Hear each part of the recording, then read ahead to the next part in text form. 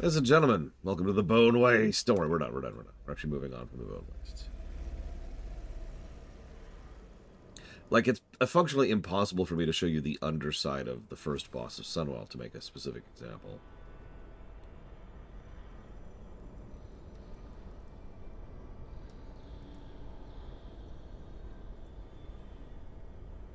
I'm trying to see the sky here. Wait, there actually is a sky. There's clouds.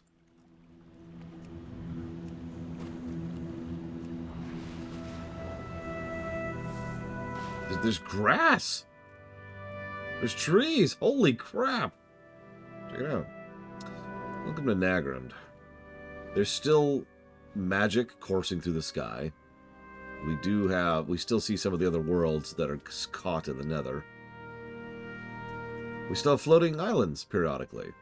But there's honest to goodness green and life and an atmosphere. Yeah, this is the one part of Draenor that's holding on at all. I don't remember where. There's like one random line somewhere which mentions that this is the result of the Cenarian expedition. That this didn't used to look this good. That their efforts have brought it up to this level. I think it's actually a quest in Blade's Edge that says that. Because I do remember there's a quest up in Blade's Edge around the Alliance camp right here. Where they specifically mention that they've had so much success in Nagrand. Now they're trying to repeat that success in Blade's Edge.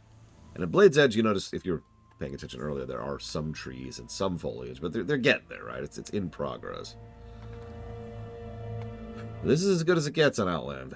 This is pretty much paradise by Outland standards. Which is funny, because Nagrand was an extremely terrifying death zone over on Draenor. And if that sounds strange for a place that looks so peaceful and lush and full of life, think about it from an ecosystem perspective. If you have a place which is absolutely overflowing with, water, land, and food, what do you have? Well, even if you ignore sentient sapient species, what you have is a place that every animal wants to some extent or another. There's going to be a lot of herbivores, there's going to be a lot of predators, and both of them are going to bounce off of each other, so you're going to have a huge amount of competition. You're going to have herbivores who can do some serious damage. You're going to have some predators who can do even more damage. And yeah, you're also going to have apex predators, because there's going to be predators on top of the other predators, and so forth and so on. So Nagrand, we see this more in Draenor, but Nagrand was actually the deadliest zone. Which seems funny in hindsight, but it makes perfect sense when you think about it. That's ignoring the fact that the Gorians loved this zone and established a major outpost here. Also one of the only surviving portions of the Gorian Empire, but that's neither here nor there. Anyways. Alright, so welcome to Nagrand. Let's start doing some quests. We're only going to do a couple things here on the Horde, so we're primarily focused on the Alliance this time around. Not that it matters, because the overwhelming majority of these quests are neutral. That's just a trend. Like every expansion, there's going to be a couple of quests that are faction-specific, and then it's mostly neutral stuff. So here's what these little islands look like. There's not much up here. I was always disappointed by that. When I finally got flying, one of the very, very, very, very first things I did was I flew around Shattrath. But the second thing I did was I came to Nagrand and I flew up to these islands because I wanted to see what was up here. And the answer is nothing. There are nicer floating islands, but I remember this one in particular because this is the first one I got to. Because I was coming from, like, right over there. Anyways. I've seen better zones. Again, this is still a BC zone, but I still think there's good design to Nagrand. You can still see, the rolling hills, the trees. There's a lot of water here. If you pay attention, almost all of this water flows from Zangarmarsh, which makes sense because Zangarmarsh is the water aquifer of the entire continent at this point.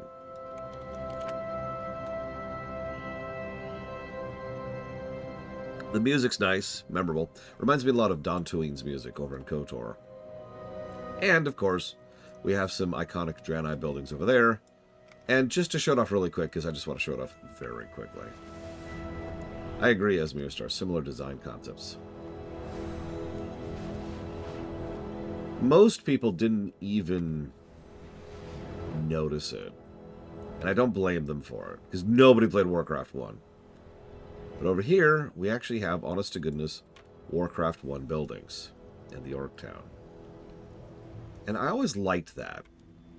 It was a very, very, very minor little bit of visual storytelling and external continuity. It's the kind of thing you don't need to know at all.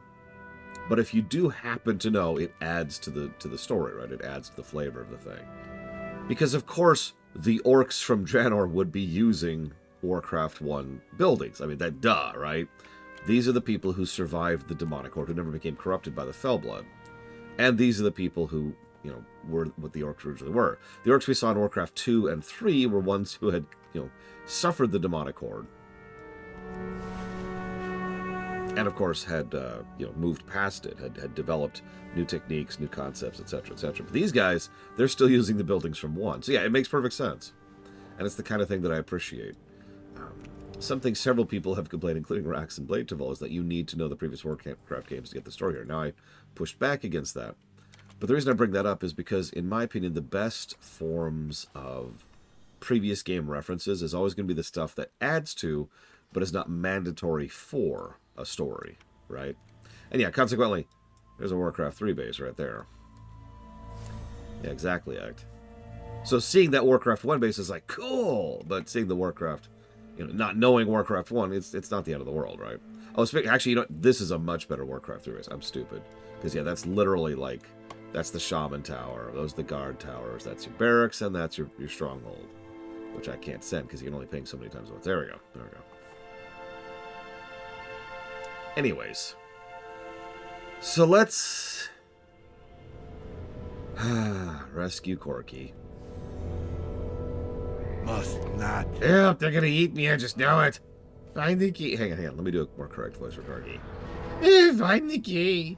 I know it has to be on one of these ogres. If you get me out of here, my father will reward you handsomely. He's so rich. He's an uncle. And I mean, he's got an uncle who works at Nintendo. He's go, please. Oh, God, please save me. Save me, I'm so pathetic.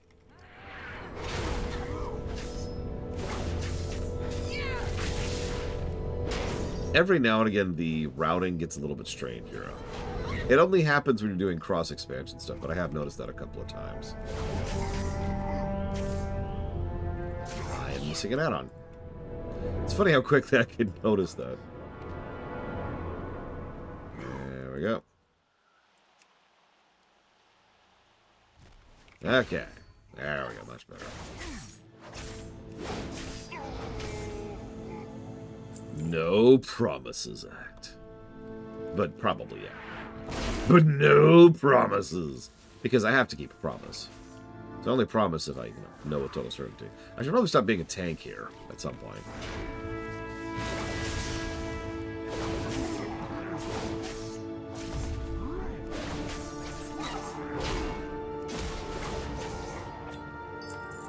Let's switch to, you know, killing things in the face. 12. No. Thankfully, no. The transition has been quite smooth. Good morning, Pokemibo. Okay.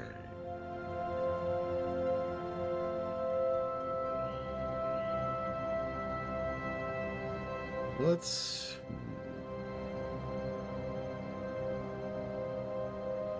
go over here for that.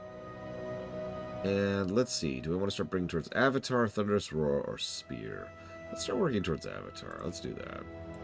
Plus, having multiple charges of charge is just invaluable. It's right there in the name. Come on. Well, if I were to guess, Magister, it's probably a sausage that involves garlic. I could be wrong, though. I am not an expert on garlic or sausages.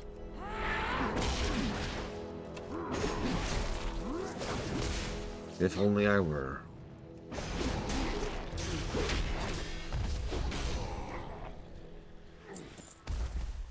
Yeah, I will admit one other thing I like about Warlords.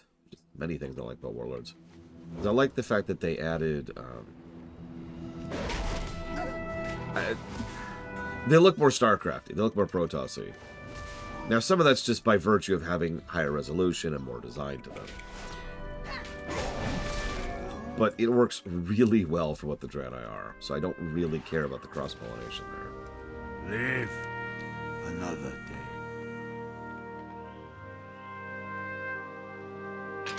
Hey, how's that tiramisu? Mr. Red.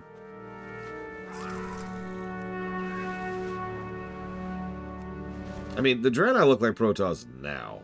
Anyway, so that's our intro quest as the Alliance to Nagrand. It's Corki. Now, there's other ways to come in here, but as an Alliance player, you're usually going to use the path I showed you, which is through Terakar, and that goes right by Corki, and he's a really obvious quest to catch. He also gives you the go-to to the actual Alliance town. Oh yeah, also, the first good skybox in the game from our perspective. Every skybox so far has been really blurry or literally just a single color. This is our first actual skybox. Now, to be perfectly frank, it's not that great. Not compared to modern skyboxes anyways. Like, especially if you look straight up or at the wrong angle, you start to see how much it falls apart. But when you're looking forwards, which is where you're supposed to be looking, it does actually look pretty legit. So I will give them credit on that. And there's actual honest-to-goodness clouds. If that doesn't sound impressive, please think about the nature of this continent that's floating directly in the nether. And then come back to me about how impressive it is that the Cenarian Expedition has managed to make clouds.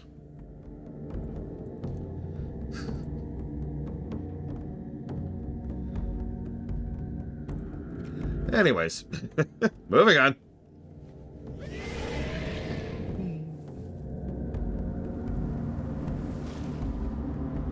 Oh yeah, no, vanilla. Like, there's a joke on one of my favorite WoW webcomics where they're looking at a skybox in Dragonflight, and they're like, I mean, that's fine and all, but really the best skybox is in Stormwind.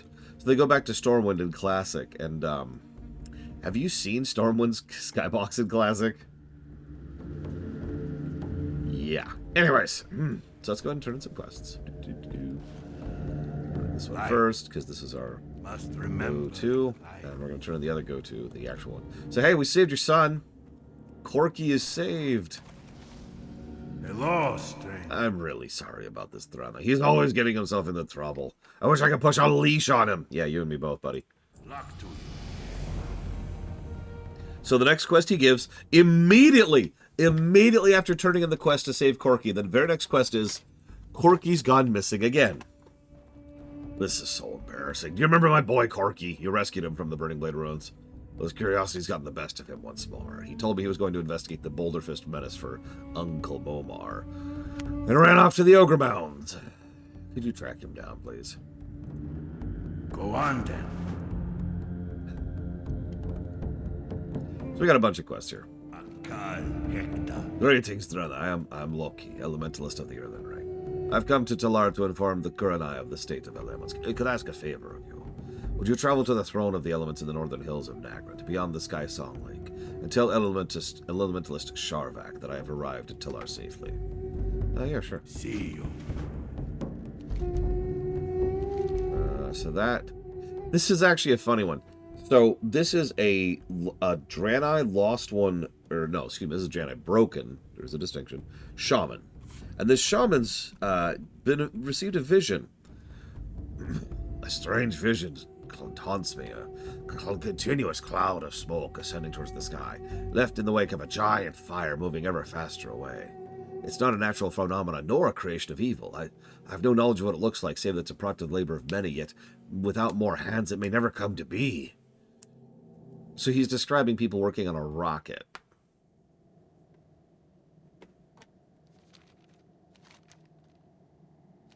Then there's this one. This one goes to Shadowmoon. We will take this one, but we're not doing it yet.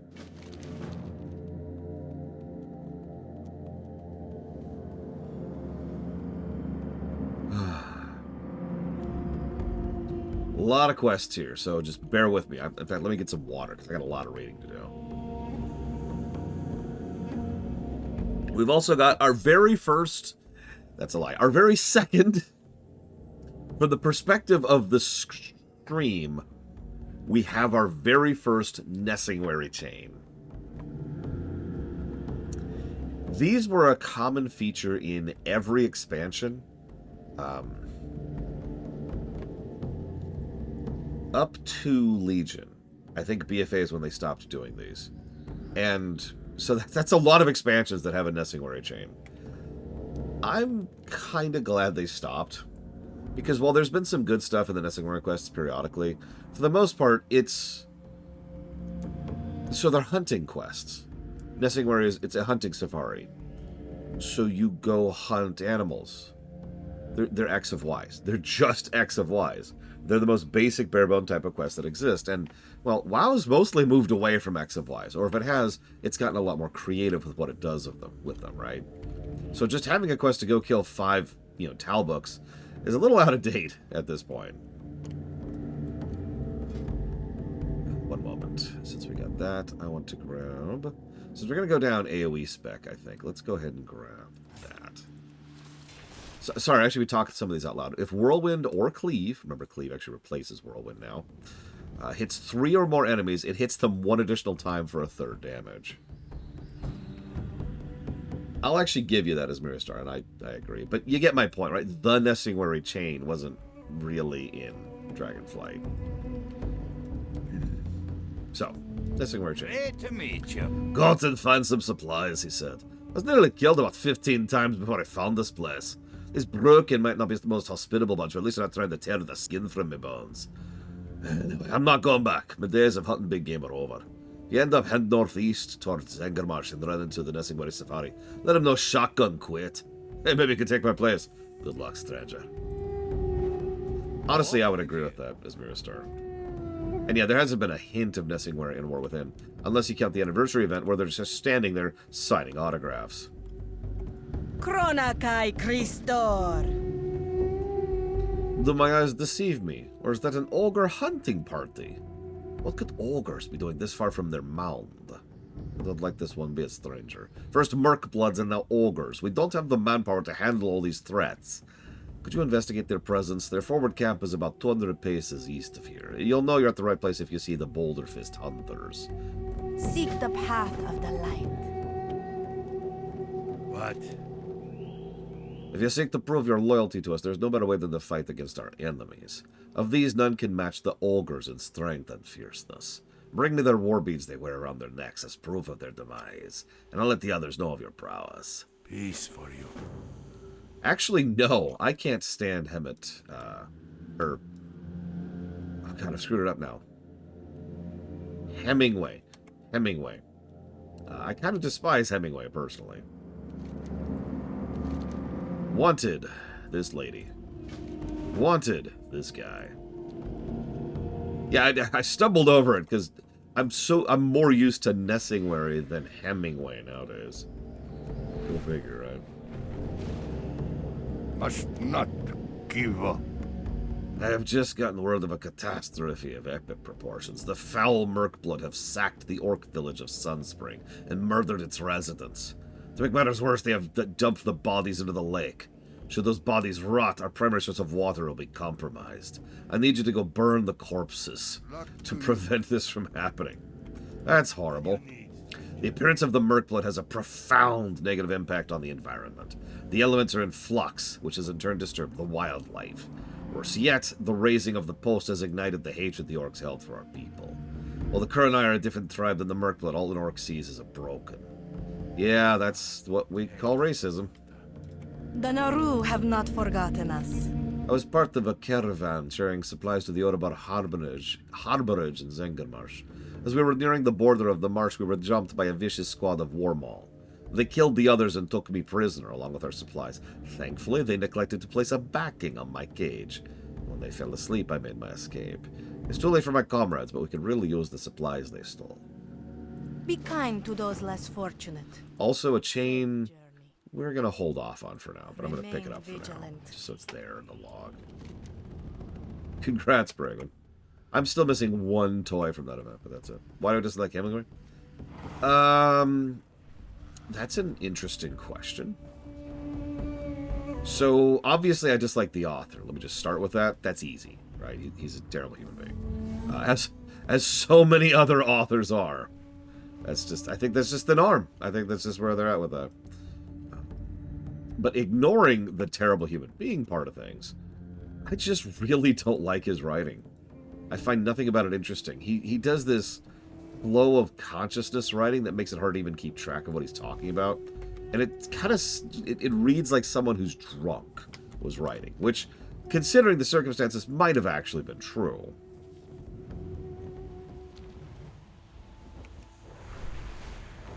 Let's scooch over here and kill some people.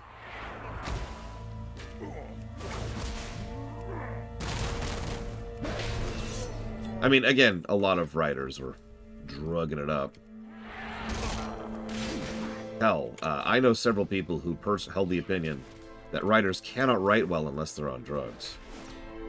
I would like to personally disagree with that, but then again, I would like to think that my own writing is decent. Maybe I'm wrong, who knows. Drug literature should be a thing. I mean, you know... okay, let's scooch that for now. Let's just go get the plans first.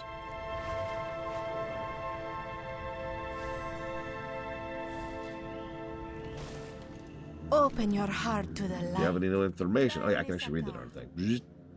Stupid, find food. Blue tastes good. Lantresser say it okay. Bring food back to Lump. Lump eat first, then Stupid eat, okay?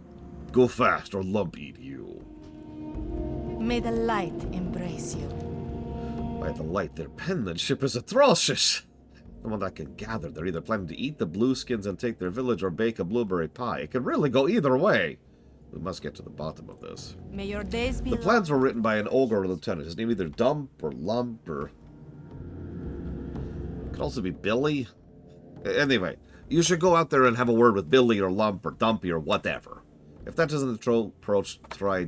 If diplomatically doesn't approach, try using some muscle. favor the road traveled by few.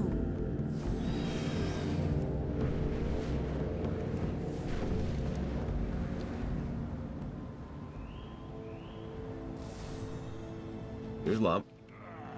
You taste good with maybe a little salt and pepper. Don't worry, I do not taste good. Ragwin can confirm. Okay, okay, Lump, give up. What you mean to Lump? Lump hungry, that's all. I need answers, Ogre.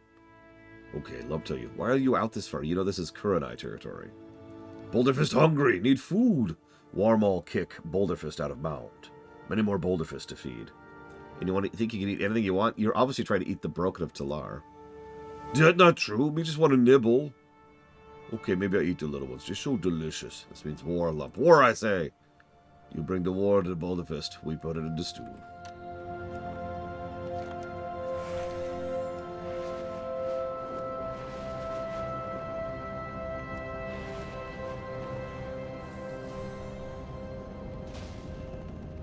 Greetings, friend. Oh my. This is a small scouting and hunting party. You must tell Momar what you have discovered. Dionysaka. May your days be long and your hardships few. He's angry. Where's our frickin' playable ogres? We survive. So, a new tribe of ogres is forcing the Boulder's Fist further and further south. Once again, by the way, there's that trend, right? Something new enters the region, which forces a change, and then we are kind of at the very far end of that particular change. And we kind of work our way back up the chain to figure out what the hell's going on and why. For now, these ogre hunting parties are a precursor to invasion. We must strike at them before they have a chance to amass an army big enough to take our town. You're gonna need to get your hands dirty, Draenei. The largest collection of Boulderfist can be found at the Burning Blade Ruins. Okay. Go on. Time to go kill a bunch of Boulderfist. Fun fact, there's actually... ogres are a fascinating culture, really. Because on the one hand, you think, oh, they're big, or they're dumb, they're stupid. And that's definitely the archetype, I think is the word I want to use there. The stereotype, maybe. It might be a better word. But, well... I'm trying to think how to explain this. The ogres...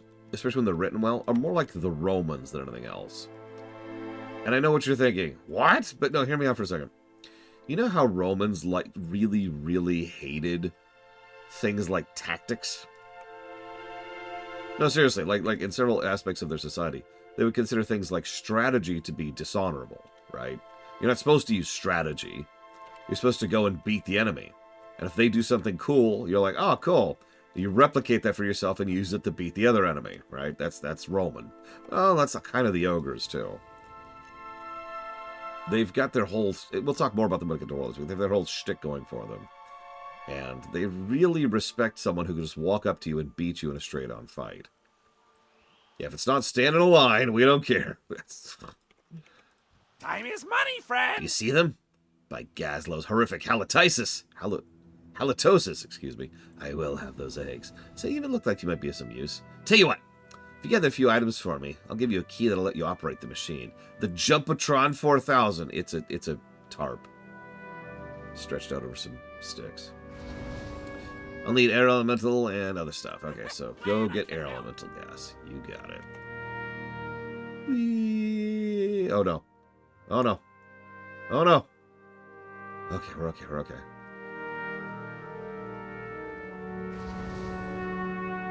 Of all of the things that they abandoned back in Warlords, the one that personally bothers me the most is the absence of the Gorian Empire. They had a lot of potential, and they just, like, they did some cool stuff with it, and then it just stopped. Just like everything in Warlords just stopped.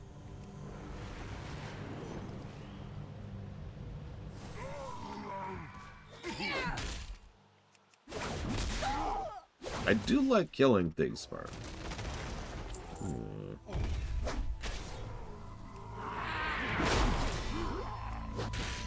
Very minor touch. This is mostly a gameplay and story segregation thing, and I'm only mentioning for the sake of completion, because I don't think it's negative worthy.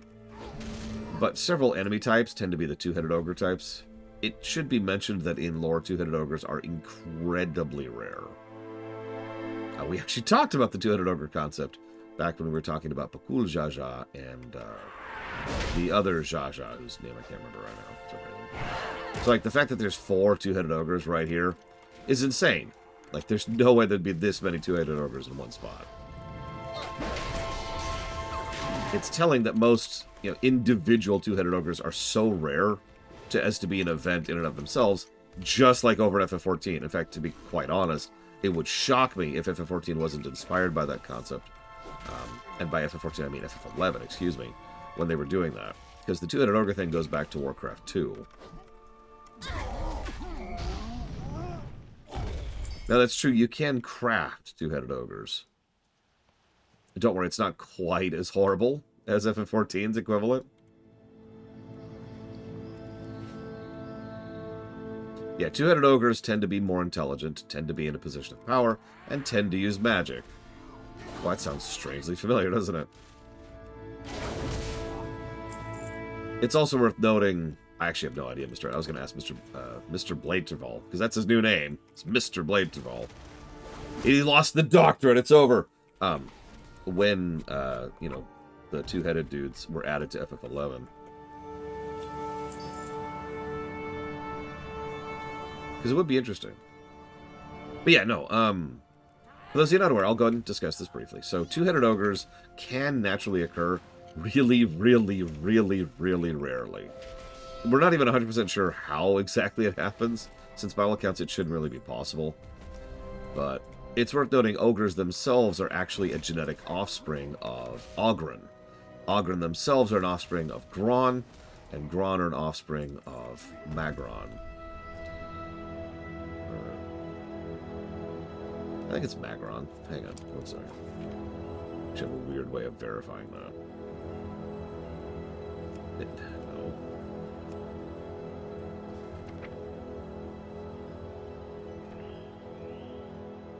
Oh, it doesn't actually say a species here. Whatever. These guys. These guys are the step above Gron. You're probably thinking, how the hell does that work? Well,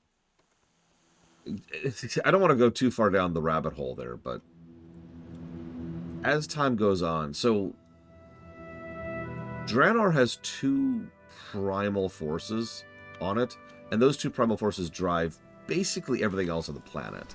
There's the Breakers, and then there's the Overgrowth. The Breakers all come from this really, really giant, effectively an elemental giant, right? A natural giant.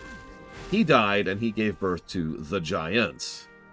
The Giants then gave birth to the Nagrand, or whatever they're called, the big elemental guys, like I just showed you a picture of. Those then kind of further diluted over time into the Gron, which dilute into the Ogre, which dilute into the Ogres, and below Ogres are orcs. That's where orcs come from. And so each of those species is actually a diminished version of their previous self. Now, here's another little aspect of this.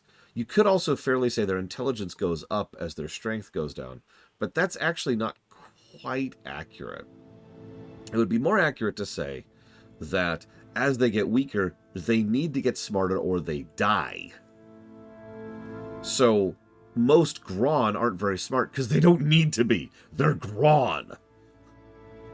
It's actually a literal form of evolution. Because the further down the chain you get, the weaker you are, and the only ones that will survive that are weaker are those who tried to be smart, those who got intelligent, those who got creative, those who cheated evolution's tree. So yes, you will see smarter ogres than Gron, and you will see smarter orcs than ogres, but it's only because they had to be. Otherwise, they wouldn't even be alive. And it's an interesting look on the concept.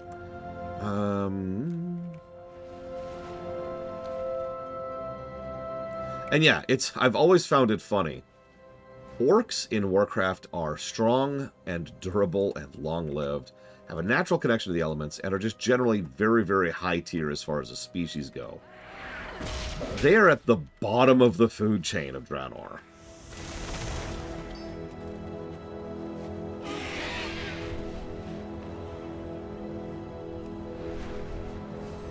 Anyways, it also explains why the orcs tend to be so savage, because they live on a death world.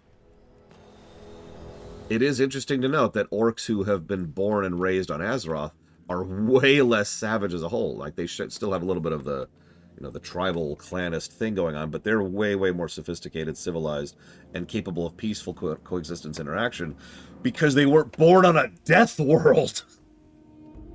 Right? But Excellent. Did you happen to locate this Lentresor creature? Regardless, we must press on. I've got reports of more ogre activity. peace for you. You are a strong one. Are you ready for more? I've received reports of a large contingent of Boulder Fist hidden in the twin clefts of Nagrand. Venture forth and deal with the Boulder Fist. Protect Gorda.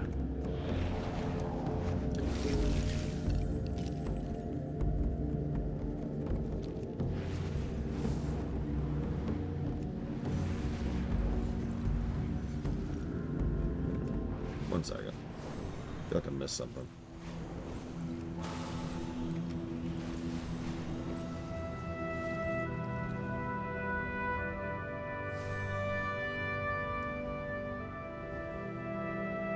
He's like right here, isn't he?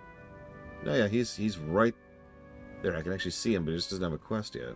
Interesting.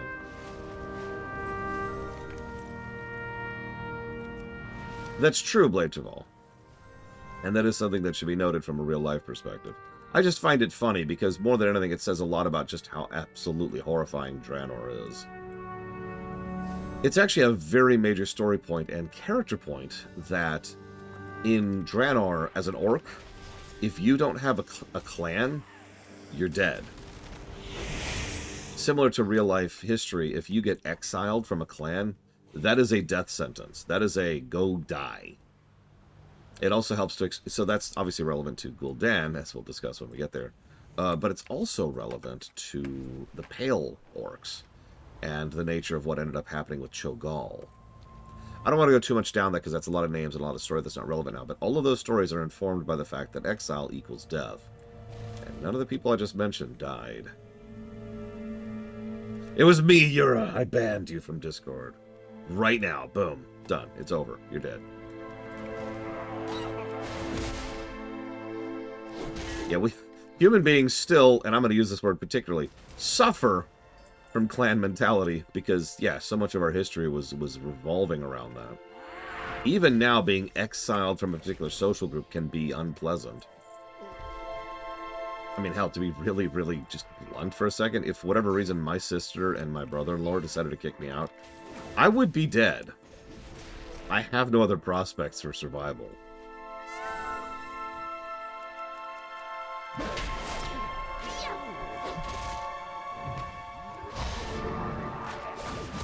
So, we're still kind of there a little bit, you know?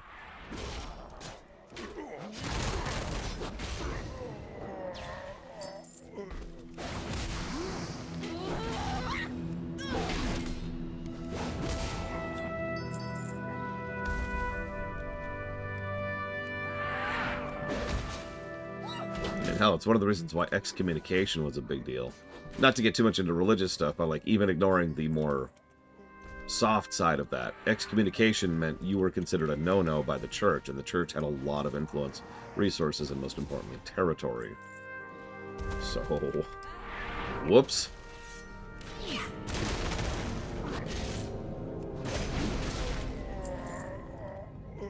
Yeah, we're done.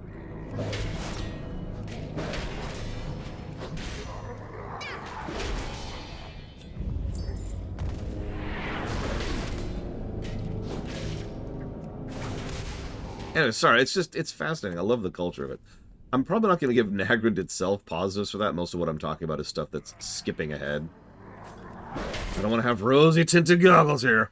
But no, for real, I do find what they do with the Ogres and Draenor in general fascinating. It's just they don't really do any of that until Warlords.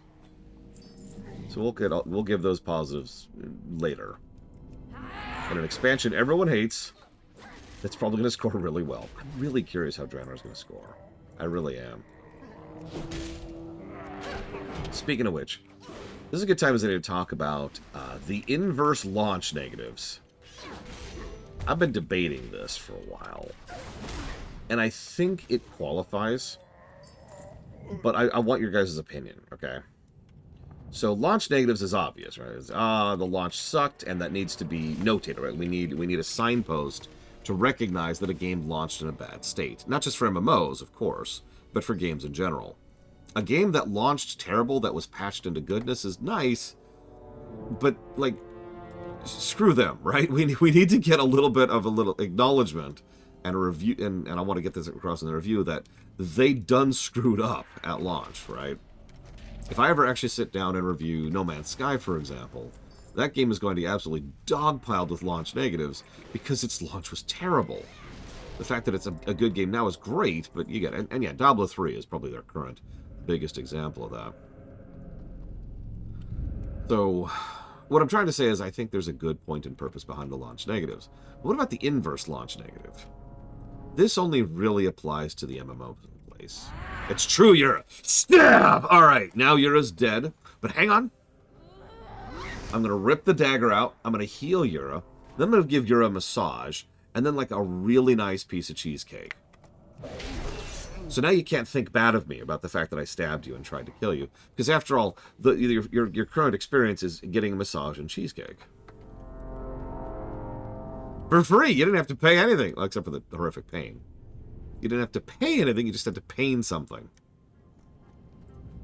Point being, the concept of the inverse launch negative is something that actually I think only really applies to WoW. So this would be kind of unique to WoW. So here's the deal. Oh, that's the wrong image. Is this the right image? Nope. Okay, hang on. Give me a sec, give me a sec. I have this image. I just even had it set up. I'm just gonna find it again. There it is. This image right here is the inverse launch negative in a nutshell, right? So, every expansion has had a gap in between the expansion coming out and the next expansion coming out. I mean, that makes sense. But when that gap is particularly egregious, well, that sucks. A lot. It means going huge swaths of time with no new stuff to do. Yeah, the content drought is what we call that. And we call it that for a friggin' reason. Now, we could debate this. I want to debate this. But the idea is that we could give negatives for the content drought. Essentially dependent on particularly how bad that drought is. Because while every expansion has had that to some extent or another, like Vanilla's wasn't too bad. Even BC's was only like 6 months, I want to say, in between Sunwell and Wrath. So that's kind of whatever. Wrath to Kata was a pretty big gap. And then Kata to Pandaria was a pretty big gap. And then Pandaria was 460 days of nothing. And, of course, the other important one is Warlords. Warlords, if you see, there was 434 days of nothing. And that was just... It was bad. It's the nicest way to put that. It was really, really bad. To put this into a little bit of perspective, here, I need to park so I can actually talk about this for just a moment. If you look at Warlords, Warlords is the fourth bar from the bottom, if you can't see the text there. So it goes blue, then red, then yellow, and that's it. 3 content patches in all of Warlords, counting launch. So, 1 patch came out after 3 months, 1 patch came out after 4 months, and then it was over a year before Legion came out. That was a hell of a content drought. But hang on, it's actually worse than that, because that number on the screen doesn't tell the whole story. If an expansion ends with a fairly meaty chunk of content to do, then it doesn't matter that much, because you don't really have that much of a content drought, right? The problem is Warlords had only 1 content patch total. And that content patch contained 1 crappy zone, like 5 new quests total, and 1 new raid, and that's it. So Warlords would have the worst of the inverse launch negatives if we go that route, because of that nature, because it was a huge ass chunk and it had almost no additional content to stretch across that. Pandaria would be in a similar boat for the exact same reason. Pandaria's final patch was the Timeless Isles, which sucks, and then Siege of Orgrimmar. Now, Siege of Orgrimmar is a very good raid, credit. But that's it, right? Like it's the end of the legendary chain, the Timeless Isle of Garbage, and then a single raid. And that is the totality of the content for over a year. So those 2 content droughts are the big ones. Every other content drought is something that might be... Like Wrath's content drought was pretty bad because it was a single 1 boss raid fight. And that was it for like 300 days.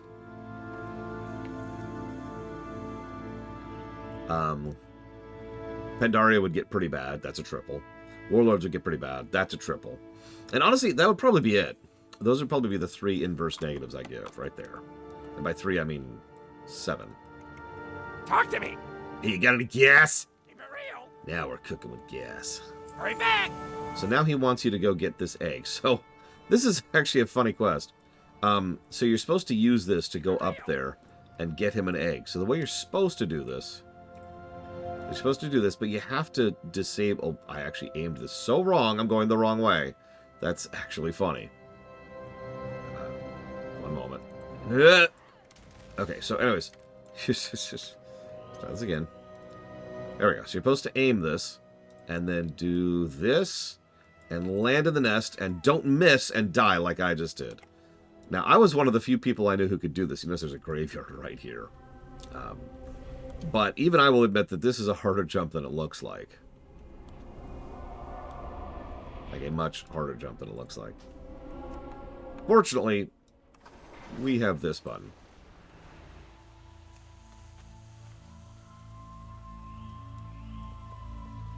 Oh, here comes the mother. Run.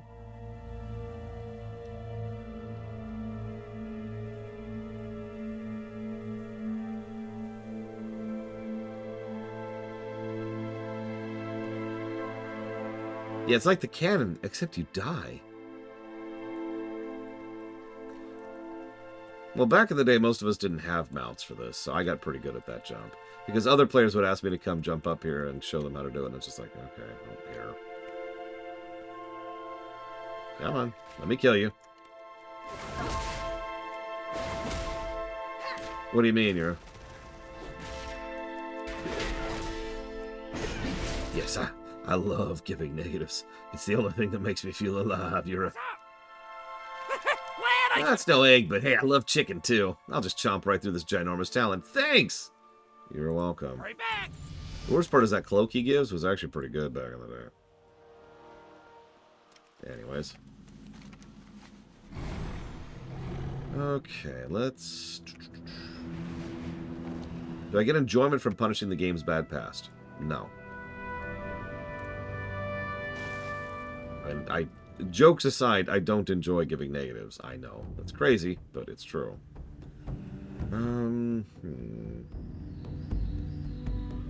Let's go down Start working towards cleave. The stupidest requirement for a thing I've had to farm in a while. Oh, jeez.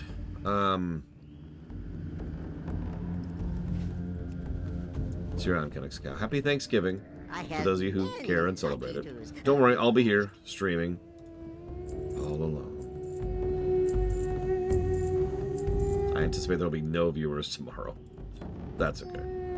Good fortune to our friends. Yeah, I was gonna say Draenor pathfinding is the worst pathfinding we've ever had, and that was pretty bad. But if I'm being completely honest with you, it's maxing out the Hydraxian waterlord reputation. So here's the deal. Molten Core trash gives rep up to a certain point for the Hydraxians. And there's a lot of trash in Molten Core, so that just flies by.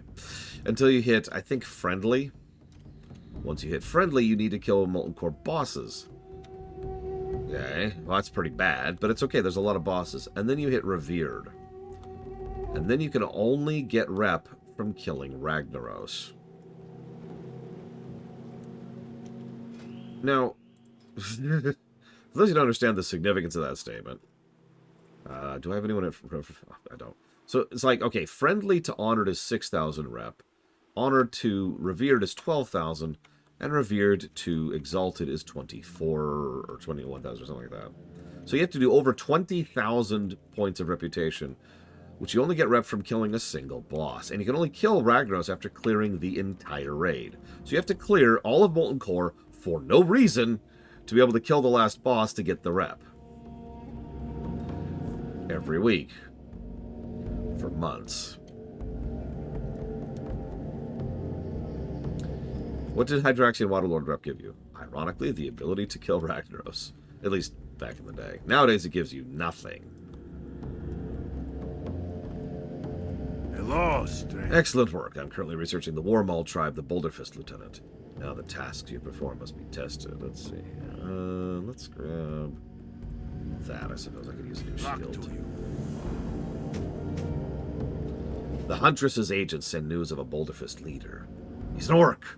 An ancient orc that passed through the Dark Portal in the time of our fathers, and has since returned to his homeland.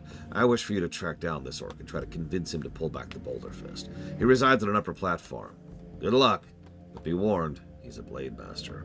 Yep, the first and for a long time only Blademaster in the game. Yeah, nowadays you get an achievement for it. Survive.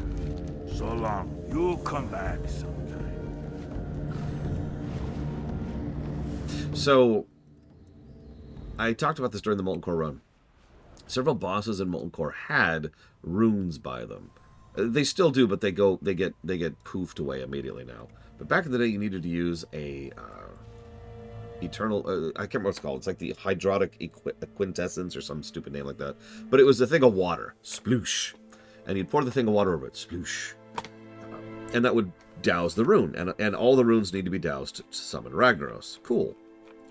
So, if you hit Friendly or Honored, I forget what it is, you gain the access to buy an item that you can use to douse one of those. And you'd have multiple people in the raid who would each have those, and they would then go douse the runes. If you hit Exalted, you gain the Eternal Dowser.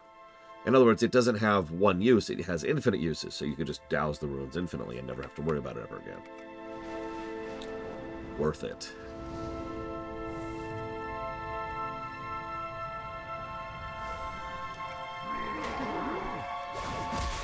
I need to kill some ogres here really quick. Establishing dominance. Hey, I'm murdering your people right in front of you, Lentresser. So, what qualifies someone as a Blademaster? Well, they've got a banner on coming out of their back. But no, jokes aside, Blademaster was... There's actually two answers to that. First is Warcraft 3. In Warcraft 3, there were several hero classes. Some of them are still not actually represented in the game to this very day.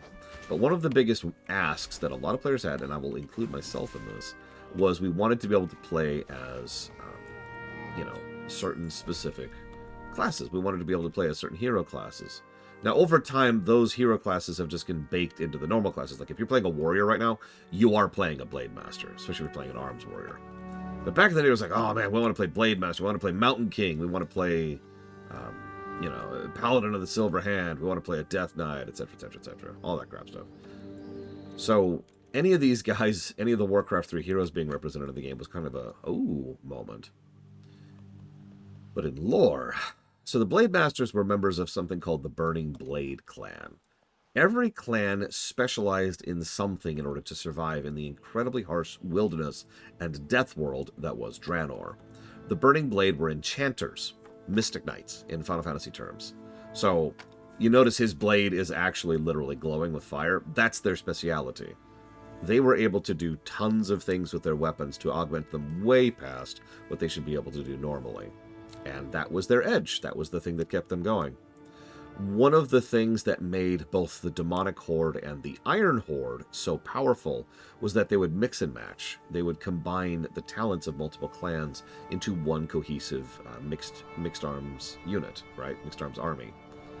And so you have these enchanted weapons on some of the people who have the spells and buffs of, say, the Bleeding Hollow, who would then empower the Warhounds of the Warsong clan and so forth and so on.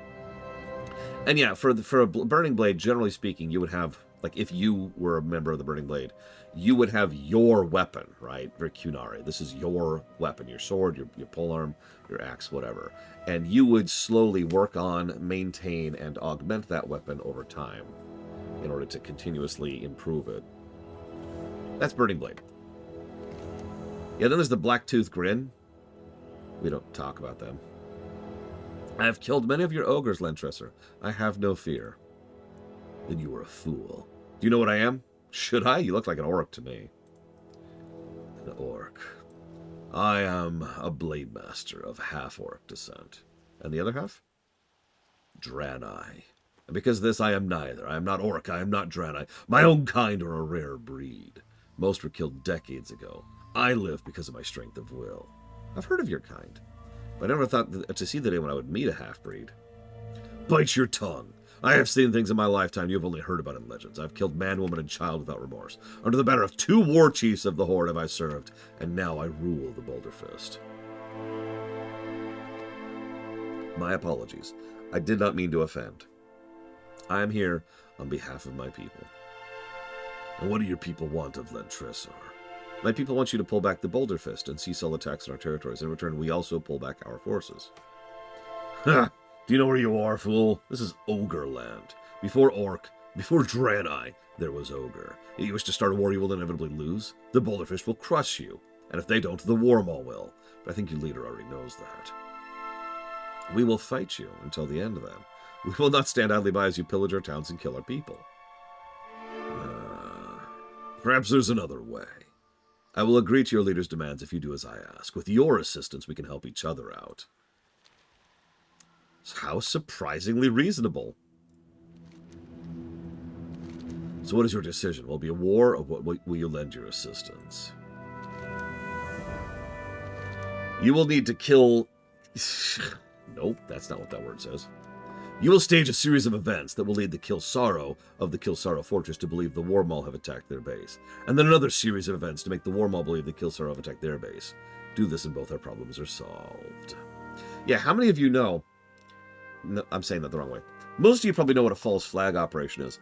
I know people who were introduced to the concept of a false flag operation because of this quest chain. You will need to steal Kilsaro armaments from the fortress if my plan is to work. Search the fortress for crates of armaments and bring whatever you can find. Here's some directions. Here, these are Warmaw Ogre banners that I recently acquired. I want you to travel to the fortress south of here and kill as many of their filth as you can. Drive a banner through the heart of each fallen soldier. Return to me when you've completed this task. Yeah, it's more or less literally a false flag operation. We're about to plant some flags falsely. I can't say anything. I've learned a lot of concepts from video games, or to be slightly more accurate from that, I have been introduced to a lot of concepts from video games and then looked it up and been like, oh.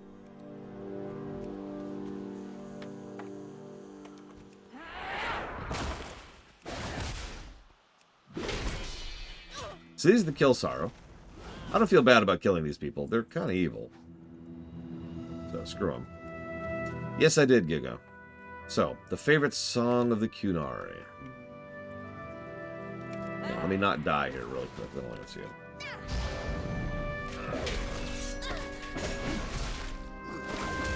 The national...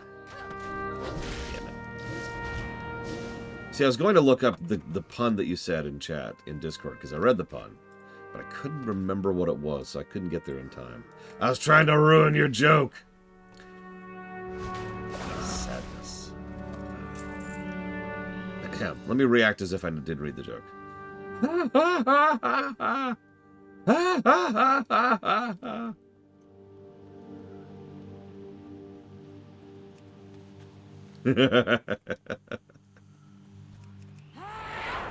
It's okay. I induct you into the rights of the terrible jokes cabal, Giga. Welcome to the club.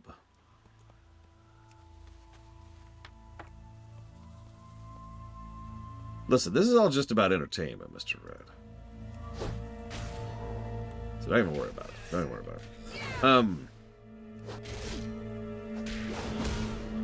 Yeah, it was Giga's, though, not mine, Savacom, so I can't take credit for that. So even, you'll notice, I'm going to go ahead and get this way. This is another filler zone, and so is the next zone we'll be doing. Neither of them have any real main story quests to speak of, and most of them are just world building and just kind of doing little side quests. And that's fine, there's nothing wrong with that. I'm just commenting on it because there's not a lot to discuss in the explanatory sense. We've got the chain which deals with the ogres, which we're in the middle of doing. And after this, we've got the Nessingwary stuff. We've got the elements stuff. Both of these are chains. And then we've got to deal with the Merk bloods. And that's actually kind of it. But yeah, someone asked about the half Draenei, half orc thing. So, I'm going to discuss something unpleasant. Is that okay? So this is kind of your warning. If you don't want to hear something unpleasant, this is a good time to be like, and just peace out for a minute, alright? I wasn't going to do Mr. Demon Hunter's quest until later, but yeah, we do have his stuff as well. Alright, so, there's this interesting trend of... I don't want to say whitewashing, because that sounds unpleasant, but like making stories less horrible over time as writers and sensibilities improve over time. So, in the original lore of this, the half Draenei, half orcs came about exactly as whatever it is you're picturing right now. And it was portrayed as exactly as horrible as that is. That is actually not canon anymore. And the thing I wanted to comment on, really, isn't the fact that it's not canon, which is fine, but rather the fact that I'm actually really glad that it's not canon. Because, and I'm going to say this as bluntly as I can, that has no place in Warcraft. There is no concept as that in the Warcraft setting, and that's actually something I like about it. Now, there's still some unpleasant stuff in this setting. I don't want to sound like it isn't dark, but most of the darkness in Warcraft setting is more like comic book darkness, not real-life darkness, you know? I mean, there's a difference between Megamind and a serial killer, you know what I mean? I know that's kind of extremes, because one of those is arguably not even evil, but you get the point. It's a lot easier to tolerate someone who's like, "Mwahaha, and then I will turn it into a weapon!" Versus, well, some of the stuff that actually happens in real life, which I'm not even going to say out loud because it's just that horrible.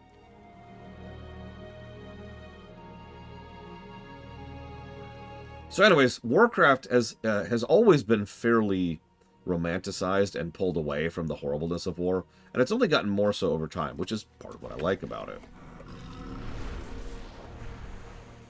So, for those of you who are wondering, the way that half Draenei, half orcs work, and the reason they all look like orcs instead of some kind of hybrid form, is because of the fact that they are literally the result of magical experiments. Fel experiments, to be more specific.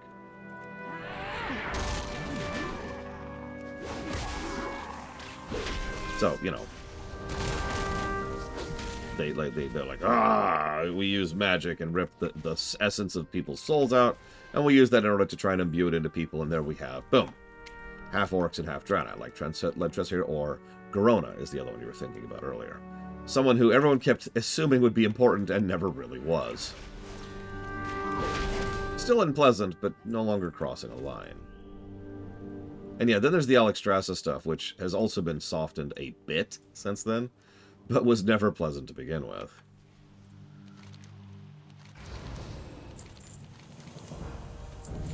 Can you imagine their puzzlement over what's happening? It must be glorious. Now you must plant the seed of war in the fat, useless head of the war maw. To the northwest, you'll find the Laughing Skull ruins. Do you recognize these banners? They're Kill Sorrow banners. I want you to take a stack of Kill Sorrow banners and plant it on the corpses of the war maw. Your rampage through Kill Sorrow has provided us with special opportunity. We have enough bodies to make it appear as if a great battle has taken place. Travel to the Laughing Skull ruins and find the Laughing Skull courtyard. There should be a blazing pyre. Make sure this area is secure and then use this blanket to send up smoke signals. Okay. Pretty much, Blade Cheval. It's also worth noting that those experiments stopped almost immediately because they weren't really producing any substantial results. The reason we only have 2 named half-Draenei, half-Orc examples is because, what was the point? Yet, by contrast, human and elves can just crossbreed. Which is funny, because what that means is Titan-Forged and Trolls can crossbreed, but let's not think about that too much. Nobody cares if you have a half-human, half-Vulcan, even though one of them has literally a different blood base. I think we could let it slide that elves and humans can crossbreed.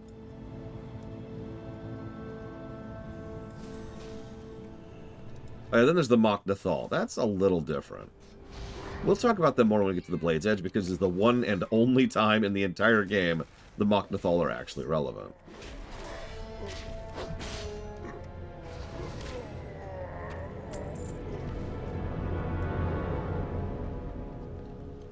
Let's go ahead and do these.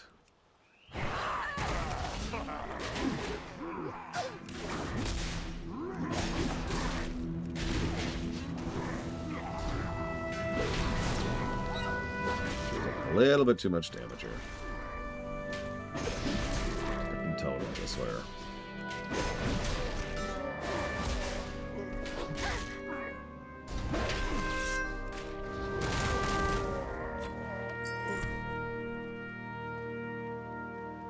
Maybe Crazy Norse, but elves are not affected by the Curse of Flesh at all. Elves were always fleshy. I mean, how else do you get hair that fabulous? Whoa, whoa, whoa, whoa. Oh my god, stop spamming your freaking totems. Jackass. Oh my god, that was 3 totems in that one fight. No, let's be honest, and let's just be real about this.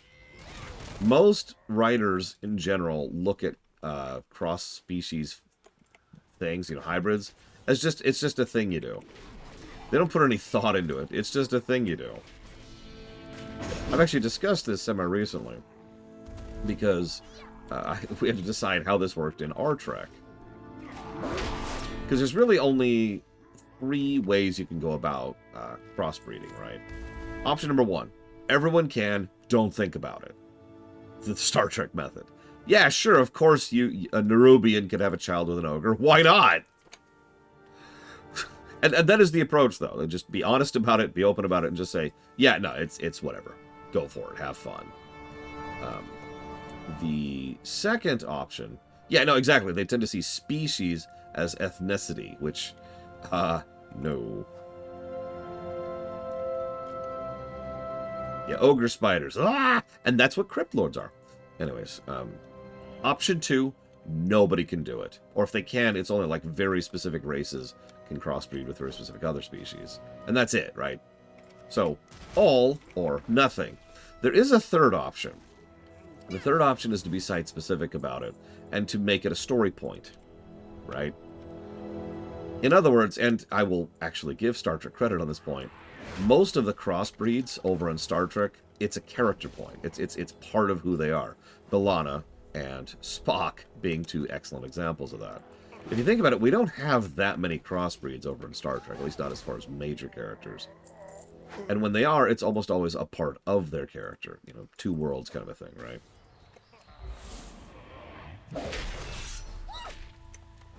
So that works. That actually can and does work, and I'm actually with that. As long as they do something with it.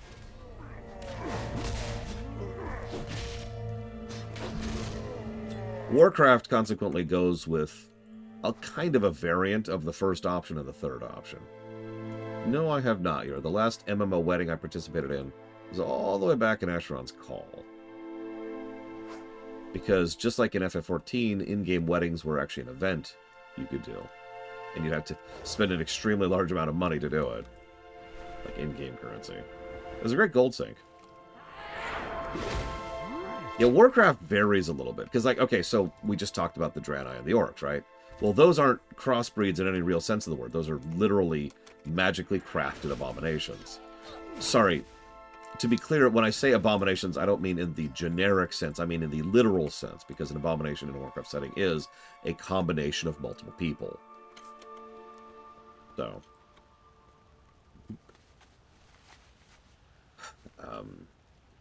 yeah, chimeras. Thank you. I was trying to think of the traditional word for that. So they're chimeras. They're magically crafted chimeras. Cool, whatever. But yeah, then you'll have like elves and humans, which they're close enough, right? But if you actually think about that, that makes no sense whatsoever. Elves and humans have nothing to do with each other genetically whatsoever. We just kind of go with that. But that's also kind of the end of it. There aren't really a lot of half-breeds in the entire setting. You make that orc sound... Oh my god, it's hard to read Ogre speak. My dead orc sound is the best! You make that pretty good. Sound like the orc died. Your orc dead sound okay, but mine better. I killed it in a warmer ogre. I am the Shadow Council. Come get me. Yeah, in roguelikes, crossbreeding is Fire Emblem. Okay, I want you two to breed. Why? Because your child will get this one amazing ability I really need. Okay. It's all of them. These Warmaw are gonna be so mad. Hooray! Actually, yeah, Crazy Norse. Weirdly enough, humans, dwarves, and gnomes have more genetic similarity than, well, frankly, most things in the Warcraft setting. No, don't think about that too much.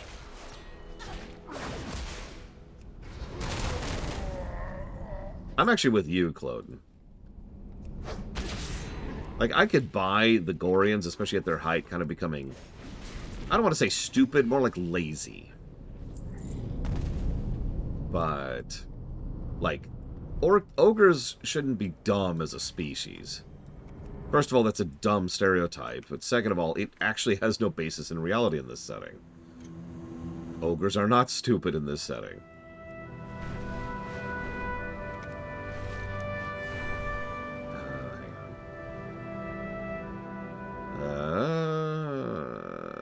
Yeah, actually, let's go ahead and... Let's save Corki while we're here. How many smart one-headed ogres do we see? Ooh, that's a tough one. Obviously, there's several in Warlords who are fine in terms of intelligence. But, like, actually legitimately smart? That's trickier. We were talking about that earlier, Crazy Norse. I think you missed it. World. What am I getting spammed with? Oh, okay. I accept that. Can I help you?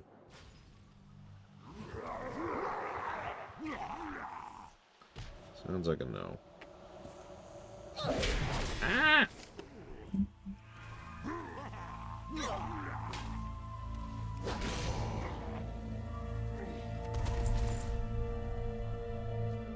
I mean, yeah, of course they were, Magister. Unless you mean the flesh version.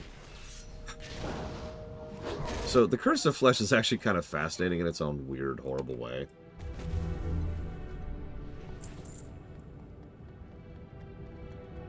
Have you ever wondered why... okay, obviously... Okay, hang on. The real-life reason why the old god Void stuff is fleshy is because fleshy is gross and therefore evil. Okay, got that out of the way. So the in-universe reason for that is because flesh is chaotic. And that makes a fairly large amount of sense, even in real life. I know, there's just so many two-headed things in this. It's just ridiculous. The problem is they made all of the mages two-headeds, and then they made it so that, you know, mages were a regular enemy type. That was true even back in vanilla, and it's like, guys. Anyways. Flesh is chaotic.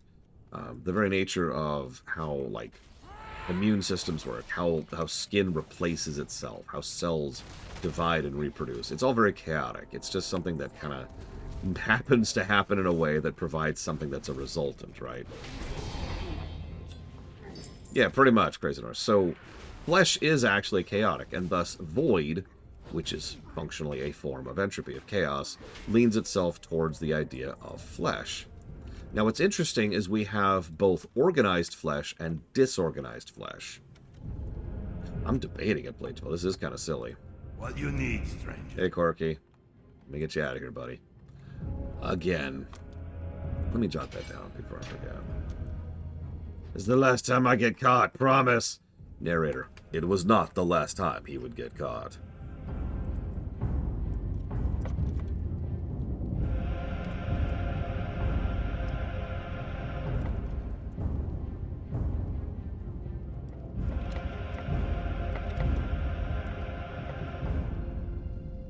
Anyways, so we see several examples of disorganized chaos, which I know sounds strange, but just bear with me for a second. Like a lot of the flesh creatures, the Naraki and the Cathraxi. I know I'm throwing a lot of proper names at you, just bear with me for a second. They're flesh monsters, right? They have 15 eyeballs, and they have tentacles all over the place. And they warp and twist and mutate because they're chaotic, because there's no real design to them. And almost all of those are creatures that are birthed directly from the flesh of old gods. Like, they just kind of florp out. So that's chaos. That's actual chaos given form. But then we have organized chaos. That's humans. The order of the constructs that were the Titan Forged was afflicted with the curse of flesh, aka chaos, and that created organized chaos, what we usually think of as people. Now, this is actually fairly consistent in a bit of lore, but it's really started coming back in War Within. I don't want to go too much into that, but let's just say that the organized chaos of the Nerubians makes a lot of sense. And if you know War Within, you know what I'm talking about. We're going to grab that. Okay, let's go kill some ogres. Gotta kill ogres. I need ogre killing. I need ogre killing in my life. Just 5 more. Just 5 more. I'm good for it, I swear.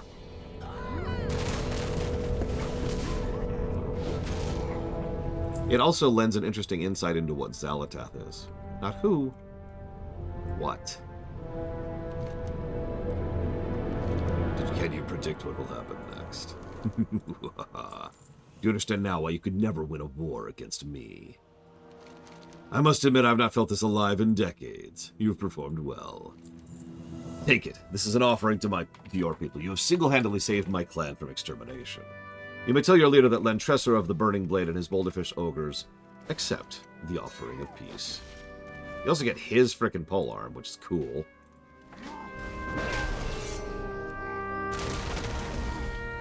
I really hope so, Crazy Norse, but they never will. So, Nagrand. Oh, the Magcar.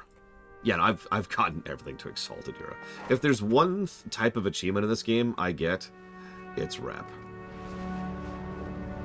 Honestly, there's a little bit of just a pride thing in that at this point in my life. But if you look at my rep bar here, you'll notice the only bar that challenges that in terms of, being fulfilled here is quests. And also world events. That's actually pretty high, I guess, but whatever. We were actually talking about that yesterday, Huth. I don't think you were there for that. It is my opinion that the Drakthir were a beta test for cheating with additional races in the future. And to be blunt, I'm kind of down for the idea. An ogre who only shows off their weapon, but has tons of character creation, customization options like the Drakthir, I'm fine with that. A Nerubian, same thing. I'm fine with that. A Naga, same thing. I'm fine with that. There's still obstacles that need to be solved there to make that happen. But I would like to think that that's part of what they were doing, is they were prototyping that concept. Right. Must remember. Because once you have that concept down, the lid's off, so to speak, right? Once you have successfully made a race that doesn't really need to mesh new armor to it, or very, very little armor to it, you have a lot of options. Excuse me. these two things real quick here. Peace for you. These are wanted quests. We don't read out wanted quests out loud. Oh yeah, now we got Durn the Hunger. There's a whole thing just going after Durn the Hunger. I'm gonna try to solo him. This should be fun. Why not? Let's just try it. Let's just try it.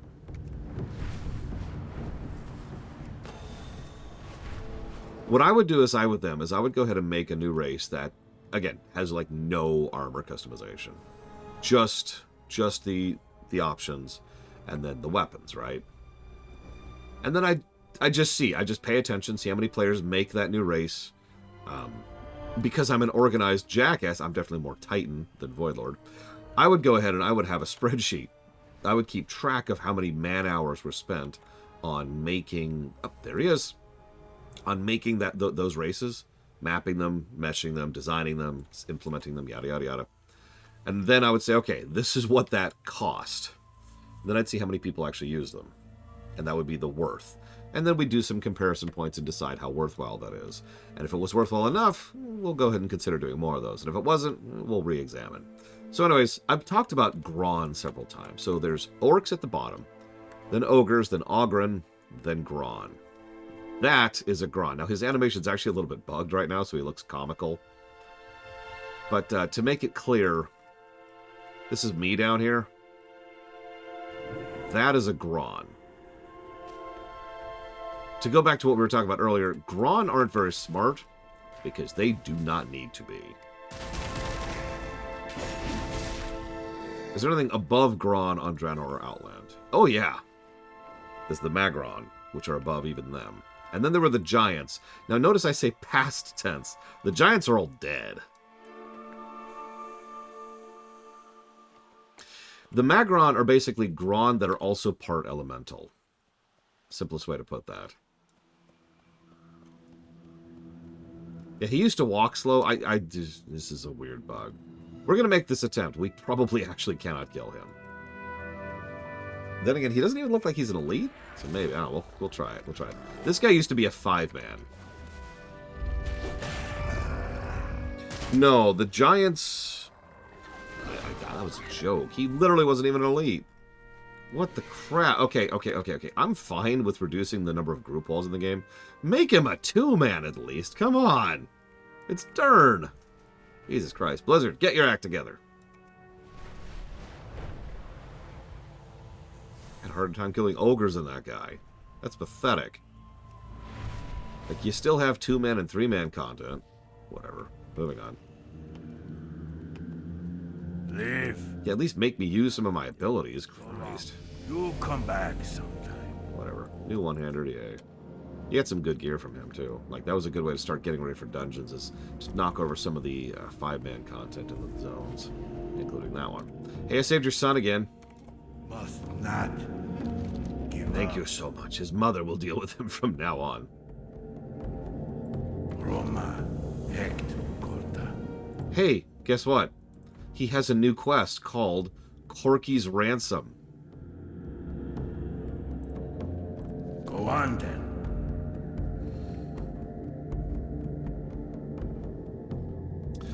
I just received this letter from a clan of ogres known as the Warmaw that rule the northwestern lands of Nagrand. It says they have Corki, and if we don't cooperate, they're going to eat him. He's a moron, but he's still my blood. Will you rescue him? See you. Sure.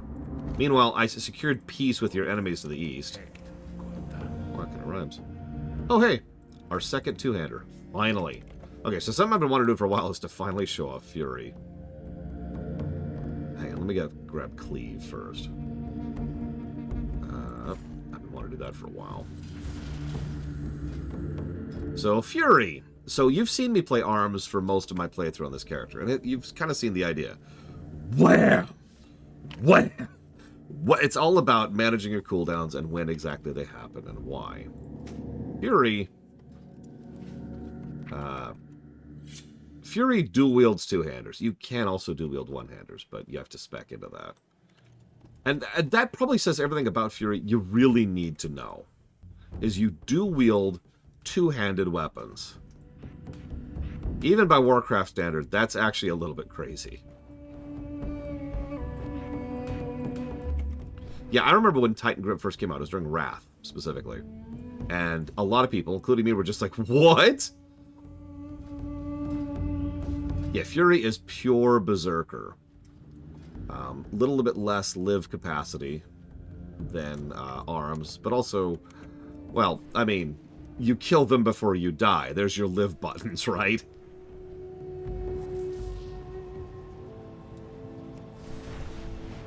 Let me think. So we got those up there. We got those over there. I want to save those for later. So yeah, let's go ahead and scooch. Let's go save Corki. Let's go save Corki.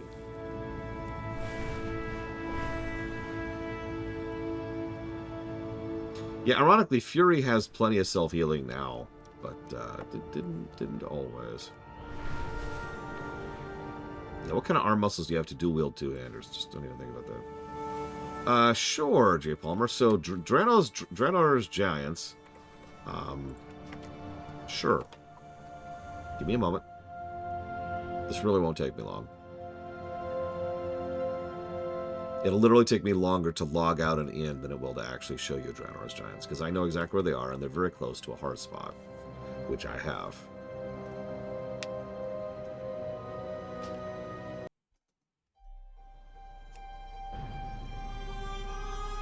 Of course I do, Yura. It looks like he's crying, or maybe that's just slime.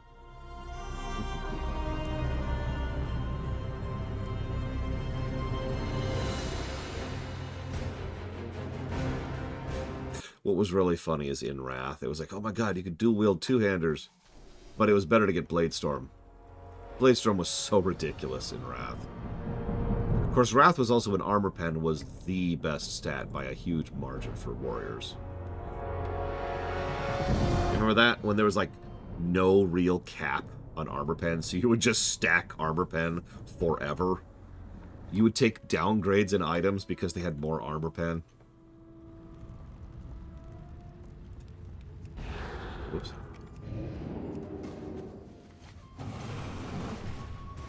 So you can actually already see it if you're paying attention there, J. Palmer. Because that's a giant right in front of me. You see that? Obviously he's dead. He's been dead for a long time. He's actually a town now. That is a giant. And in case the scale isn't quite clear... well, let me fall first. There we go. So this is me, as you know, a like 5.5 foot tall person on his horn. Yes. So there's the giant, whose name was Grond, I think. Named after Tolkien stuff. And then Grond gave birth to the giants. And those are the giants right there. Again, I'm just going to show this off briefly. There's actually another giant north here. I'll show it off really quick, because it's right there. You can literally already see it in the distance.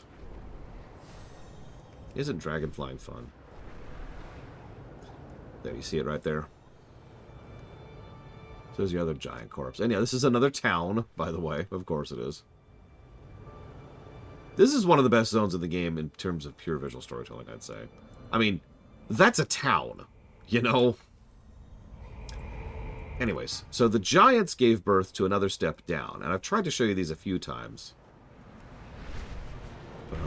One of the easiest ways to show that is to go up here, and he should be here, hopefully. And he is. There he is. They gave birth to these things. I think these are some of the coolest enemies in the entire game. Those are Nagrands. So, the giants gave birth to these. These are the steps in between the giants and the Gron. Based off of the Gron's model, obviously, but, like, you can see how they're much more elemental. And they literally have titanic runes built into them. Because of the nature of Draenor. We'll talk about that later. So these guys are cool. There's only a few of these in the entire game. Like, there's, like, 1, 2, 3, 4 of these, I think, in the game. Something like that. There's not a lot left. In lore as well as in gameplay. By the time of modern time, none of these are left. They're all gone. And all that's left is the Gron. And you just saw me kill a Gron. That was Dern. Below them are the Ogre. I don't know if I have a quick and easy way to show you an Ogre. I do. I do. Who killed them? Each other, J. Palmer. So that's going to be Warlords and then Hymal? The Ogron. Here we go. So I know it's a small picture, but these guys, these are Ogrons right here. These are the step in between Gron and Ogres. We don't talk about the giant trees. Nobody talks about the giant trees. So the idea behind the breakers is that, and this is really vague, so just go with me on this. Dude, Hymal is actually a really good raid. And I have the great fortune of having done it at level, so I can talk about it at more length than some of these. But anyways, it's not as good as Blackrock, but I mean, Blackrock is one of the best raids in the entire game, so that's not a fair comparison. Anyways, the general idea, yeah, it's very Greek, right? So you have the giants, and when they died, the broken pieces of their bodies kept going. And so when they died, the broken pieces of their body kept going, and eventually they started figuring out how to have children. And yeah, it's very mythological, for lack of a better way to put it. And so they don't really go into a lot of specifics because not a lot of specifics are there. The general idea is the very Tolkien concept of over time things get a little bit weaker and a little bit smaller scale as bit by bit the old world dies out. Very first age to third age, if you're familiar with it. But there are some specific reasons for that. And if you follow the history of both Draenors in both timelines, they follow the similar path. Even the spore mounds are functionally gone by the modern era, and the Zanger is actually losing the battle. Saying that wrong. The Zanger's winning the battle against the Overgrowth, whereas by contrast, the Ogres are already on their way out by modern times. The Gron are practically gone. There's like 8 Gron left in the world by the time of Outland. The Nagrand are long since gone. The Ogren are long since gone. Oh yeah, sure, because the Zanger Sea is right here. Remember how we talked about Zangarmarsh and how it used to be underwater? I wasn't actually kidding. There it is. This is the Zangarmarsh right here.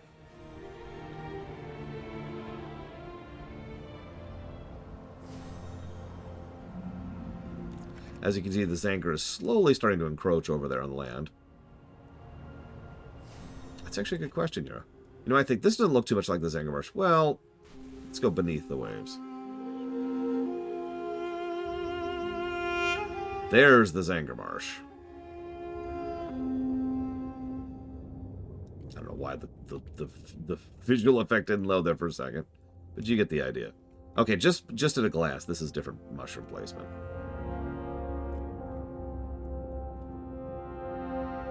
Don't worry about it, Spartan. We'll get there later. It's not relevant right now. I'm just explaining it. I'm just explaining the Zangarmarsh versus the Zanger Sea. The term Zanger, I guess I can answer that quickly. The term Zanger refers to the fungal overgrowth that is, well, the Zangarmarsh and the Zanger Sea. The spore mound is actually related. That's the overgrowth in modern times. You remember those the botanists, the Botany, who run around and they're like, we will enslave you and put spores in you and take over your Mage Town. That's what's left of the overgrowth. That is to say, the spore mound. But yeah, as you can see, it is slowly starting to encroach on land. Even all the way back here in Warlords, you can see how the Zanger is slowly winning its war against the overgrowth. They are two separate entities. That looks so cool. The idea is, although they don't go into it much because it's Warlords, and Warlords is where stories go to stop. But the idea here is that there was a great battle between the Zanger, which is unintelligent growth, plant growth, and the overgrowth, which was intelligent plant growth. Now, in our timeline, the Zanger won. But here in the past, which is where we are right now, the overgrowth is still actually doing a lot of good things. And there's a lot of question marks there, like what exactly led to the intelligent species losing to the unintelligent species? Like, how did that happen? How did that come about? There's also the implication that the demonic horde might have been part of that, swinging one way or the other. Because the demonic horde would have completely run over the Botany, right?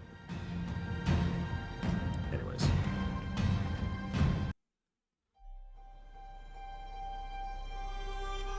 Back to the present time. Same continent, different timeline. So, Fury. Oh, God.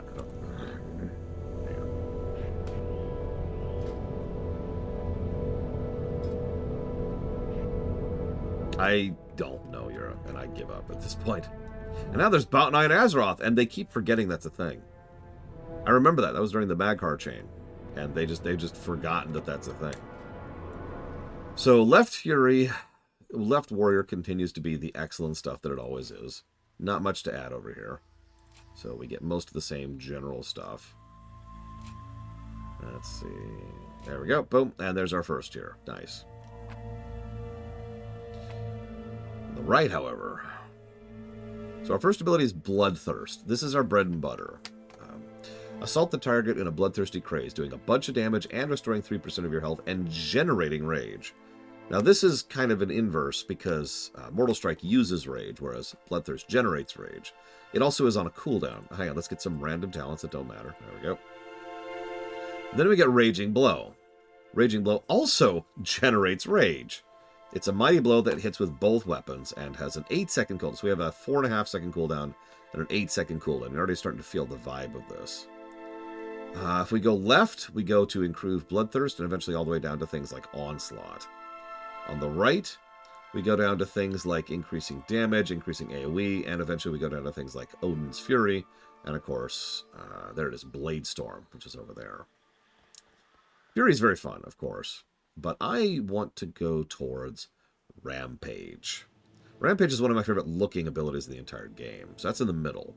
So we're going to go ahead and grab Enraged Regeneration. And normally I wouldn't get this, but it's a good ability anyways. It's a 2-minute cooldown that just kind of lets you heal. It reduces damage you take. Bloodthirst restores an additional chunk of health. And it is usable while you're stunned or incapacitated. So, yes, please. We can make it so that we take additional reduced damage while enraged. Or, Enraged Regen lasts longer and also instantly heals you. We're going to go with that one. Past that, let's see. There's actually a lot of options here for their initial stuff. By the way, a lot of Fury Warrior revolves around the status of Enrage. Don't worry about that too much, but you're going to spend a lot of time Rage. You're very angry as a Fury Warrior. It's kind of the name. So Enrage increases your haste and increases your movement speed, or Enrage increases your damage and Enrage's duration is increased. This is not League of Legends, Yura. I'm going to go and grab Bloodthirst over there because I like Bloodthirst doing more damage. Yeah, if you've ever actually played, I would specifically call this a Frenzy Barbarian, if you're familiar with the spec. Over in D&D. Bloodthirst always enrages you the first time you strike a target, and has a 15 increased % chance to trigger Enrage. Yes. So, Bloodthirst, Bloodthirst, Bloodthirst, definitely. We got one more point. Let's go ahead and grab Sudden Death, which is very, very, very useful. So then we're going to grab Rampage. I love Rampage. It's a great thing. Also, one at wall enraged auto attacks can no longer miss. Lol. But no, let's see here. Rampage increases your haste, stacking. Each Rampage has a chance to refund a charge of Raging Blow. By the way, Raging Blow has charges.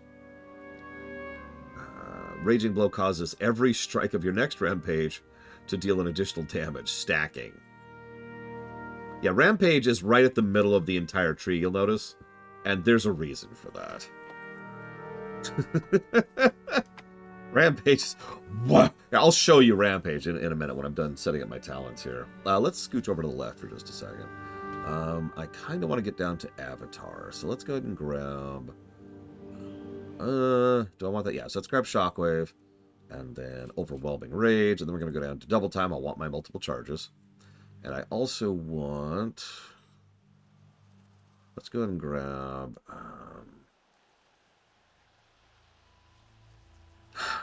Let's grab Rallying Cry.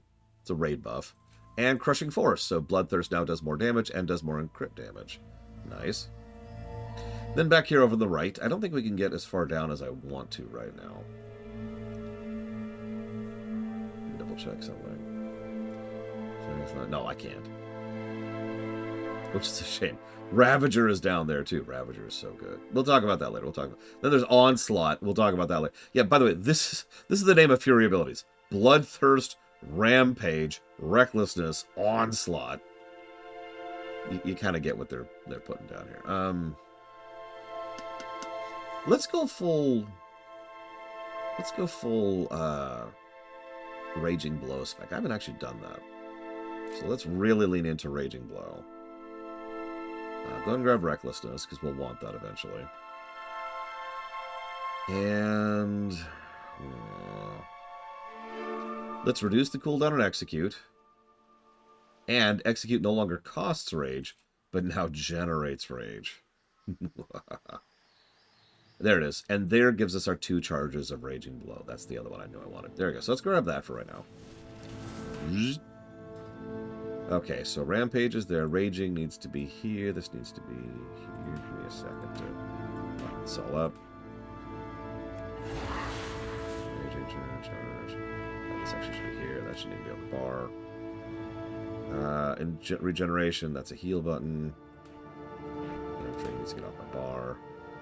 I think that's it for the moment. That feels right. Okay, so let me show off what Rampage looks like. Just on some random mob. Oh, and I also need Bloodthirst here. There we go. So here's some random mob. So I don't have any rage right now, so we gotta generate some. So let's generate some rage. Generate rage. You'll notice Rampage costs a lot, by the way. It costs 80 rage.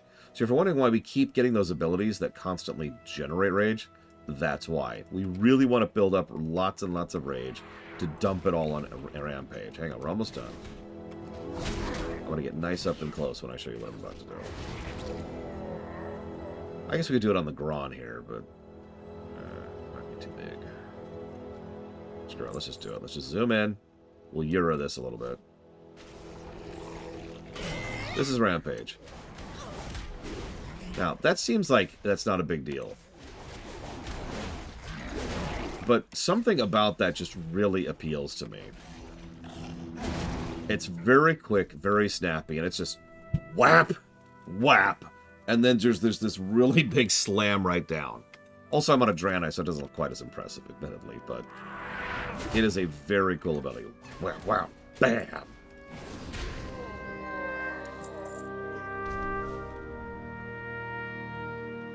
Yeah, it's very visceral, exactly.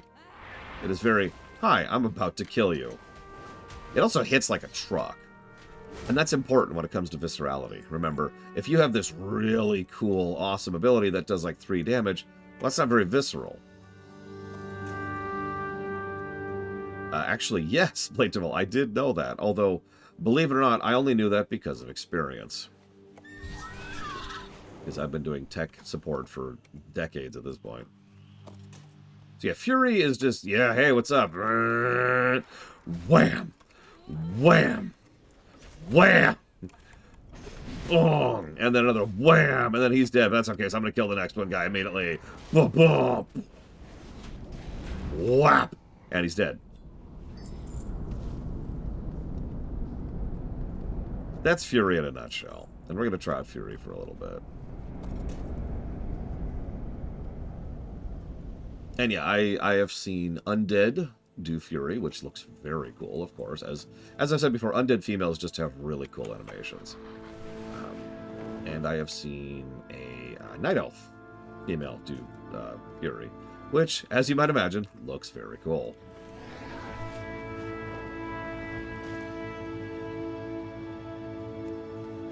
Night Elf Warrior is probably still my favorite looking race class combo in the entire game.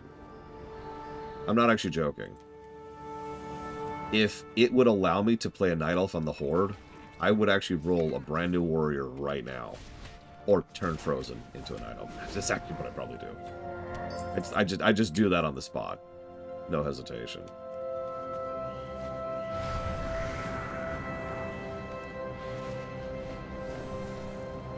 Just roll an Alliance. Why would I play on the Alliance, though?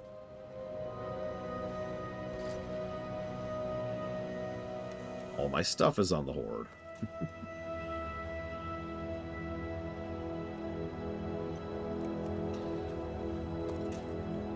It's also doubly funny you say that. I have a Night Elf Warrior. I made one for the Pandaria remix. Alliance is worse. I do agree with that.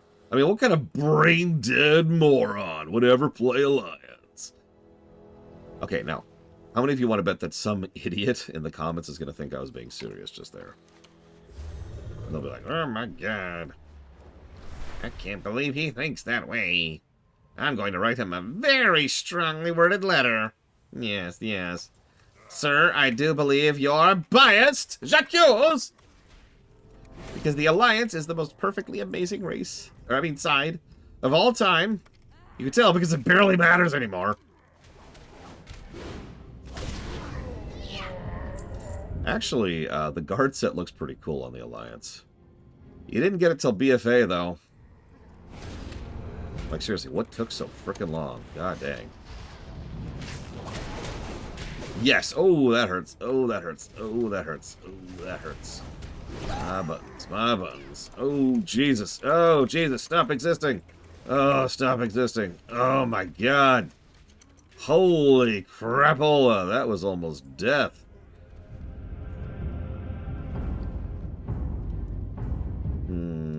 Possibly as Miristar?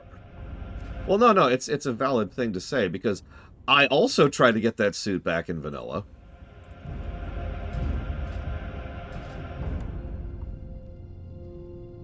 Let's see here. That would be BFA. Further back. So here's one of the guard suits. I actually have this entire suit. Slight color variation there. So this is the BFA one I was talking about. And then back in Warlords.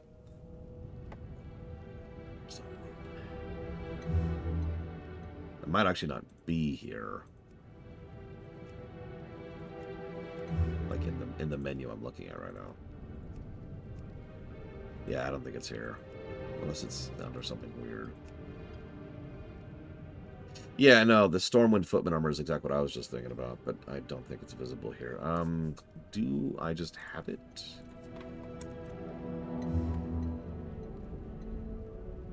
Okay, it's not called Foot.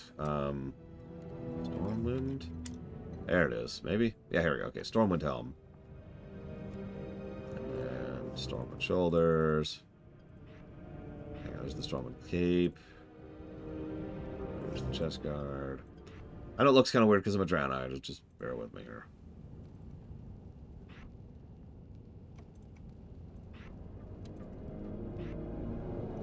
There you go. So there's the no really traditional footman set, which I do have.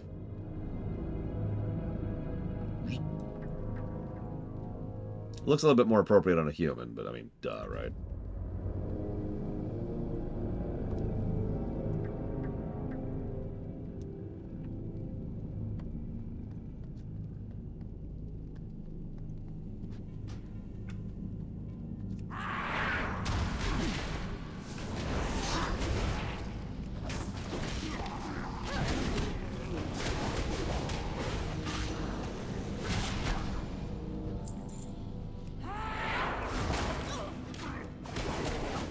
Oh god, I don't remember what they looked like, Jake Palmer.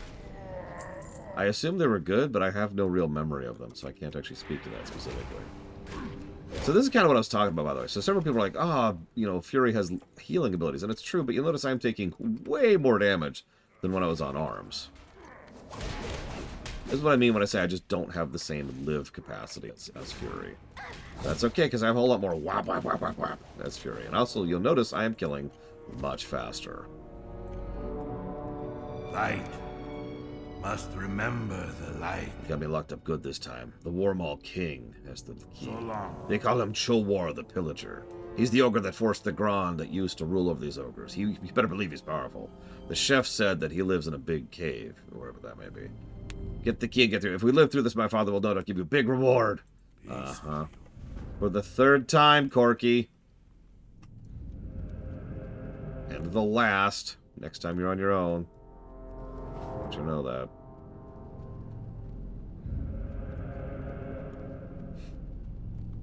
Oh, that's what you're talking about, J. Palmer. Sorry, I didn't realize what you were referencing. Yeah. You're talking about. I don't remember what it was called. I have it somewhere. Is that it? No. Was this it? I don't even remember. Then it was like an axe. I mean, they're fine. I've never used them, but they're fine, I guess. I don't know what it's called, and I think I already passed it. Whatever. They're fine. That's going to be my answer. They're fine.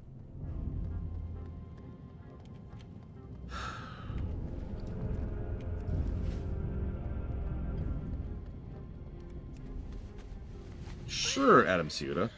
So, back in the day, there was no concept such as Soulbound. So generally speaking, when you'd get an item, you could just have it and wield it and then give it to an alt and give it to a friend and trade it and do all willy-nilly stuff with it. They decided when they were making WoW to kind of walk away from that concept. I'm not actually sure why. I imagine it has something to do with the economy. Because making it so that every item in the game can be givable was considered pretty bad for the economy in a lot of MMOs. Most MMOs actually started drifting into the concept of Soulbound relatively quickly. It was no ungivable, I think is what they called it back in the day. And am I going the right way? We're going to go with a yes. So WoW was just kind of codifying the concept in general. I don't have much to add to that. Because, yeah, it's... So this actually came up just last night, because we were talking about EVE Online. For those that don't know where EVE Online is and has been for years, dying. I'm not saying that because EVE Online sucks or because I have a horse in that race. That is a statement of fact. And the reason why is because the developers behind EVE Online have, to my knowledge, this information is about a year out of date at this point, refused to do any of the steps necessary to allow for an environment like that to survive. To wit, anytime you allow for that kind of truly open sandbox, what's going to happen inevitably and mathematically is some players are going to get ahead of other players. And that's going to create a snowball effect. And bit by bit by bit, you're going to reach a point where the players get so sufficiently entrenched in their own particular positions that nothing's going to ever knock them out except for either random chance or someone else who is similarly entrenched. By the way, there's your half ogre fun guy there. Half ogre, half elemental. Not quite up to Ogron, but similar concept. So, yeah, because of the nature of that environment, well, eventually, at some point or another, someone's going to suffer a severe loss, because it's very internally predatory, right? This leads to two... What? That was weird. This leads to two concurrent problems, which kind of dovetail into each other. Number one, it gets harder and harder for a new player to get into the game, because the barrier to entry is just going higher and higher and higher and higher as the game goes on in its existence, right? Problem number two, well, I want you to imagine something. Picture any game, or honestly anything, and you have invested years of your life into that game, okay? Now imagine it's all gone. Like that. Snap of a finger. Are you going to keep playing that game at that point? Now, some people will, and some people do. But it kind of serves as a rejiggering of the order anytime someone replays, because, well, they lost all their stuff, so the only place they can rebuild themselves is from pulling down from other players, which also reduces their resources, which makes them more likely to be poached, which can lead to another check of the system. Do we keep playing this game? Let me posit a hypothetical. So J. Palmer's playing this game, and Huthor's playing this game, and Takoida's playing this game. Huthor gets killed, and all his stuff gets stolen. Ugh. So Huthor goes to Takoida and J. Palmer and says, hey, so, like, can I have some stuff to help kickstart me, because I can't be competitive anymore? So the other two say, sure, no problem. But now the overall output of all three players has gone down because of the loss of the one and the redistribution of the two. Meaning, the next big hit that happens is more likely to knock over one of the other two. And now you're down 2 players overall. And now all 3 players are thinking, do we want to keep playing this game now that we're down all these resources and all this time and effort? There's actually some nuance here I'm completely skipping over, so please forgive me for this massive summary.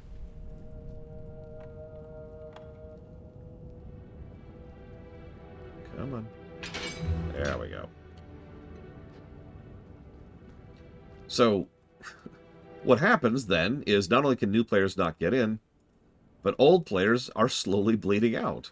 Because bit by bit, they're running into that, why am I still playing this, when they lose so much thing. It's actually a fascinating thing. So everyone's used EVE Online as an example of how, like, a real economy can work, right? But I find it far more example of a much more realistic depiction of a post-apocalypse. Because it's an extremely survivalist, predatory existence right now. And, again, any loss is essentially a permanent loss that permanently pushes someone out of the game, reducing the overall lifeblood of the entire world. And there's no new blood. No one's getting into EVE Online. And if anyone is, they're draining resources from existing people, which is, once again, draining the overall resources of the setting. It's fascinating to look at. But anyways, I'm sorry, we're diverging way off topic here. But the reason I bring all this up was to talk about player economies. Because player economies have one unique advantage over real-life economies, and that's the fact that someone has total control over them.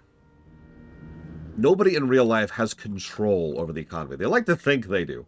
They don't. The real-life economies of the world are petri dishes of nonsense. And that's the best and simplest way I can explain the economy right there. But in a game you have all kinds of ability to say, hang on, and to make edits and changes and to remove money from the game and add money to the game and change how currencies work and change the value of things. You can just do that. You have dev tools, right? You have admin access to the economy, and devs don't use it. Which brings me to the concept of Soulbound. It's weird, Blade Jamal. So looping all the way back to the Soul. I might as well do a quest while I'm talking here. Looping all the way back to the Soulbound concept. Let's go kill some Merk floods. The concept of Soulbound takes an entire aspect of gearing and removes it from the economy. That's really what Soulbound does at its most fundamental core. It's funny because, especially in a game like this, which is as alt-heavy as it is, you'd think they'd be more BOA or BOE.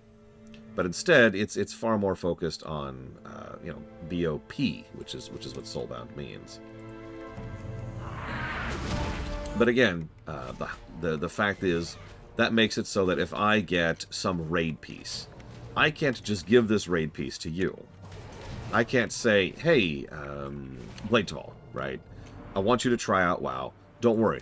I got the hookup, and I'm going to give you these raid pieces that I just got. And you're going to be like, oh, sweet, thanks. This is not what Blade Jamal sounds like. I've heard Blade Jamal's voice. Thanks, Lord. This is what my voice sounds like in real life. Okay, that's not true. And oh Jesus, I just made a huge mistake. And as a direct consequence of having done that, hang on. Sorry, I had to pay attention for a second there. Jesus, you know how Fury is. If I'm not killing, then you're dying. That is Fury in a nutshell, though, isn't it? So as a consequence, I can't be like, hey, here. But you could see, because there's 2 asterisks to that. The first asterisk is some players, and let me be clear, I am not one of these. Some players dislike the ability to have someone just kind of be given raid gear and be like, and it's like, oh, I got to earn it. I've got to go and actually do all the hard raids. They don't deserve that because I had to suffer, and therefore they should suffer too. This is not a mentality I share. To be very, very clear. I should just pull that off the bar, and honestly, I'm thinking about moving Rampage down there. I think I'll do that. Well, no, I'll leave it up there. I do get why some players think that. I just don't agree, right? But that leads me to the second thing, and the second thing is a much more valid and objective concern, and I already mentioned this because this is where this entire diatribe began, the economy. The moment you have the players the ability to trade things, is the moment they will try to monetize it. Even if there is no auction house to facilitate it, players will sit there, stand at Gadgetson, or Ironforge, or wherever, and say, hey, Trading, I don't know. Trading War Sculptor's furred plastron. Best offer in such and... I mean, it's Storms of Jordan, right? We come up with our own currencies when it comes to these games, regardless of gold, because there are things that we end up valuing naturally as the course of a game moves on.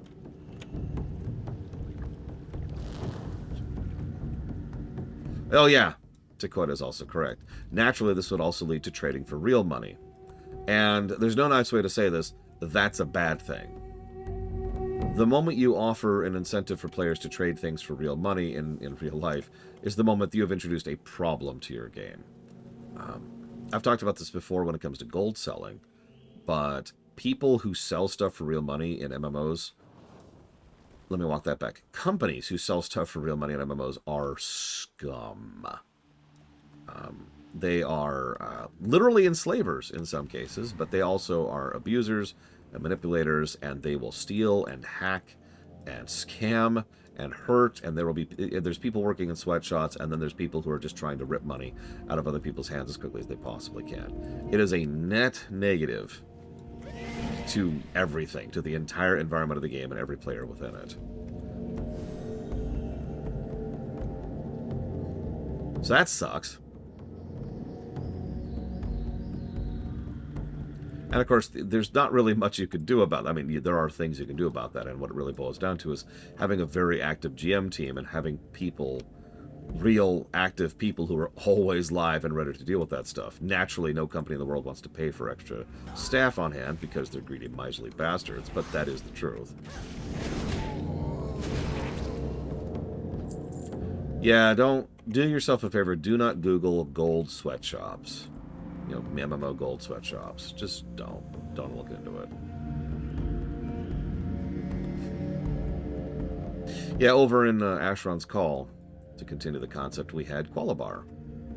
There was also Ayan Bakur, but Qualabar was one of the big trading hubs.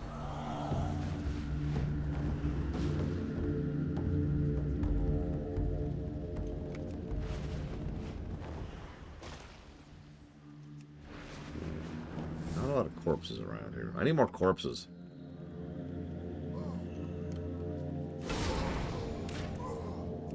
One of my biggest irritants back in Vanilla WoW with regards to the economy in specific was I used to... okay.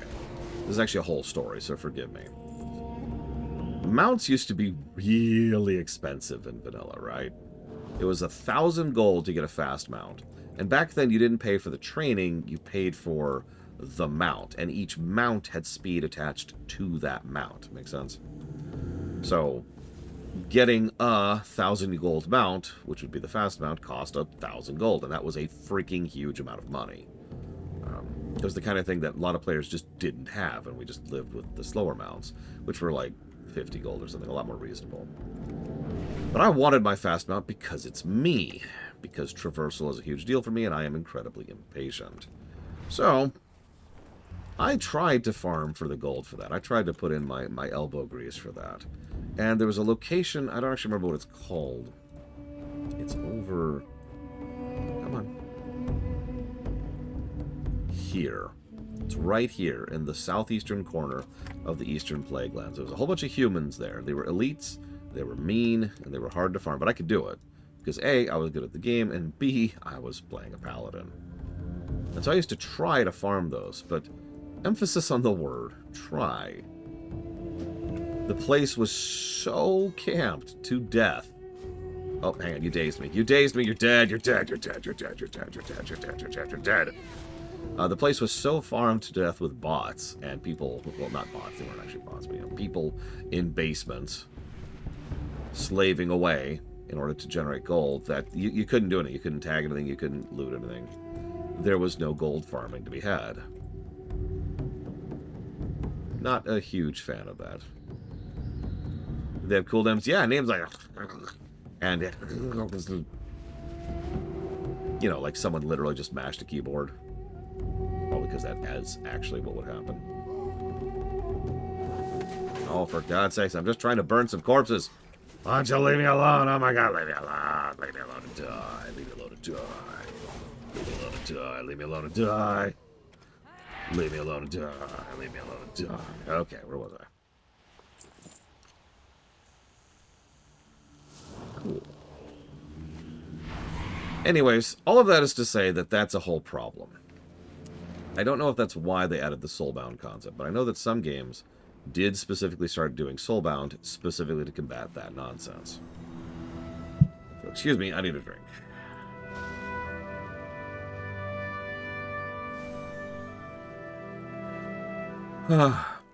Okay. I actually missed a quest back there, so let's go do that. So let's talk about the Merk bound. So we've dealt with the Ogres. We understand a little bit what's going on with the Ogres. There's also several tribes here. For example, there's the Kilsaro tribe, which is mostly orcs. We also have the Maghar tribe, and I think that's actually it. I thought there was another one. There's the Boulderfish. There's the Maul. Where is it?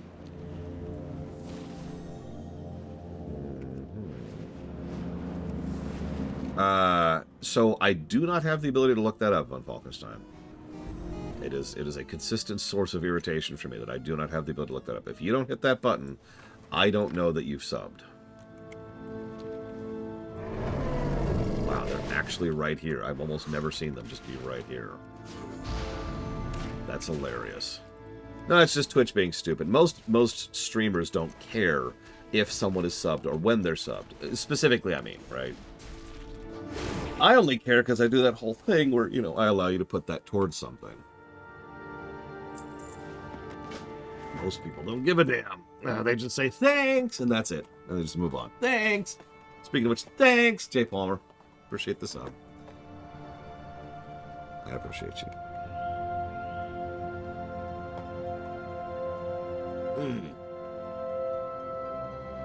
Hit refresh, Von Falkenstein. And now we hit the stream breaks. Well, Von Falkenstein hits the donation breaks. And Jay Palmer hits the sub breaks.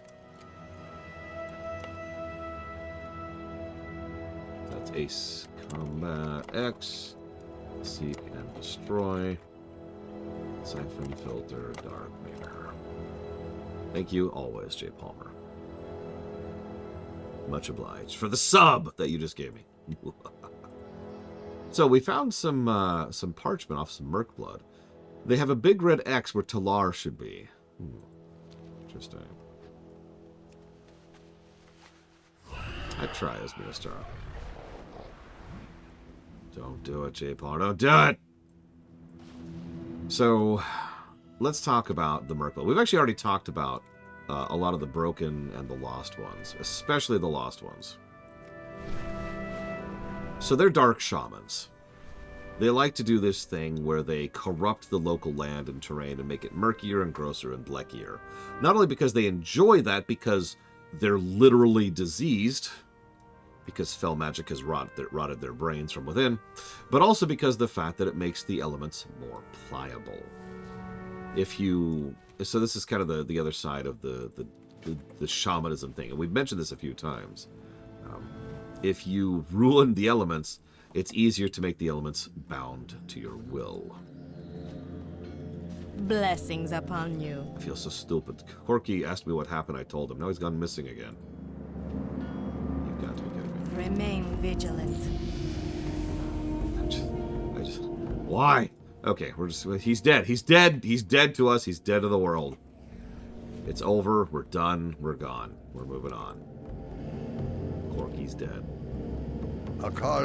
Get some sleep, J. Palmer, and enjoy the drive when you get there. And thanks for the sub of $50. So the orcs, yeah, okay. This will set chance back any chance of peace with the orcs.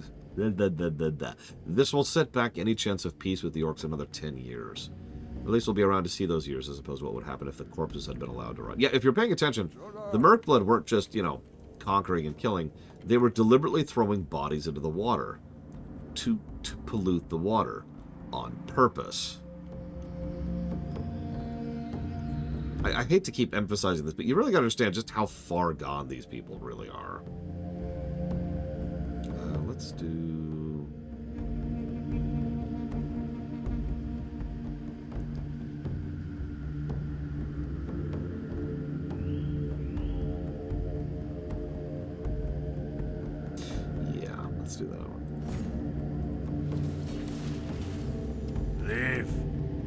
another. It is doubtful.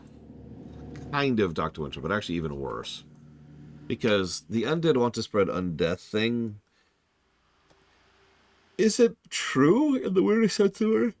Let me try to explain that. The Forsaken aren't interested in spreading undeath. They just mostly don't care, or they're using it as a deliberate attack upon the people around them, right? The Scourge like to spread undeath because it makes their job a little bit easier, and it's a successful scare tactic.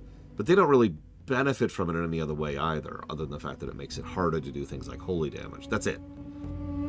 By contrast, what these guys are doing is something that they feed off of and makes it easier for them to enslave other beings in order to enhance their own power. So I guess it is kind of like it. It's a different expression of the same concept. Thank you, Fun Falkenstein. I do appreciate you. I appreciate the sub, actual sub this time, not a fake sub. Whoa, whoa, whoa, whoa, whoa. Yep. So that's going towards Thea, Graveyard, Reaper, and Nagrand. All right. So. You'll come back sometime. I'll go talk about these guys over here. Sup? What you need, stranger? So I've killed Chowar. Thank you. Peace for you. But I found these Merk blood invasion plans. Ortor, the treacherous fiend. These invasion plans were written by someone I once knew. Ortor of Merkblood, once a noble broken, versed in the way of the elements, who is now a muck-addled yes-man of Mucilik, the Boglord. The plans state that they have taken over an orc village north of here called Sunspring. Okay, I will go murder him for you.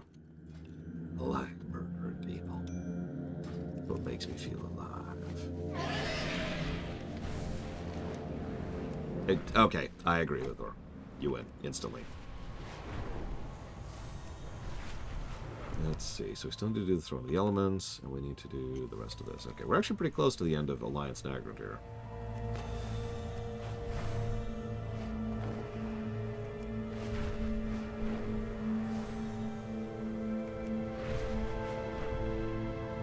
Also, the Horde are evil. The Alliance are good. The HVA is a good thing. Let's see, what else?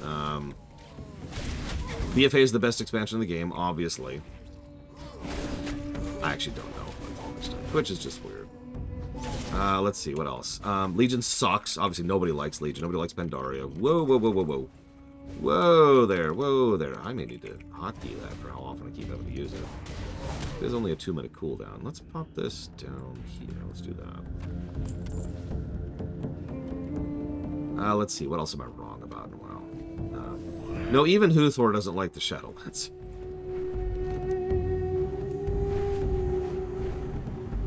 I suppose that sounds weird to say it that way, but I mean, I don't know how else to put that.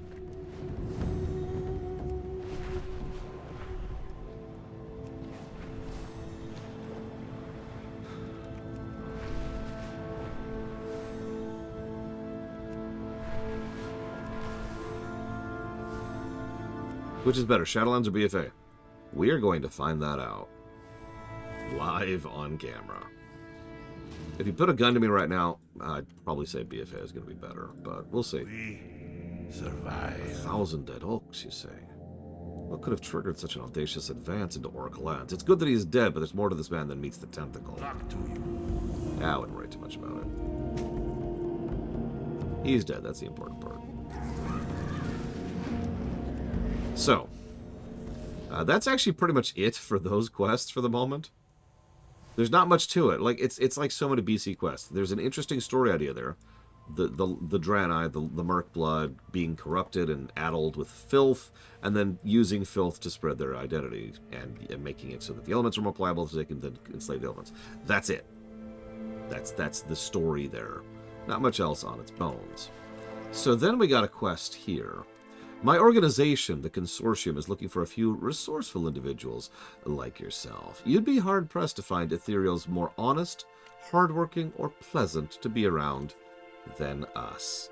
All we require is loyalty, dedication, and a reasonable amount of moral flexibility. If you're interested, speak to Gez, our ground operations leader. You'll find him in Iris Landing, north of Ashun. So the Consortium are the good ethereals. This is still BC when things like nuance... Oh my god, look at my outfit. I look so terrible! Oh my god! This is back in BC when the concept of nuance wasn't really in the story yet, to be frank. So... yeah, there's good ethereals, there's bad ethereals, and nare in between. We'll see some more nuance later. Yeah, I actually have close to similar colors on some of my people. Do I literally not have shoulders? I literally don't have shoulders. That's funny. I should have shoulders yet.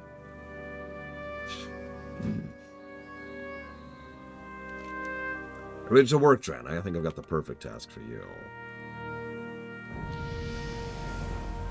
A level. I do like leveling. So this one seemingly irrelevant talent over here on the side is, I know this is going to sound strange, but for me personally, the single most important talent for the entire warrior tree, for all 3 specs. It makes Whirlwind free and generate rage. Now you're probably thinking, who cares? Well, it means you can do this. You can just spam Whirlwind infinitely. Again, who cares?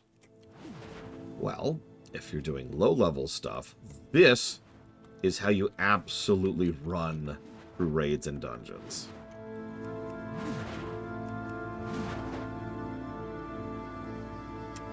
It is also pretty useful even at level. But this is mandatory for going and doing older stuff, especially on a warrior who tends to have less overall AoE than a lot of other classes and specs do. And yeah, it's a very nice talent. It also generates more rage the more things you hit with it. Nexus Prince Haramad ordered us to begin work outside of Ashun, as it might anger a certain powerful Naru, which sort of puts a damper on our operation. I think I found a loophole. You see, we're not the only ethereals drawn to this colossal diamond. A thief called Gavaxi has led a band of rogue ethereals in, and they've begun to dislodge fragments from it. Your job is to go in there and retrieve what is rightfully ours.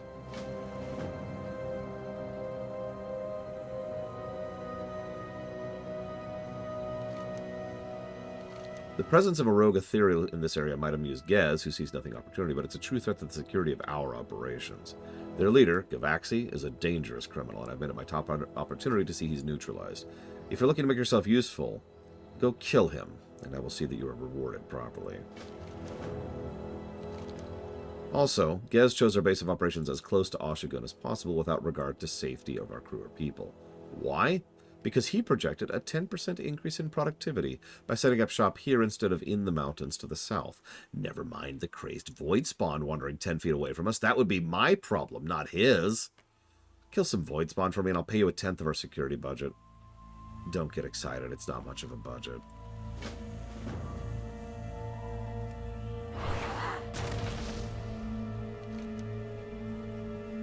Ivory is a much sought-after prize. I have many customers lined up in far-off places to purchase it. I could be convinced to let you in on a cut of the profits. The wild Elec roaming Nagrand have the high quality of tusks I am after. Steer clear of the bull. Their ivory is in the condition I desire. Oh, don't worry, it's not poaching. I have an understanding with the orcs and the Draenei. Do you and I have an understanding? I understand that on several characters I never finished that quest because the drops on ivory tusks was so low that by the time I finished this zone, I wouldn't have 3. So I like the idea here. Not of the poaching, the other thing. That's Ashun. Now, it looks better in Warlords because everything looks better in Warlords. But as you can see, it's this giant freaking chunk of diamond. It is literally a mountain of diamond. So the ethereals here find out that there's a mountain of diamond and immediately start setting up for mining operations. I don't feel the need to explain any of that. Except for one little niggling detail, because if you go inside Ashun, even back in BC,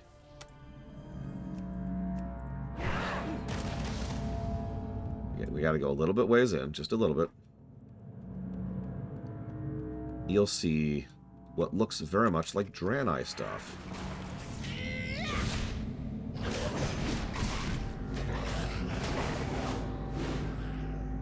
And corridors. Ship corridors. See, Ashun is actually a ship. Pretty similar to the Exodar, as we've already seen in the Draenei plays. Yeah, this place is actually a huge lore dump for both orcs and Draenei. There's a lot going on here, which I'm not going to cover right now. All you need to know is that Ashun is a Naru ship. The significance of that? Well, why do you think the ethereals haven't started mining it already? This is one of the ways that the ethereals are a little bit less bad than, say, Ferengi.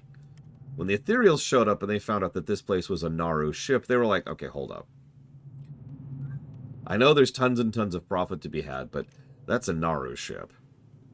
And he actually mentioned it in the quest I just read, and there's another thing that references it later too, that the actual Nexus Prince, who's the guy in charge of the Consortium, is currently in the middle of negotiations with the Naru, which is a doll, to try and see if he can figure out a way to let us have, you know, a portion of the ship, maybe like some of the outer edges. You'll also notice that there are bad ethereals here, because again, this is BC. And the bad ethereals, well, they're just here ripping chunks out of the mountain and selling them.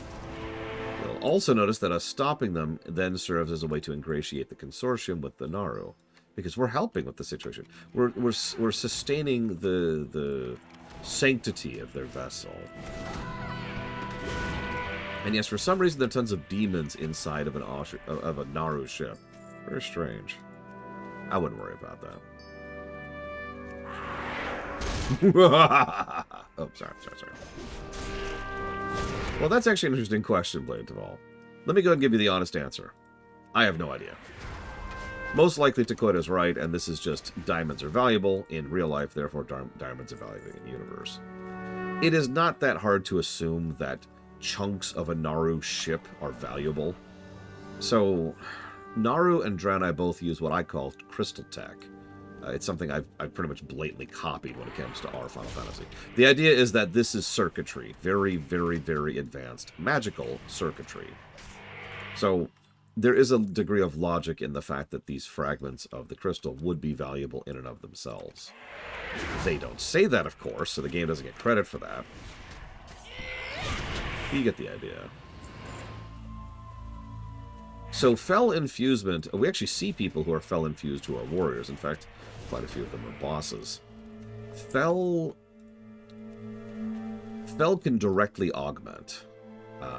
If you'll forgive me for pulling up a thing here. Whoop, hang on. If you'll forgive me for killing someone so I can pull up a thing here. Go away so I can pull up a thing. I don't want to kill you. No! Die! Okay, now that they're dead. Let's go back to a raid that has a whole lot of demons in it, which is actually this one. We'll use... I think these are probably a good example of that. So yeah, this is what a normal-ass warrior looks like when infused with Fel.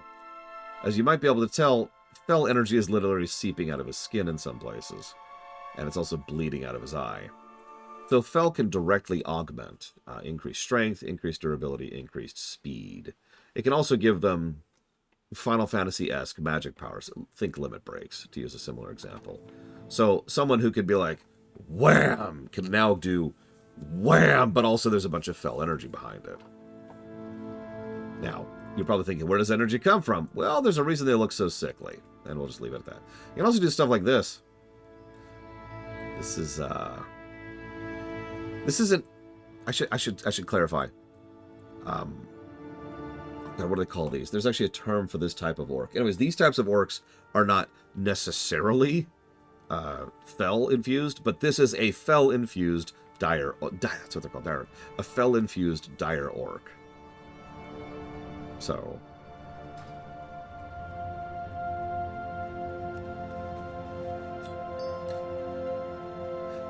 Yeah, trolls also have dire trolls. I'm not sure I can actually show you a dire troll. Is there a dire troll that's a boss? Kata maybe? Hang on. Dungeons. Zulaman.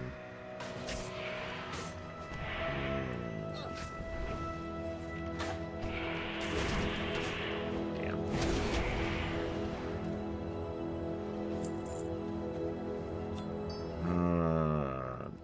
I don't think there's any in Silverwood. Okay, there you go. Sorry, so here's a dire troll. In fact, I'm actually pretty sure it's the same skeleton, the same rigging underneath there. So these are dire trolls. And yeah, both of them are artificially induced mutations. It's something that you do to someone, not something that just happens. Whoops, I forgot to do stuff, didn't I? I should go do stuff. Ugh. Thank you very, very much, Trickster's Lab. Always appreciate. Yes, back in Warcraft 3, the way that Fel orcs were made damaging was they did Fel damage, or chaos damage. Chaos damage completely ignored all armor variables. Which doesn't sound impressive unless you've played Warcraft 3, in which case you're like, whoa!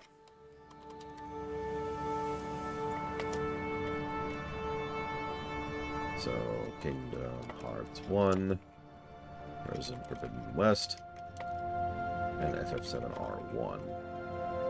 Who are the most affected races and least affected races when it comes to Fel. As weird as it may sound, I'm not sure there is a most and a least on that.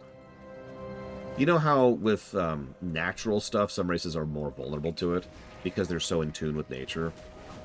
Well, I don't think there really is such a thing when it comes to Fel.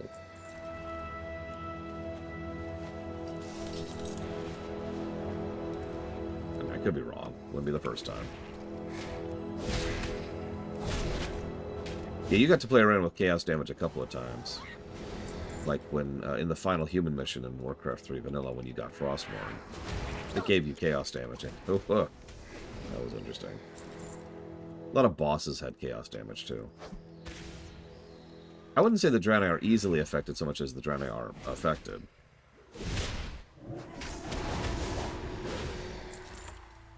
Having said that, we do, I think, a slightly more accurate way to call this is we see much more long-term effects of Fel on both orcs and Draenei because most of the species... Let me walk this back. Most of the time when we see someone affected by Fel, they were affected by it like 30 minutes ago, right? Like we have Fel elves and we have Fel hounds and all kinds of stuff, but most of those were influenced and affected like now. By contrast, most of the Draenei we see who are influenced by Fel were influenced by Fel 20 years ago, right? Like they were severely changed and altered by it and never really came back. So there's a logic to that.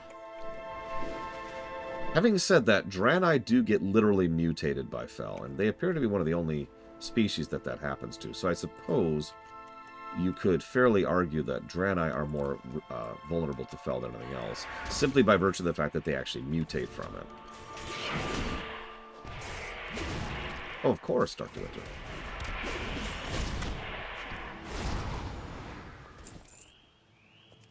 I mean, it is a retcon, and it was an unnecessary retcon. Let's just be clear about that. It's also probably why they're the only species affected like that by Fel. Because they weren't designed to be. That was a retcon, but whatever. It is what it is, and here we are. Not the cards we want, but the cards in our hand, etc., etc. So, you bring a smile to my face, or you would, if I had a face. Keep it up. You and I are going to be the best of friends. Here's your reward. You're welcome. Have you retrieved the crystal fragments? I'll be impressed. These are in excellent condition for the most part. I'll put a good word for you with our people. And then that becomes another rep grind. You like rep grinds, right? You like rep grinds, right? I hope you like rep grinds. It would make sense if Arcane is resistant to Fel. But what's really interesting is, you know the one thing Arcane is really good at resisting? Void. Which actually makes sense when you think about it. You know, Order is resistant to Chaos. Duh. But it is interesting because Arcane has no in-universe resistance to Fel that we've seen. Although I suppose I'm lying, because I just thought of something. We do have an example of one individual who has been resisting Fel for literally millennia without any real consequences. Sargeras. Like, even to, as recently as Legion, which is the last we've seen of Sargeras, he still thinks like a Titan. He still operates like the orderly supercomputer that he is, and doesn't really vary from that or deviate from that at all, despite having been glutted on Fel for, again, millennia. So, maybe you're right, Crazy Norse. Yeah, the biggest thing you can say about Sargeras is his programming has become so corrupted that he can't think outside of it. But then again, that's just Titans in general. I have many. Pretty much every Titan tends to just kind of 30 go to 10.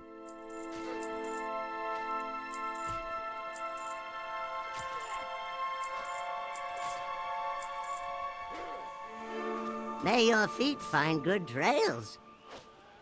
So, I've been holding off on this if you've been paying attention. Most of the quests here have been very banal. You'll notice I haven't given any negatives yet. Nagrand quests so far are better than I remember.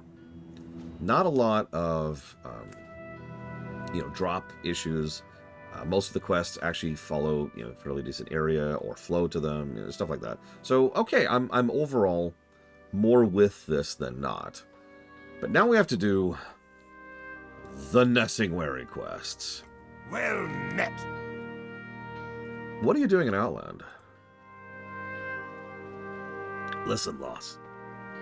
I left the expedition in capable hands of my son, Junior. When you stalked the finest game in all of Azeroth, you start to itch for something more. And have you seen the size of the beast is here? I'm here hunting the most dangerous prey you'll ever lay your eyes on. I aim to bag myself Tuska and take her heart as my trophy. Keep your feet on the ground. Yeah, no, exactly. With dragon flying, Nagrand goes from being arduous and slow to fun. And I kind of mean that legitimately. Let me explain a little bit. So I mentioned that this has been really smooth, but think about this for a second. We had a quest down here in the Burning Blade Ruins. It went right here to the Kill Sorrow, and then back to the Burning Blade Ruins. No problem, right? Where does the next quest go? All the way across the entire zone up to the Laughing Skull Ruins. And then back. And then over here. You'll also notice that there's only one flight path in the entire zone. If we were reviewing this back in BC, this zone would absolutely get some traipsing, padding, traversal negatives, because it's a huge zone, as all BC zones are.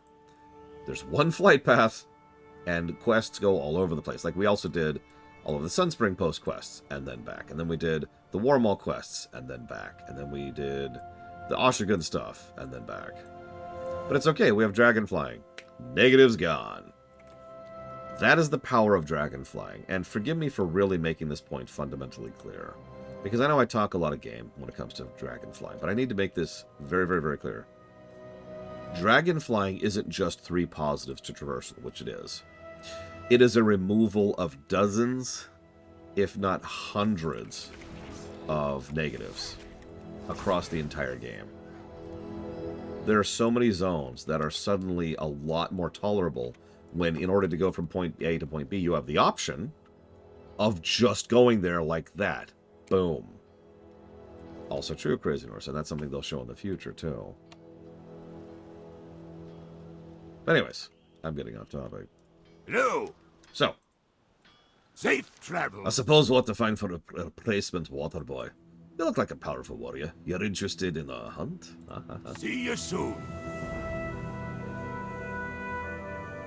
Exactly, Bladesville. That's the standard we laid down, I want to say about 2 years ago now.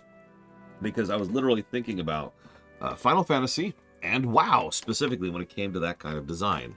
If there is something that is an option that completely removes a negative, then it completely removes the negative. If you remember, you probably don't, we actually had several debates about this for several games in a row last year and the year before that, because I had all this stuff in mind even back then as I was establishing precedent.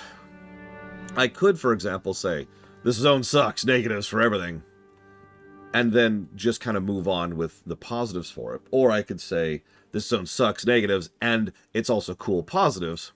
Or we could do what we decided on, and this was a group consensus over the course of several games, over the course of several months, which is, if we play the game right now and the game gives something that says, hey, fix it, and the game is now fixed as a result of that thing they put into the game, it's fixed, and we treat it as fixed, and we just call that a wash, or whatever it ends up happening to be.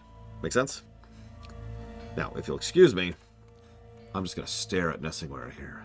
Yes, his chiseled jaw, his perfectly manicured beard. Oh, I need like 10 minutes. I'll be right back.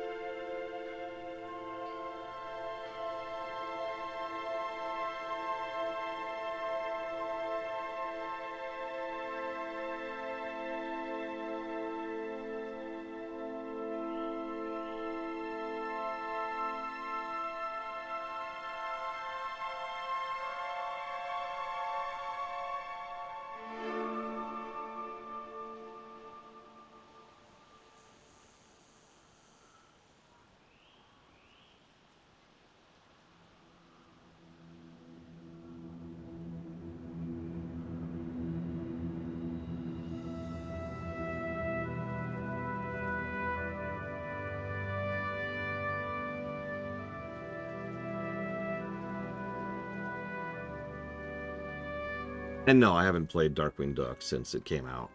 I rented it back in the day. If you remember, though, FF14 was one of our establishers for this precedence.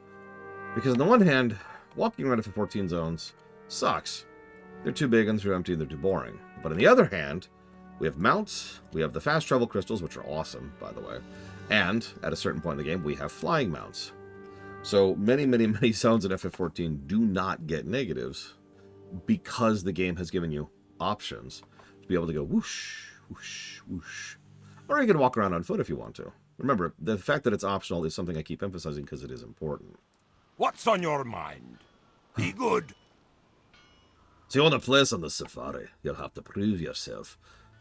I don't care what you've hunted before. You haven't hunted till you hunt what we hunt here. Start with the cleft hoof if you're tough enough. I know that I've seen them in the immediate area, also close to the south. See you soon. Whoa, I keep hiccuping. My, you're a tall one. I don't mind sharing. I'm just glad to be saved from that creep. And I saved tons of skins from Zangarmarsh. Seeing you. That's... Wow. I didn't even process that she was right here. So usually you see her... So that's the road to Zangarmarsh over there. And usually you find her on that road. And like the rogue, Gankley, attacks her. And then you bring the skins here and it's another vector quest for doing these quests. Light bless you. She's a nice person to share her skins, wouldn't you agree? I'd help. I couldn't see if you helped out with saving her or not, but she handed you one of her bundles of skins, and you're all right in Mode Book. Here's your reward. Go with honor, friend. I don't think I'm up to the hunt today. Do you think you could take my place? I told him I was going to see about bagging us one of those Talbot that seem to be all over the place. The stags are especially nice to hunt. You can find them congregated around the nearby trees. Be careful. How may I aid you? Do you live for the hunt as I do? Do you seek the quietude that comes when you stalk your prey? Would you know what it is to honor the last heartbeats of your fallen quarry? I will help you to achieve this. Nagrand is a lush land full of life in the midst of a broken world. Bring down that life, kill them miserably, so that I might have my adrenaline high. No, not yet, Yura. That's part of the element chain, I'm pretty sure, which we'll be doing next. Go away. So what do I think about big game hunting as a concept?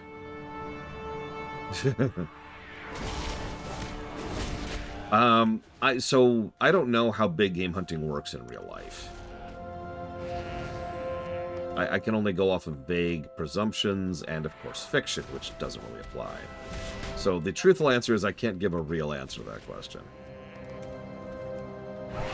I'm not particularly against hunting, as long as there's some point and purpose on it, in addition to the thrill of it. And as long as you don't overhunt, that's something that I feel like is a duh, right? Yeah, if you hunt for sport and also for food, or for resources or whatever, sure. Cool. Alright. If you hunt just for sport and then just leave the carcass there, what are you doing?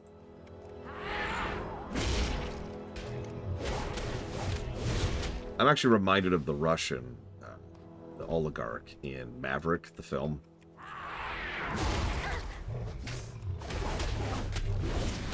I don't have much else to add to that. If you've seen the film, you know what I'm referencing. Anyways, as you can tell, I actually already talked about the Nessingwary quests. There's no real lore here, and they're just kill quests. Now, would you believe these were considered really popular quests back in the day? Can you guess why? There's actually two reasons.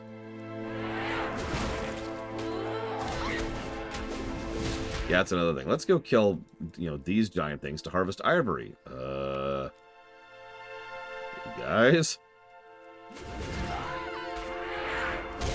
Big experience was one of the reasons. Because these were kill quests, and because there were so many of them, and because so many of these are in such a dense order, it was a pretty big chunk of experience in a point in time in which leveling was still kind of a thing. It wasn't as bad as it was in vanilla, obviously. There's no hell levels in Outland, for example. But it was still a place where I would know people who would skip most of Nagrand, but they do the Nessingwary quest and then move on to, like, Blade's Edge or whatever. It's also fairly no-brainer stuff for people who don't read the story, because there really is no actual story here. In fact, you know what? We're done. There's really no reason to do these quests, so we're just going to move on. I'm just going to tell you how it works, okay? So one of them says kill Windrock, one of them says kill Stags, and the other says kill Clefthoofs. Then they say kill bigger Windrocks, bigger Stags, and bigger Clefthoofs. Then there's like a boss Windrock, a boss Talbuk, and a boss Clefthoof. And then there's the boss of the whole thing. That's the chain. There you go. Boom. I just summarized the entire question. There really is nothing there. So in the interest of just getting on with it, we're done. Abandon these quests here. Yes, there's not much going on. We're going to abandon this one too. All right, just get rid of this. Just get rid of this. Just get rid of this. By the way, you're probably wondering, hang on, you just said there were 2 reasons those quests were popular. What's the other one? They shared. This is BC. The only kinds of quests that shared back in BC are kills. All of those quests were kill quests. So it was a pretty good place to group up for. And you could get full 5-man groups of people who were eager to do those quests because they gave good exp and everyone got credit for them. So, this is the Throne of the Elements. As you can see, we've got the Fury of Fire over there. We've got the Fury of Water over there. We've got the Fury of Air and the Fury of Earth. Cool. Yeah, no, this is, the elements work differently in Outland than they do back in Azeroth, because how the elements work actually vary from planet to planet. I don't mean fundamentally. Obviously, Earth is still Earth and Fire is still Fire. I mean how much influence they have, how much politics they have, their culture, their society. All that stuff is different from planet to planet, because of course it is, right? So here, most of the elements are a lot more basic than what you would consider the Azerothian ones. The Azerothian ones have society and politics and position and internecine fighting. You know, they have a civilization going on. These guys are far more tribal. Most of the elements here just kind of do their own thing for their own reason, and they do so alongside all the other elements. Now, that's a key one. The 4 elements here almost always cooperate with each other. By contrast, on Azeroth, the elements are always competitive. Now, at least part of the reason for that is probably because of the fact that on Azeroth, they were separated.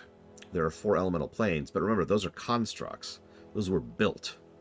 So they're 4 elemental prisons that were designed for each of those elementals back on Azeroth. Here, they just roam the world. There's no elemental subdimensions here, right?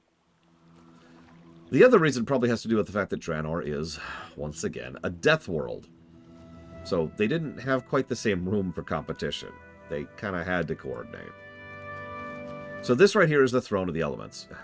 Great camera angle there. Let's try that again. This is the Throne of the Elements. This is the spot where the 4 elements gather to convene, talk, discuss, debate, and otherwise coordinate with the mortal races, with the orcs and the Draenei.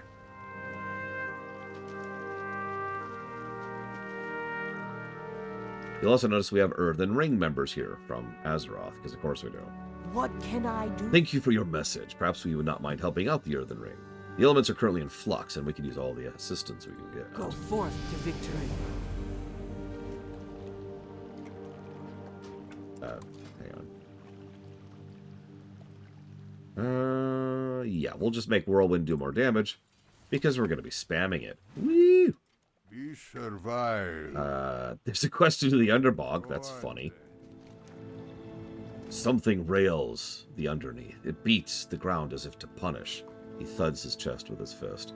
It makes this sound 100,000 times. Endlessly it beats. The earth reels. It is calling to us now. Gordog speaks to me. He knows something forces the elements out. Something that is underneath. Go speak to Gordog. No, go listen to Gordog. Do not speak. Hear Gordog. May your blades never dull. Okay. That's true, Magister. The Titan Soul in Azeroth is also reducing the amount of spirit energy in Azeroth, which means Azeroth is literally more unbalanced than most planets are. Despite Draenor being a hell world, its elemental properties are actually more balanced than usual. Go figure. Sit. Bring up the usurper. You will find him. Follow the earthen paths. First, you must put to sleep tortured earth spirits. He smashes his fist into the ground and brings up very foul-smelling soil. Must sleep.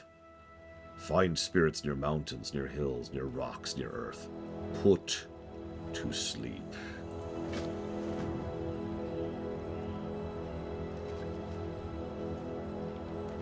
Hello. Now, stranger, go on then. This is just for you, Yura. You are ill-equipped to face the restless elements of Nagrand. Before you can help the Earthen Ring, you must help yourself. To the west, you'll find dung heaps left behind by wildlife. You must search the dung for the digested remnants of the Nagrand Carcoli. From the bean, I'm able to make a tablet that will aid you in your battle. Return to me when we've collected no less than 2 fists worth of Carcoli. Ogre-sized fists. And if you try to turn in early, he says... He shakes his head up disapprovingly. No, no, no. Ogre-sized fists. So long. Must not give up. The most affected elements of water can be found in the Halani Basin southwest of here, beneath the abandoned city of Hala. While some distressed elements can be destroyed without any impact on the environment, spawns of muck must be physically removed from the world once destroyed. You see, muck spawns leave behind globules of tainted debris that, if left untouched, will spread further and contaminate the environment. Destroy the muck spawns and bring back their muck cores. Oh yeah, and now we start to see more of that broken thing I talked about how they are, you know, causing issues with the elements. So there's our poo. We haven't talked about any of the PvP objectives yet, and I've thought about them and I've decided not to talk about any of them from a review perspective. But since we're just running around picking up poo, let's go ahead and talk about PvP. So in the first, they were experimenting with world PvP. So back in vanilla, there was open world PvP, but it was all us. Like, we designed that, they didn't. The most famous one everyone knows about is Taran Mill. But there were other contention points, including the crossroads over in Kalimdor. And it was just points where players would kind of naturally bump into each other from both factions, and then naturally would kill each other. Because, I mean, what else are you going to do? You see another person, you kill them. That's just life, right? It's logic. It's World of Warcraft, mom! So, you'd run around and you'd kill people, and that would happen. So Blizzard invented the battlegrounds to have some structure to PvP. I don't know how successful that was, because I've never really had my finger on the pulse of the PvP crowd. I've known players who PvP exclusively, but, like, that's 1 or 2 people, right? Then that's it. So I don't know how indicative that is of the community as a whole. What I do know is that Battlegrounds were done a lot. I myself did Battlegrounds quite a bit back in the day, but that's because I was an idiot, and I was trying to get my PvP armor because I thought it looked cool. Foolish, foolish me. So, Battlegrounds were their own thing. Cool. Immediately after Battlegrounds, we had BC. Now, BC invented arenas. Arenas are exactly what they sound like. It's a team of 2, 3, or 5 people who pop into a very contained space with a lot of terrain designed to encourage you to move it around and line of sight, and otherwise make the terrain matter.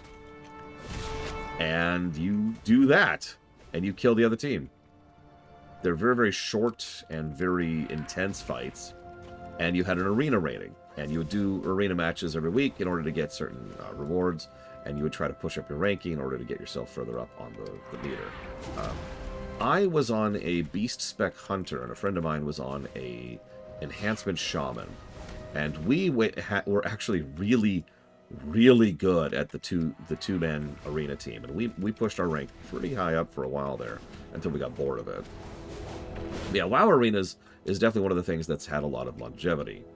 They even started doing entire servers dedicated around just arenaing.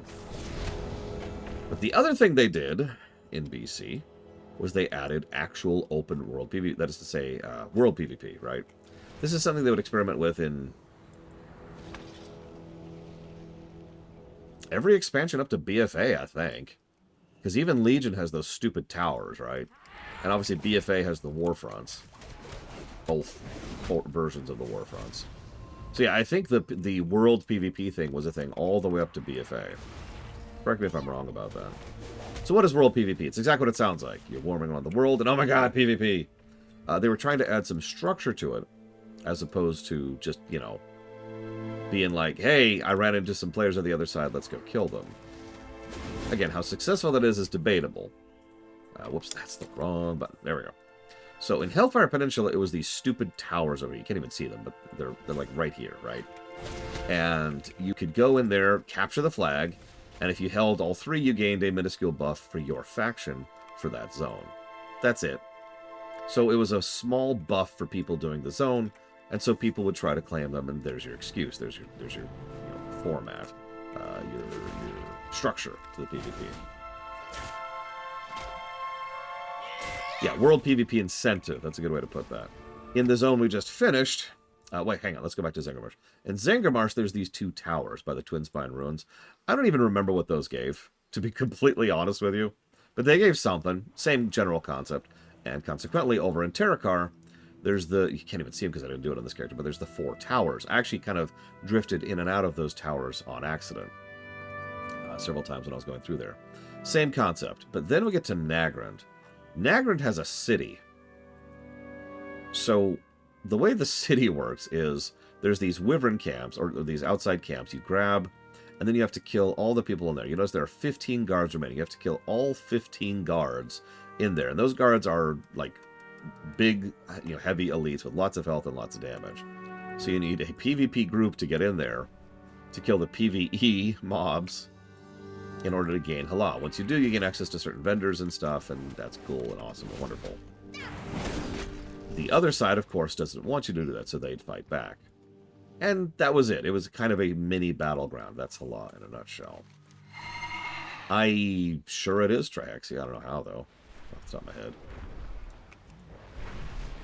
I don't remember if Blade's Edge had anything. I legitimately don't remember. Netherstorm didn't have anything, and Shadowmoon Valley didn't have anything that I can think of. Oh, and here's Hala, by the way. This is another funny thing about Hala. So it's an island, kind of, with these 4 bridges leading into it. So very, very defensible if you're fighting on the ground. Ooh, why are you targeting me? What the hell, people? That's it. That's World PvP. In Wrath, they added Winter Spring. Or no, Winter something. Winter Grasp. There we go. You can tell I did it a lot. Winter Grasp was, again, essentially a battleground. It was a very experimental, very buggy battleground that is in the worst position it could ever possibly be in. I am going to give Winter Spring a negative for its position, by the way. That's not a joke. Literally, just its physical geography in the world is awful. Oh yeah, there was also that mini area in the Grizzly Hills. I tend to forget that's even there. In Kata, we had the island. I actually did the island quite a bit. There it is, Tolbarad. Tolbarad. I liked Tolbarad. I don't even remember why, but I did like it. It was like a rotating pseudo-battleground thing, and you charge in and you take each of the spots, and it was cool and it was fun. It was interesting. Don't even remember why, to be honest with you, so I can't even explain to you why. Right off of the top of my head. There were dailies there, and there were raids you could unlock, and there were quests. A little tiny, tiny, tiny snippet of story.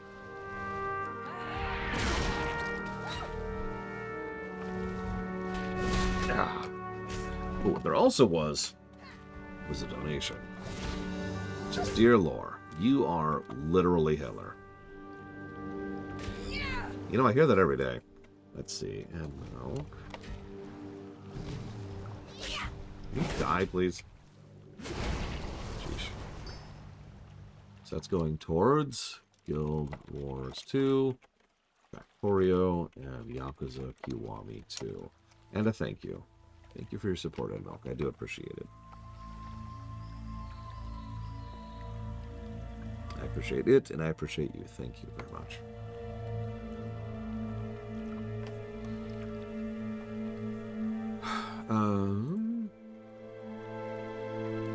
I need to look up why I like Tolbarad, because there were specific things there that made it more interesting, and I don't remember what they are right now. It was something about like how the respawns worked and how progression worked and how you could actually take the zone. And, I don't know, it was fun. I did quite a bit of it. By myself, because everyone I knew who had played this game quit during Kata. Seriously, everyone I knew quit the game during Kata. It's the only expansion in all of WoW I played almost entirely by myself.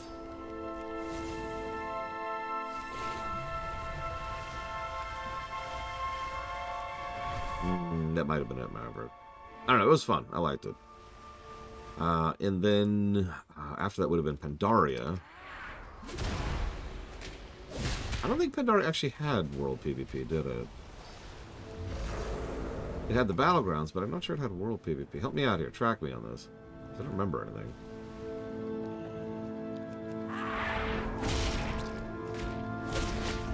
I mean, the launch patch of Kata was...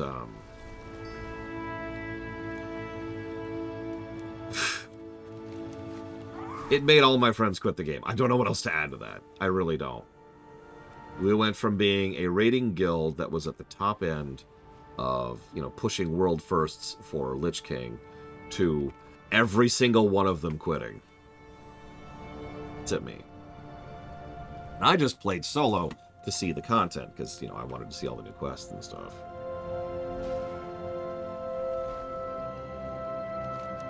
Would spirits sleep now? Oh, he picks up a rock and chews on it. Gordok tastes. Gordok knows where Earth has been. He raises his leg and stomps the ground. Look! And he looked at the imprint of his foot. Within the imprint, there's a perfect geological map of Nagrand, marked with the locations. Break them!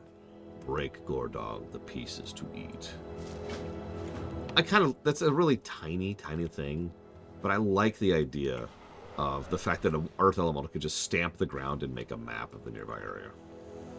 Akal Hector. No, ogre-sized poo. Oh, here we go. Please do not wash yourself in the sacred waters of the throne. You place this under the tongue and allow it ample time to dissolve. No, I'm good. The disturbance in the ebb and flow of the waters of Nagrand has greatly agitated the water spirits of Skysong Lake.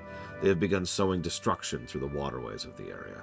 Watusun of the Water has come to us in a vision and granted us permission to remedy the problem, so long as the source of the disturbance is also dealt with. We'll get to the source, but you must first deal with the immediate problem. Roma Hect Gorda. See you. The Earthen Ring thanks you. The elements also give their thanks. Your continued efforts to cleanse our world are appreciated. Go on then. You're welcome, dude.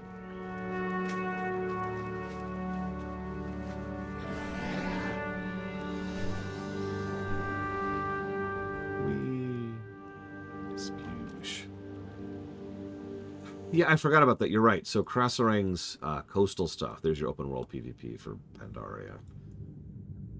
And that we'll talk about because it's some of the only rep stuff we'll be covering in this entire game. And it's a rare exception. So don't expect me to cover every rep in the game. But those reps were actually worth doing. Let's see. Then we moved on to Legion. Legion had the towers. That was it. Just the towers. I mostly did those just for gear. And let's see. After the towers in Legion was BFA. BFA had Warfronts. Although I don't know.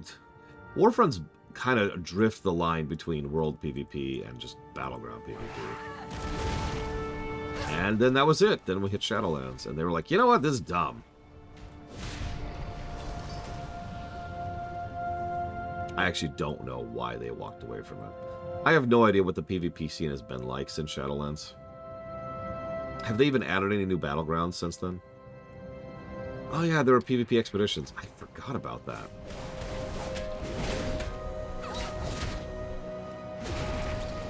Exactly, Magister. It's the same thing I did for the lore run. And I did it again, twice, for the sake of this run. I suppose there's War Mode. That's its own thing. For the record, I do like War Mode, and I have given it its own positive. I suppose I could talk about that while I'm here. So, War Mode. And yeah, I was thinking of the Isles. I thought there was like a thing for the Warfront when a Warfront wasn't active, but I don't quote me on that. War Mode. So I do like the War Mode idea. War Mode is opt-in PvP. It's exactly what it sounds like. When you have War Mode on, you're PvPing.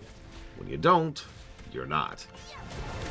If I'm being completely honest, I wish it was actually even more divided than that. Because right now you can still manually flag for PvP, and going into certain areas still flags you for PvP. And frankly, I wish there was just no possibility of PvPing at all if you didn't have it on. Just completely nope out of the concept forevermore. No getting tricked into it. No accidentally flying over the wrong zone. Just boop, and you're out. Turn off the PvP flag forever.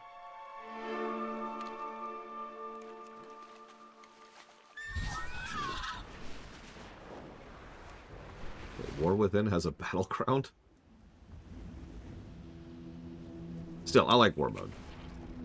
It's a good idea. It's a lot of recent WoW things are good, but should be better. Like follower dungeons.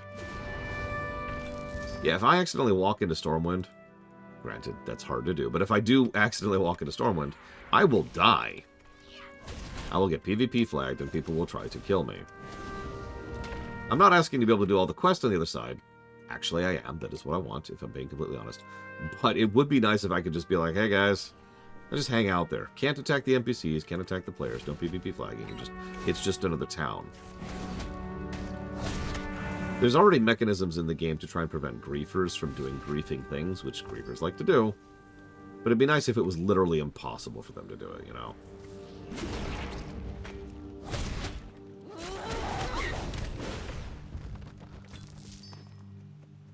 Pax does always find a way to kill me. Although Evo killed me recently. I'm actually saving that story till we get there. So I'm just saying this out loud to remind myself again that I need to share that story when we get there. Yeah, Envoy mode. You're just friendly. What's really sad is the tech has existed in-game for Envoy mode at least since Wrath.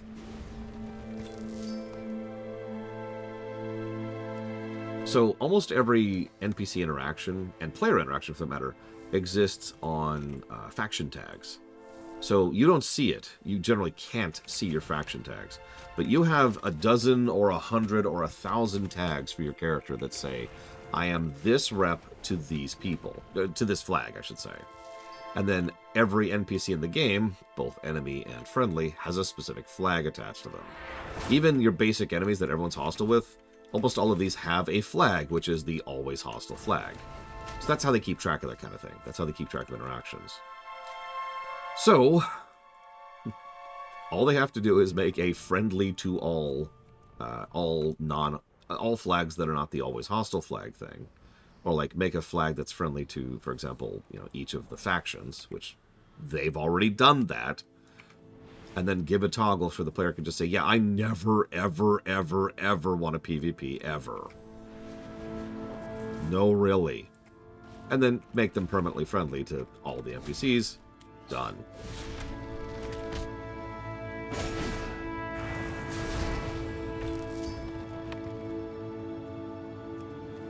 It's not the end of the world. Like, I'm not going to ding the game for not having that feature. But I would give the game a positive if it did. This freaking quest, I swear.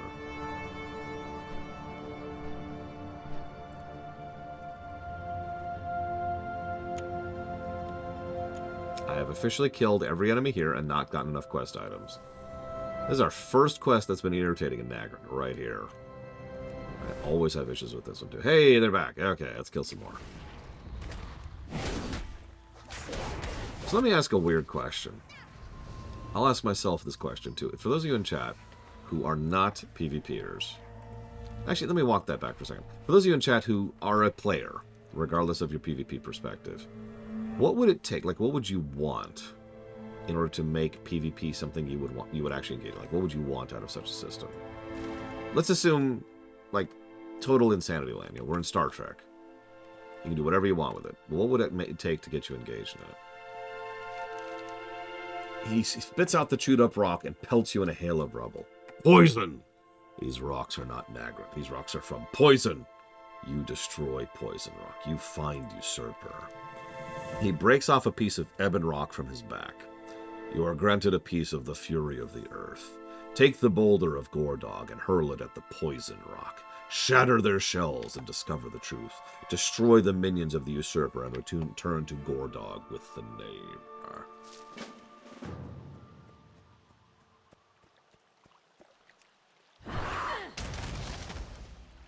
What? The Earthen Ring takes no pride in what was done. We do what we must to heal the land. So long. The wretched ones, lost ones, heretofore banished to the swamps of the Zangarmarsh, are seeking to spread their filth to other parts of the world. I have sought the wisdom of the Furies and gained their blessing.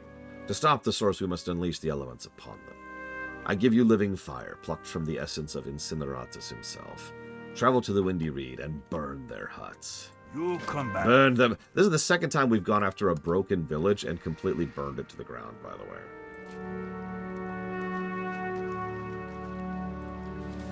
By the way, the talent we just picked up, Whirlwind does more damage, sure. However,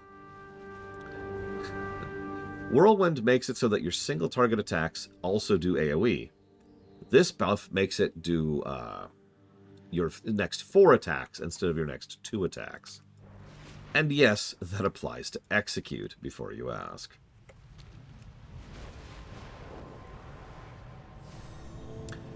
I actually have no idea, Lord Harrimont. There are PvP ratings, there's Battleground ratings, and there's Arena ratings. But I have no idea how that works out when it comes to actually queuing for it. I haven't done rated PvP since BC.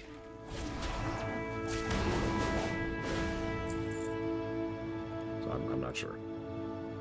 Luthor says yes for ranked, which would make sense.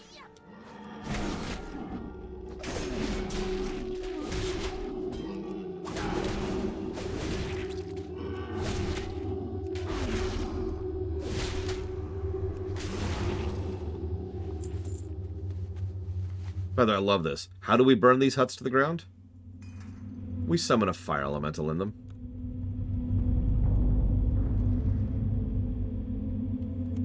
How appropriately shamanistic of an approach.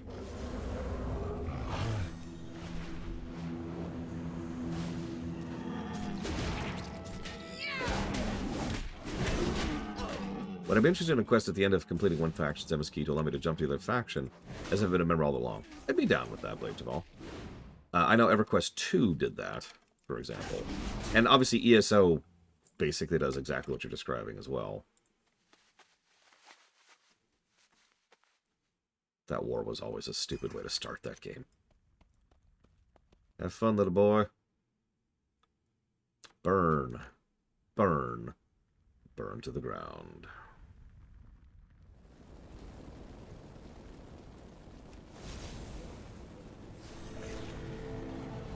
Yeah, no, I used to farm a lot of PvP in Legion because of transmog. I wouldn't do any actual fighting against other players. Not one bit. But, you know, it was PvP content, right? That counts, right? I also did a lot in Warlords. I just remembered I forgot about Ashun in Warlords. Ashun also was your open world thing. I did a lot of that. And again, purely for cosmetics.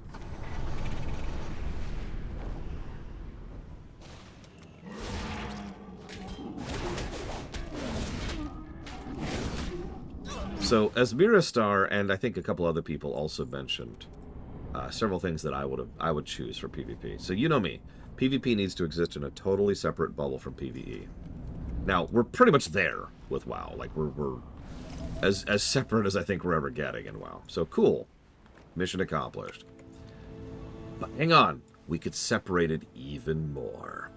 Let me share with you that something that another game did. You may have heard of it. It's called Final Fantasy XIV. Final Fantasy XIV hired a separate team of people who were, you know, people who were good at competitive gameplay. Yeah, I'm PvP flagged now, by the way, because I accidentally flew over the wrong space. And that completely separate team came up with completely separate everything. I mean, the battlegrounds still exist, but they came up with a new arena mode, which is cool. Called something. I don't remember what it's called. It's called something or other. It's cool, whatever it is. Go away. It's called Wings of Death. I don't remember what it's called. Don't look at me. Don't look at me. It's called something else. The relevant point, Crystalline Conflict, thank you. But the relevant point is it's not just a whole new arena mode, because that's functionally what Crystalline Conflict is. Instead, they completely distributed the classes. So obviously some specs and some talents and some abilities are different in WoW, in PvP versus PvE, CC being the big one. But they designed completely new classes in PvP.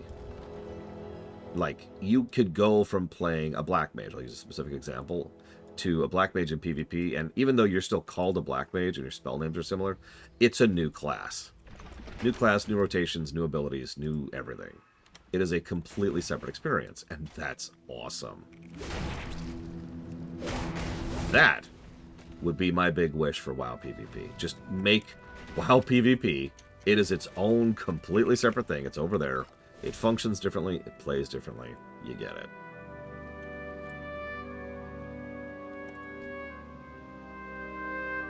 Yeah, that's actually another good example. Dark Knight, or yeah, Dark Knight. I said that right. Is another good example of that. Hell, is it Sage? I think it's Sage. Like, you know, the healer spec plays completely fundamentally different over PvP. Now, you say that I don't think it would work, and you're, of course, extremely wrong and literally Hitler.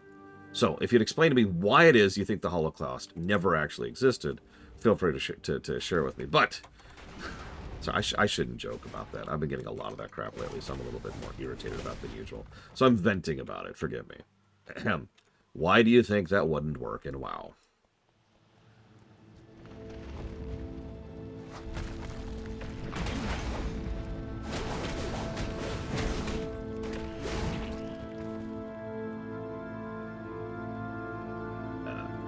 Okay, that was actually kind of close there. You can slide right off these things if you're not careful. Yeah, Plunderstorm was so successful, they've been bringing it back, for God's sakes. By the way, Plunderstorm is a good example of what I'm talking about. Plays completely differently. Over there in the corner, completely segregate. Ooh, am I done? I am done. Like, that's... I liked Plunderstorm. Legitimately. I hated it by the end because I was just grinding it out to max everything, but I did actually like Plunderstorm. Why not make it an evergreen standalone game? So, that's an interesting idea, but it probably wouldn't work economically speaking, because what you want is for people to have a reason to subscribe to your game and be playing your game.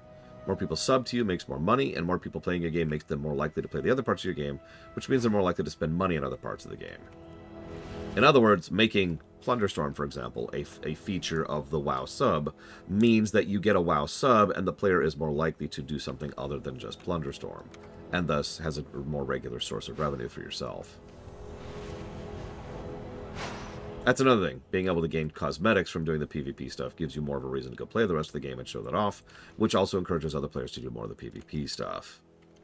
This is one of the biggest reasons why WoW Classic and WoW Vanilla, or WoW Retail, are part of the same sub.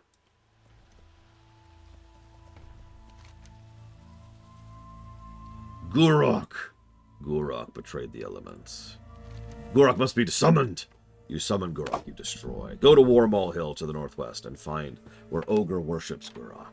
You put Ogre's skull from Warmaul Ogres on Gurok's earthen band. 7 skulls! Then, if you live, bring Gordok back Gurok earthen head. Gordog crushes head. He bites down hard, shaking the earth beneath your feet.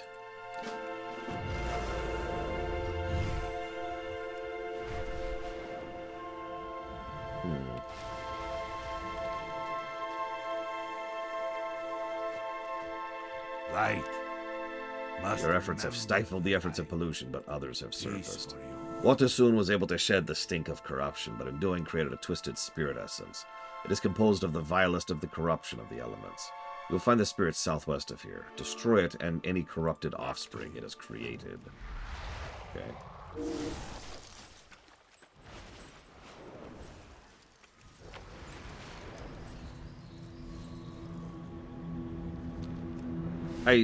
I'm going to disagree with you, Huthor, but you are correct. Switching jobs in FF is essentially like switching alts in WoW. It's very close to being a one-to-one thing.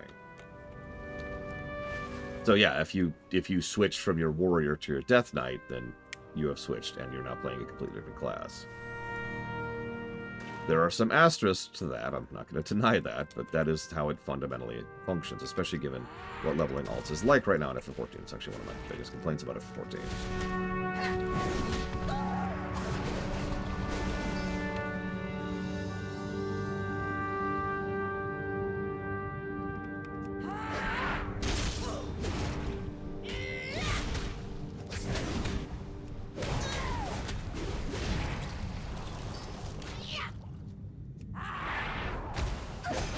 Either way, I'm just going to let you have this one, Huther, because I don't care that much. They're never going to do anything with PvP, and I kind of don't care. It's PvP.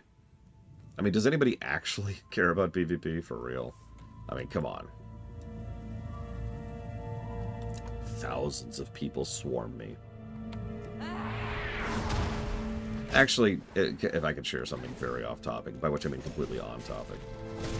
How many of you watch Carbot?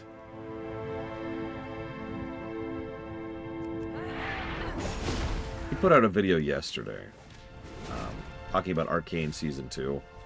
Don't worry, there's no spoilers in it whatsoever. In fact, I won't even spoil for it whatsoever. So, that was a weird bug. Let's try that again. Nope. Okay, let's just live with it. Yeah, the show has an end credits.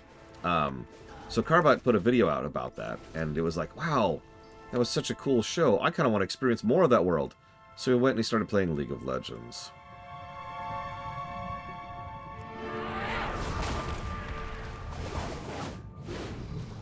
I don't need to explain the rest of the video, do I? But what really struck me was how accurate it was. Like, whatever you're imagining in your head, this man put time and effort and resources into really explaining exactly what a new player experience in League of Legends really is like.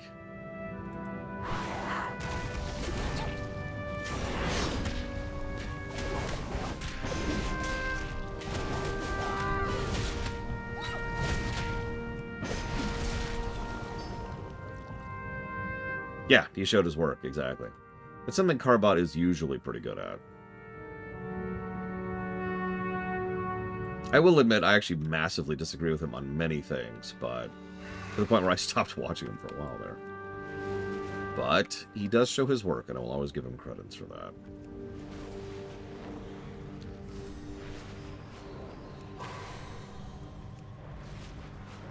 Oh, Jesus, Ross. Those poor, poor people. This is such a cool character. I should play as her. Ah! Okay, I'm done.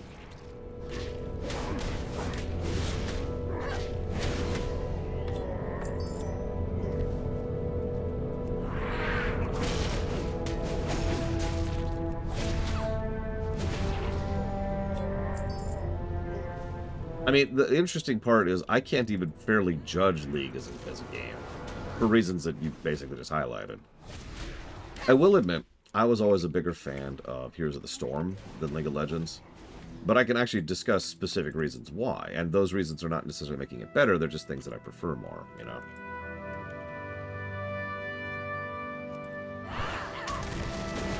Oh, God. One time, oh, I don't remember the game. Might have been Apex Legends. One time, one of my neighbors happened to catch me while I was just taking the trash out, and they're like, "Hey, are you a streamer?" I was like, "Yeah, actually." "Oh, cool. Like, do you play Apex Legends, or like, do you play League of Legends?" I was just like, "No," because that's what a streamer does, right? That we play competitive games mindlessly and endlessly while yelling at the screen. That's my job. Gotta throw the N-word in a few times, get that controversy thing up. Put the ukulele video out. I'm so sorry that I was a terrible person. Oh my god, oh my god, oh my god. Nope, yep, no, I was too slow on that. I couldn't remember where I put it. Couldn't remember where I put the damn button. That's on me. Yeah, so Here's the Storm. Let me explain some of the specific reasons why I like Here's the Storm. The game, regardless of the people. First of all, it's way more cooperative. There is a team level instead of an individual player level. This means that if someone goes off to do something else to help level or whatever, they're helping the entire team, not just themselves. It also means there's no competition around who gets the killing blow, because everyone who kills something gets experience from it. So that's awesome, and I like that feature right there. And that one feature by itself would probably make me inclined to like Heroes of the Storm. But then there's the second thing I like about Heroes of the Storm. It's far more focused on the map than the enemy team. One of the things... So I don't want to cast shade here in any direction, but League of Legends tends to be either 3-lane or 2-lane, And there's your maps, right? That's the stuff that people want. They want Final Destination, no items, right? That's what they want. And I understand why. I get it. It's because you want it to be about the players fighting the other players, and that's it. And when you have a basic map with really no real things to do in it, no design, no gameplay there, all you're focusing on is the enemy team. Cool. I understand that, and I appreciate that, but that is extremely boring to me. I like having a map where there's stuff to do, because I like map design. So when it comes to Heroes of the Storm, I really like map design. I like the fact that there's stuff to do. I like there's mechanics, and there's gimmicks, and there's recovery features, and there's capture the points, and there's give gold coins to the guy who will shoot cannonballs at the enemy. I like the fact that there's all kinds of cool things with empowering your side. Yes, just, I love all of that. I love the map design in Heroes of the Storm. So that's two things. By the way, yes, I understand that Heroes of the Storm, this year actually, implemented a 2 lanes, no gimmicks map. Anyways, moving on. Just nothing further to add to that. Yeah, exactly, Maverick. Like, there's still some team gameplay there, but, like, I could functionally ignore the other team for the most part and still have fun playing it. And that's what I enjoy, right? Like, I enjoy playing the game. What am I up to? I only have 2 skulls. But yes, Heroes of the Storm has slowly been becoming more and more League of Legends, and I do think that's a mistake, to be clear. Not because I dislike League of Legends, but because Heroes of the Storm should be its own thing. It shouldn't be trying to compete with LoL. First of all, it's never going to succeed. LoL is such a giant that's been entrenched for decades at this point. You're not going to win that fight. Decades is probably overselling it, but it's been over a decade at this point. It's like, I'm gonna make a brand new burger chain. I'm gonna compete with McDonald's. No, you're not. No, you're not. Don't even try that. No, be your own thing. Do your own thing. Cross-pollinating is different from just straight up copying something, you know. But I am getting off topic. So, well, there was a third thing I was gonna bring up. Oh, it was the way that they do power progression. I really like how they do power progression in Heroes of the Storm. The idea of the talents and the choices as you're progressing and deciding on your ultimates and deciding on your build was something I found engaging and I enjoyed every given match. And I didn't have to worry about things like gear or synergies or going and reading a walkthrough before I even start the match so people won't yell at me for using the wrong build. Stuff like that is the kind of stuff I liked. But there's one last thing I liked about Heroes of the Storm. I don't actually know if this is in League of Legends, so I say this in ignorance. But one last thing I liked about Heroes of the Storm was how weird and wild some of the characters could be. Anyone tell me right now who my favorite hero to play as in Heroes of the Storm is? Still, to this day.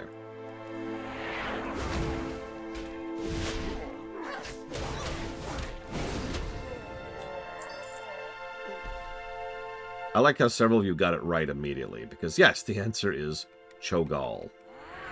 For those who don't know, Cho'Gall is a 2-player hero. You do actually have to have another player also select Cho'Gall.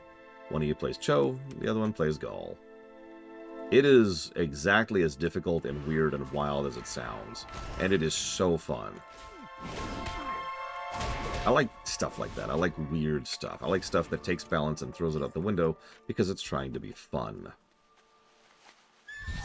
And Heroes of the Storm had quite a bit of fun to it.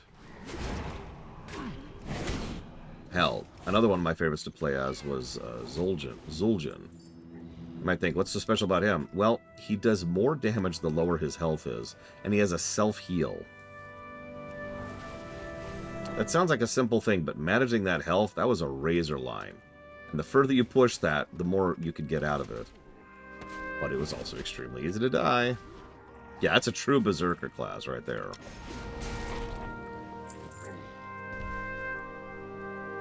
And of course, Abathur, I would be remiss if I did not mention Abathur, who barely does any fighting in and of himself. He just buffs and spawns things for other people to deal with. But he was also awesome. And there's Narset, one of my favorite heroes in Heroes of the Storm.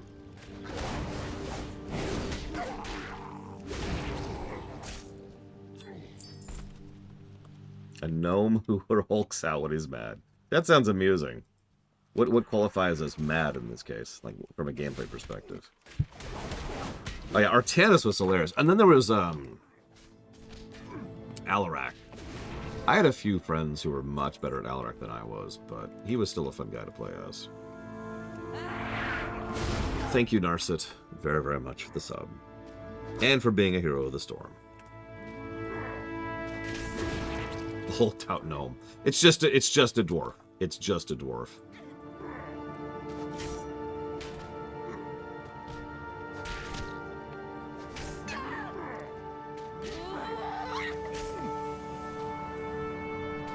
Heaven's Vault, Persona 3R, and Dungeon Siege 2. You got it. Thank you again, Narset.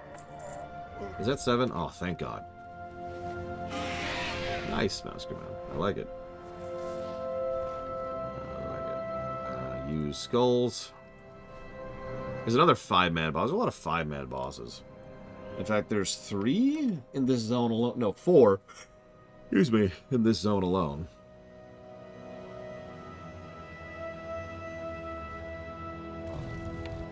Yeah, that's what was requested specifically, Europe. I was not asked to review Warcraft 3. I was asked to review Azeroth Reborn.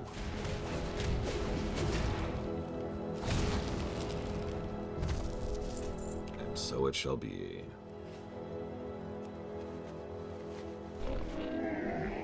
I was looking into it. It is actually different in several ways, regardless of the textures. Like you.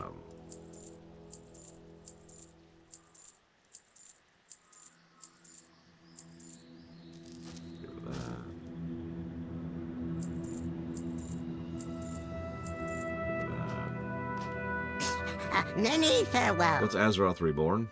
It is Warcraft 3 in StarCraft 2.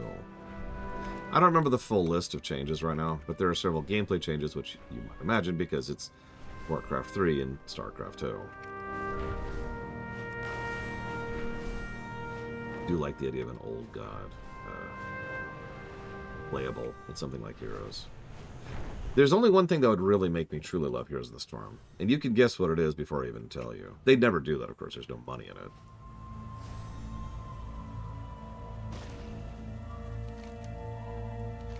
Gordox chomps down on Gurok's earthen head, nearly disintegrating the stone formation. Gurok's reign has come to an end. The earthen elementals are free.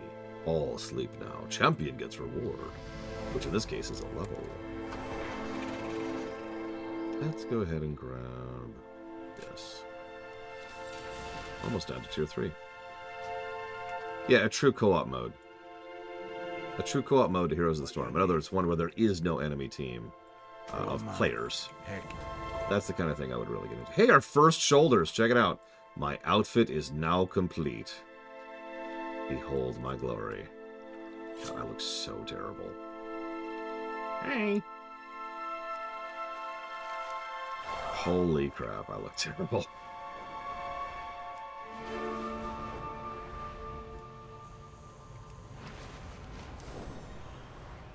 Okay, just the one quest chain left, and then we'll do the orc stuff. Yeah, exactly, as Mirastar. It's not like they couldn't, but why would they? They haven't even made any RTS stuff in how many years now? Oh, I could transmog at any point in time. I'm just choosing not to. Oh, I'm not doing this quest yet, am I? Or am I? No, I guess I am. Okay, okay.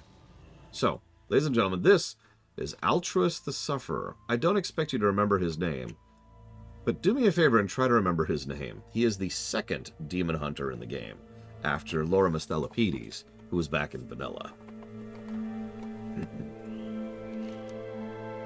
What do you see when you look to the west, mortal? Well, I see twisted steel and smell sundered earth. Do you know what I see? Yeah! I hadn't even picked up the quest. This shouldn't be happening.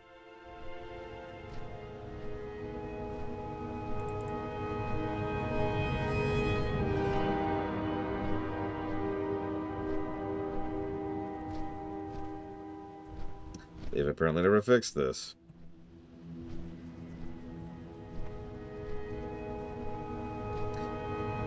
I've been kidnapped. I'm gonna have to do this again. That's the best part. What do you see? Ah! How serious did the elements in Azeroth and Draenor take a deal? Very, very seriously. There's very, very, very rare exceptions where a spirit creature of any type will actually try to renege on a deal. They'll try to manipulate, they'll try to twist, they'll try to alter, but they usually keep with the deal. Now, here's the thing. In most fictional settings, the reason most beings tend to keep to deals is because there's a concept called rules magic, which is exactly what it sounds like. You do a programming code in the reality, and that code then applies. So if I'm like, hey Maverick, as long as you don't look at your phone for 10 minutes, I'll give you $15. Shake on it. So even if Maverick like glances out of the side of his eye and sees the phone, the program will instantly kick in and be like, fail state, and kill it, right? That's rules magic. It's a really, really, really dumb example of it, but we're going to go with it because it's the one I came up with right off the top of my head. Yeah, genie magic is another way to put this, but it's rules. It's exactly what it sounds like. It is the rules of reality being like, hold up, hold up, hold up.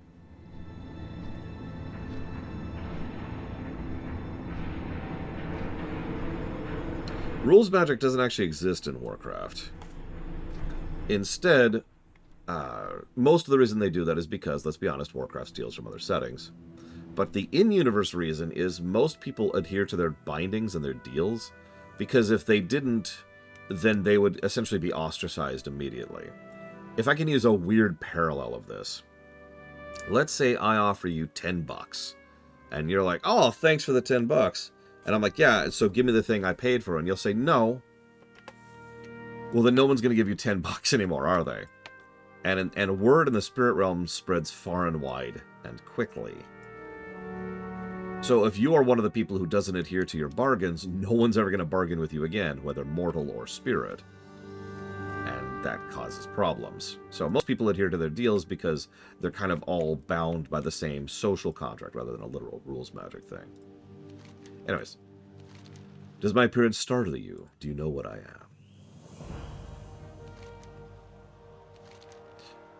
To be my eyes will require some diligence on your part. The Thrandumus will take you through the Legion camps, but you must catalog everything you see. Even the smallest detail that you think may be inconsequential could be useful for our purposes. Primarily, I want you to note what structures are in the camps and the defenses. Well, yeah, and there we go. Exactly, Blademaster. No, that's exactly where that stems from. But as Takoida points out, that same concept probably should apply in real life, and Turbo doesn't. I don't know what to add to that. While we're going, let's look at Bragwin's transmog. Let's see here. Oh, and G-pose. There it is.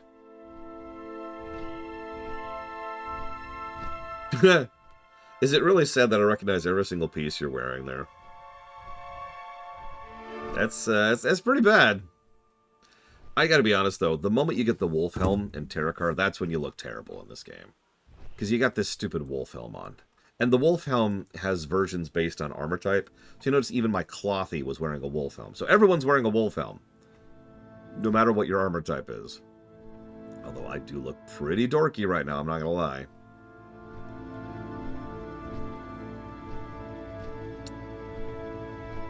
Yep. This is the same thing. Oh, hey, it's Rethedradon, the Subduer. God, do you remember the dailies? We were doing these dailies every day. For weeks. I was thinking about how many negatives to give each given expansion for rep grinds. And ironically, as I sat down and thought about all the rep grinds in BC, I realized that BC's rep grinds weren't actually all that bad. Oh, they're bad, but like comparatively, obviously vanillas are the worst, but that's off the table. If you think about some of the much worse rep grinds, like, I know this sounds like a weird one, but Legion! Legion had some of the worst rep grinds in the game, in my opinion, and pushing through those was a colossal pain that I hated doing on every character I did it with. Ugh. Okay. So I surveyed the Forge camp. Cool. That was his freaking quest. Excellent work. We now have a point from which we can plan our counterattack. So I'm going to grab that quest and run away before you kidnap me again. As long as the transporters stand, nothing we do to the forge camps will have any permanence. We must find a way to destroy the Legion's structures. I need time. If you could keep the engineers and tinkerers busy, it would greatly slow their progress, buying me the time that I need. Ugh. Yeah, exactly, Minister. Honestly, screw Legion reps. Just screw them right in the ear. There is one Legion rep we will have to do for the sake of this run. The good news is I've already got pieces in place to help mitigate that. The bad news is that it exists at all. Negative to gameplay. Come on. Come on. Come on. There you go. Good boys.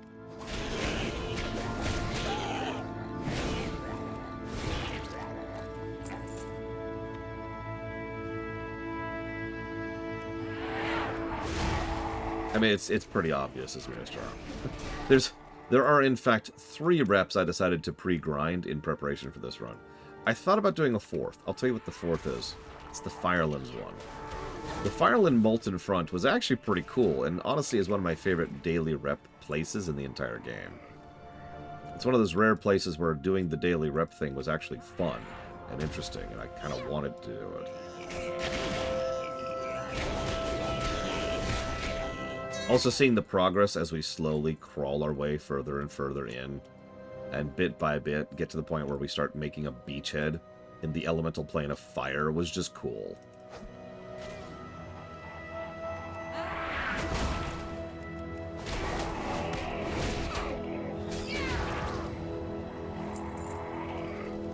Yeah, Kata did a lot of world progress stuff.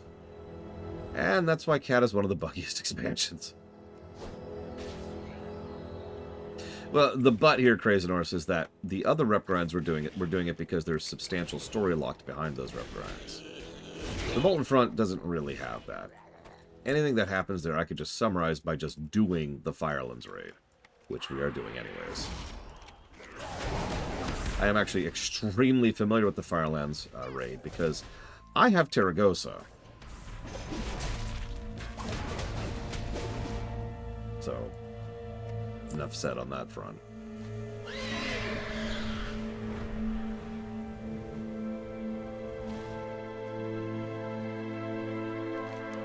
As I suspected, there's no conventional means of destroying Fellsteel. All's not lost, however. All forge camps have a master planner. The master planner dictates what types of structures are present at a forge camp, and each structure is situated. Moreover, this information is kept on a set of blueprints the planner carries around on their person. We need the master planner's blueprints. Armed with such exacting information, we should be able to persuade an acquaintance of mine to lend us some assistance. Go find the Moarg planner and take his blueprints. He'll be stationed behind the forces. So yeah, these are the Moarg. As I've mentioned before, the Legion is quite technologically advanced in addition to magically advanced. It's one of their big advantages. They have a high tech level and a high magic level. I mean, they have giant golems fueled by souls. I don't know what else to add to that.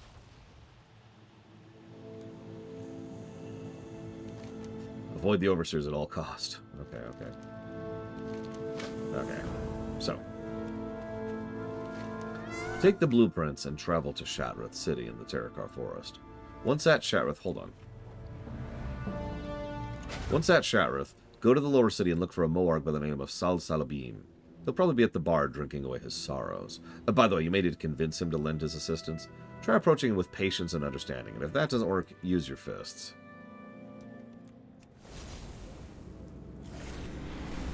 Interestingly enough, they kind of don't, Blade Duval. But I guess that gets into definitions.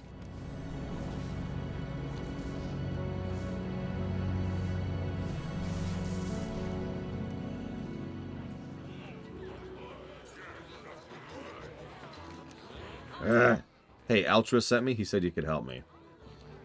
Ah, kill you. Ah, kill you. Ah, kill you. He's actually an elite. Holy crap. I didn't know there were any of these survived the great elite purge.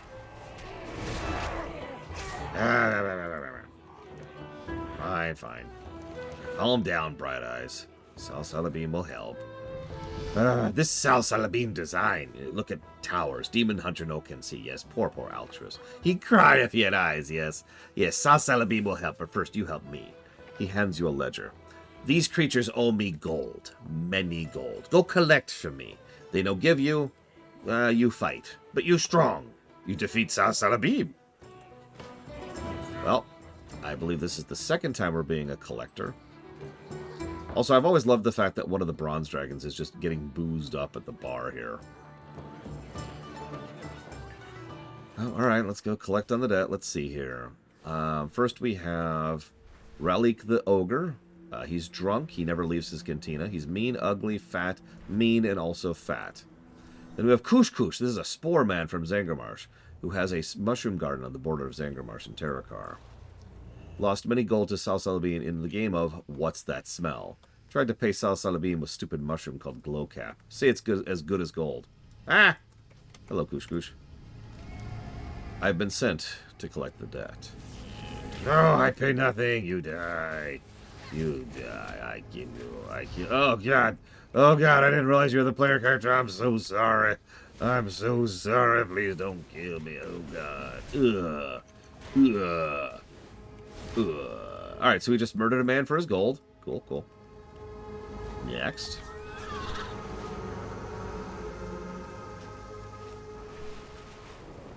Loon, Arakoa. Lost many gold to Sal Salabim. Sal Salabim killed Birdman for not paying. Now, Ghost Birdman walks in northwest part of the Bone Wastes. You already killed him for not paying his debt, and you want me to go kill him again? Okay. I feel like I'm missing a step here.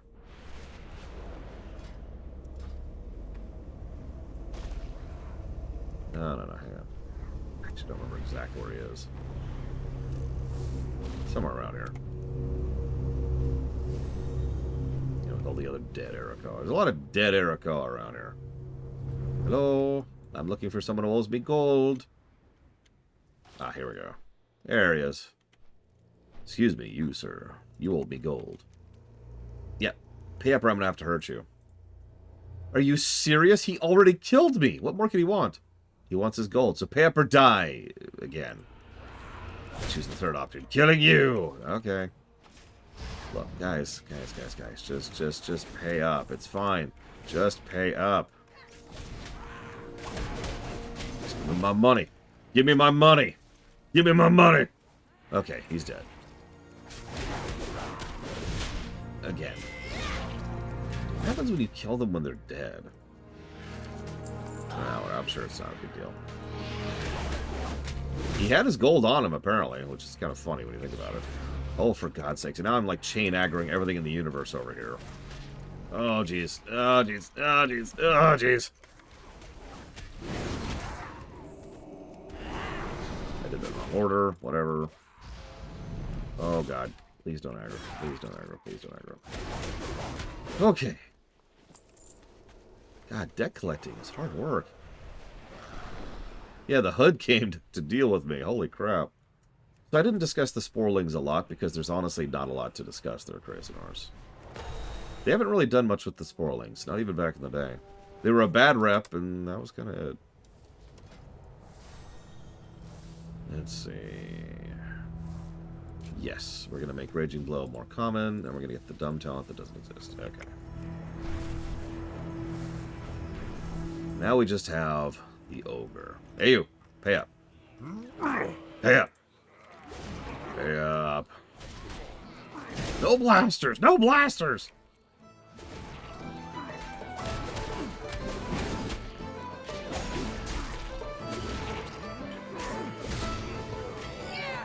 Wow, we killed all of these people. Okay. We are horrible. Now, deal is deal, but when Sal Salabim tell you, you not be mad, yes? He points to the blueprint. You see where the Fel cannons are? He draws an arrow. You turn Fel cannons around and use on their own structures. Wait, don't be mad!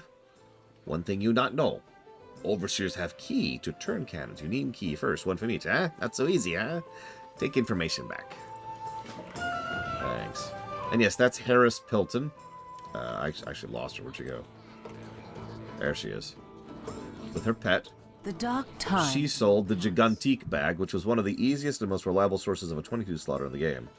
Then she sold the portable hole. That was a little bit more unreasonable. She also sells a bunch of jewelry, which does absolutely nothing, although I think one of them is part of a quest somewhere or something like that.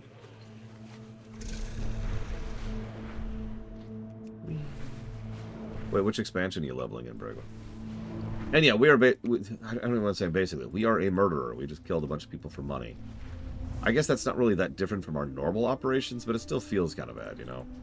I want everyone in chat to watch me dump all this Ashun sample, all these marks of Kill Jaden, and all of the rings. Oh, and the water breathing potion. Got her. There we go. I just want you all to soak that in. Oh, BC. Good news is, looks like we'll actually finish Nagrand before the break. I have to start deciding how many negatives to give this place. Let's see, I'm thinking a negative to brickwork, negative to music, negative to water coming from nowhere. Where does the water come from? Where is the water coming from? There's nothing up here. There's no source. There's just water. Okay. We're good.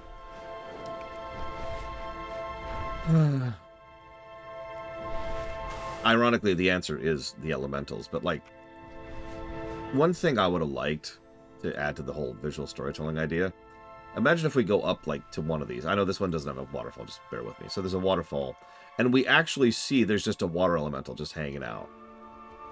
And like, because this is WoW, there's probably like a lawn chair and like a little pineapple with an umbrella coming out of it as a drink. And the elemental's just like whoosh, whoosh, whoosh. And if you talk to him, he's like, what? I'm on the clock. What? That's it. Nothing else.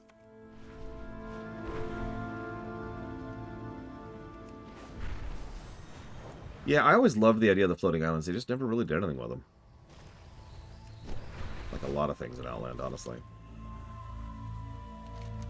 Of course, we'll use their own weapons against them. Gather your courage. You will need it to fight a 5-man boss.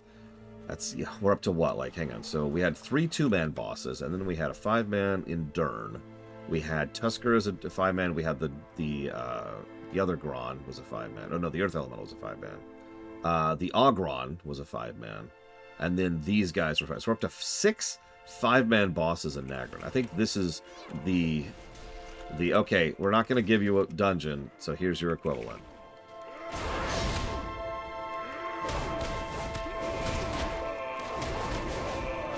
Well, you see, the answer to that, Crazy Norse, is shut up. Any questions?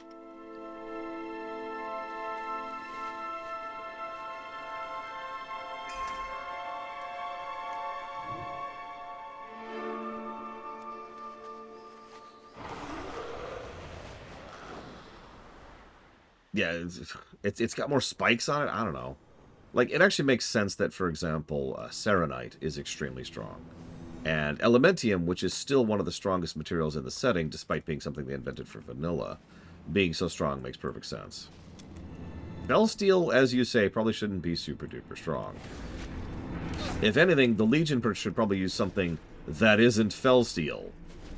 The Legion do need machines that can withstand tremendous amounts of heat and temperature and rigors constantly. So they should have extremely dense, extremely durable metal. Like, when you have a ship that's burning souls regularly, that ship needs to be built out of something solid. But Felsteel makes absolutely no sense for that. The best headcanon I could come up with is that Felsteel is the name for it, and it's not a literal descriptor. So, we did it! Woo! And that's actually it for the Alliance Nagrand Zone. Double checking. There's actually one last thing. I'll just talk about this briefly because I'm not going to do this. So speaking of lucrative quests that a lot of people like to do, there was a question up here. It was another 5-man question, so that's 7 now. And it's shared. It was relatively easy to do as long as you had a group. And you could just do it all in one spot here. And that's this right here. This is the Ring of such and such quest. There's a Ring of such and such quest in BC, Wrath, Kata, BFA. I don't remember if there was one in Pandaria, but there's been a lot of them. There's these arena quests, and it's almost always these two, Gurgthok and Woden, right? Also, Mogr the Ogre, he's from Warcraft 2. Dragonflight, you're right, Dragonflight does have one in the Honor and Plains. I forgot about that. Oh, I think I've seen one in War Within. But either ways, I'm not going to do it because the arena quest chain is extremely obvious. They summon a boss, you kill it. They summon a different boss, you kill that one. You summon another boss, you kill that one, and each one is harder and harder until you have to fight the Ultra Boss, who is actually pretty rough. Once you fill the Ultra Boss, you get a fairly nice dungeon-level piece of gear. So, lucrative, worthwhile, good exponent shares. This is decent. I'm not trying to say it isn't, it's just for the purposes of review, there's just not a lot of reason to do this on camera. So, unlike the padding of the Nessingwary quest, the arena quests are actually fine. We might do a couple of them because they have some good story to them. And again, the one in BFA is funny. And we'll be doing it anyways because it's part of a dungeon. But yeah, that's it. All right, let me check something on my review docs really quick. Yep, I am correct. So I should have been going up.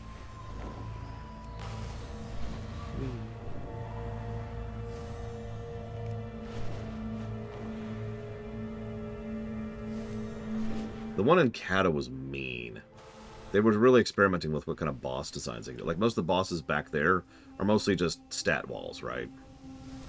The bosses in Kata were bosses. I might actually show that one off on camera when we get there. Assuming I can, it might actually beat the crap out of me. We'll see, we'll see. We'll play it by ear.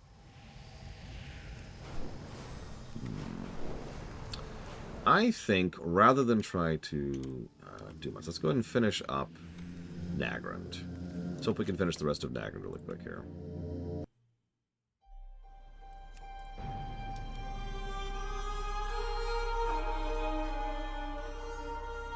Because we haven't actually done all the quests in Nagrand yet. There's one last chunk of quests here in the Garadar with these guys. So we must protect our home. Hang on. I'm going to not read any of these out loud yet because I'm just trying to figure out which quests I want to do specifically. Let's stop that. Ignore all this. All orphans. By the way, each orphan is named after a specific individual town. If you've been paying attention as we've been doing these zones on the Alliance, you'll notice a lot of these towns are burnt or lost or dead. So, what brings you here? There's the Safari one. There's the one to go to there. Blood and thunder. Dabu. We'll go ahead and grab that one. What do you need?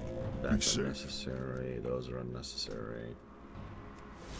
I think that might actually be it. Speak, friend. Let's go to the Throne of the Elements. I should probably stop being holy for this. Thrall Hall. That's the Merk Blood. Loktar. That's the For the Party. Magra.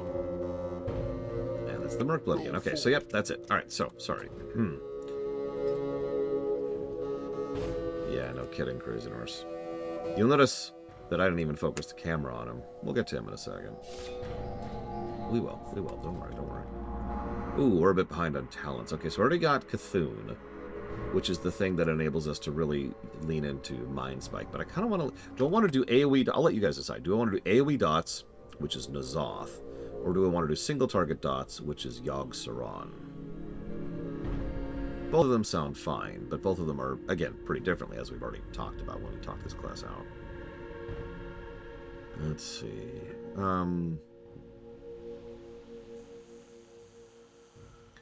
Let's go ahead. Do we have Shadow Fiend? We do not have Shadow Fiend. Single target for questing? We can do that. Yeah, AoE is a little more useful for dungeoning, and I'm going to be healing for dungeons on this guy. So, okay. Let's pull down that. Shadow Over Pain has a 6% chance to create apparitions towards all targets afflicted by vampiric touch. And crit strike is increased. I'm also going to grab that, which is our passive life 3. And now I'm kind of done with the left tree. I don't really need anything else over here. Not for the build I'm going for. We'll go and grab that. And just turn our Mindbender into a slightly better thing. Alright, so let's read the quest I just grabbed. There's only 2. I think... So Great Mother says we must press on and serve our people. She says we must serve as an example for Garrosh to show that life goes on. I have many matters to attend here, especially with the Great Mother having taken ill. Would you do me the honor of helping one of their matrons? Several days ago, we sent a funeral procession to the ancestral grounds, and they've yet to return. Will you go and search for them? They took the western road out of Garadar. Oh, here they are. Loktar. Thirsty orcs, blood elves. Of those original, only 30. Oh, 30, sorry, that says 30, not thirsty. Orcs are thirsty, if you know what I mean. 30 orcs, blood elf.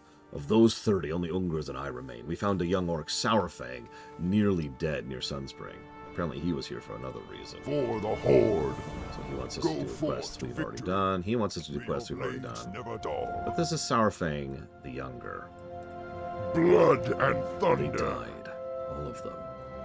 As the Merk bloods cut through us, something took hold of me I can't understand. Have you ever felt a rage so great that it burns the whole of your being? A heat that wilts the living? A heat that incinerates the blood in your veins? That's what I felt. I was the last one alive. 30 of them surrounded me, Merk bloods. Or nothing beyond that vision. I blacked out and awoke sometime later. Dabu. Now, this is Sourfang the Younger. Remember him for later. He's going to come up in 2 future expansions. Well, we're going to cover for him right now, but just keep him in mind there. The other quest is... I have escaped certain death, surviving a cowardly nighttime attack by boulder-fist ogres on my village. But I ask you, strangers, for what? He points to Garrosh. He's refused to give us assistance. Ogres are rampaging through my town, and he sits here weeping into a fire. What has become of us? What will become of us? I sent a scout, Kilrath, to the village, and now the Bleeding Hollow ruins. Will you find him and give him your assistance? He's on the border of Nagrand and Terrakar. So, most of the quests are the same, but the tone is very different. The Broken over there in Talar, they're actually doing pretty well. The Alliance expedition reaching out to them and the reconnection with their Draenei brethren has put them in a pretty positive mood. They need some help with local issues, but they're overall doing pretty well. The Maghar are not. The Maghar have been here since Warcraft 1. They were the ones who were considered too weak or pathetic or terrible to keep from, or literally too diseased. I don't want to talk too much about the disease. Let's just skip that for just a second. So they were there because they were not a part of the demonic horde. They're most of the orcs that did not actually drink of the fell blood and partake in the demon curse. So they were left behind with no resources to speak of, no clan, and no nothing other than each other. And remember, Draenor is still a hell world. It's still a death planet. So they've had to band together to survive on Nagrand for 30 years or whatever it is at this point. Yeah, no, their weakness literally saved them, ironically. Then this... Well, I forget what they call it. But then...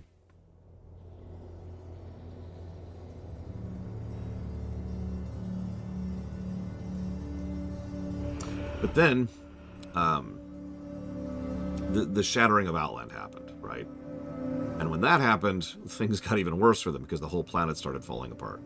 The good news is the Cenarian were able to do a good job of helping to restore Nagrand. Good job, Cenarian. The bad news is Nagrand is now... I kind of started talking about this in the Alliance side.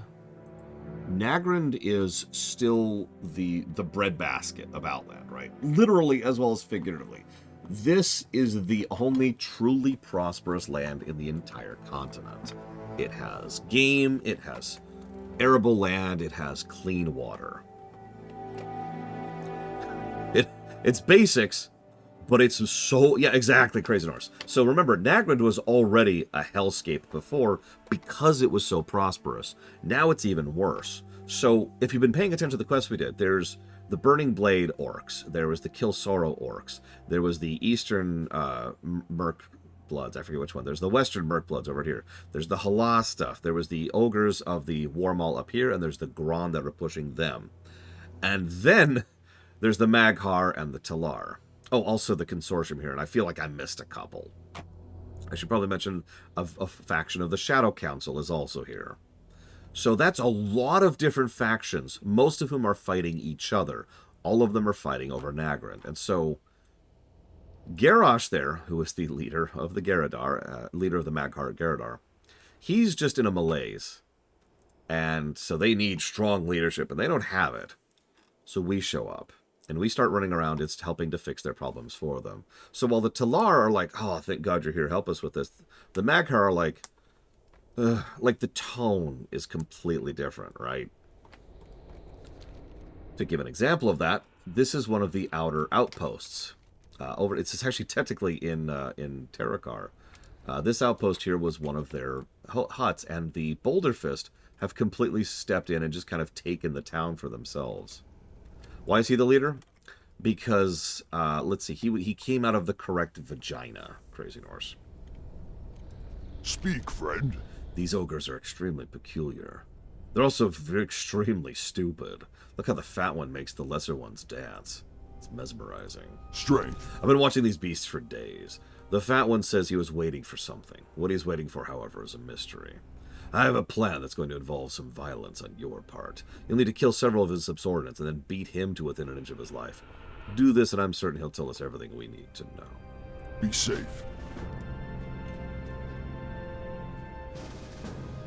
Hi, Maverick. So, let's kill some ogres.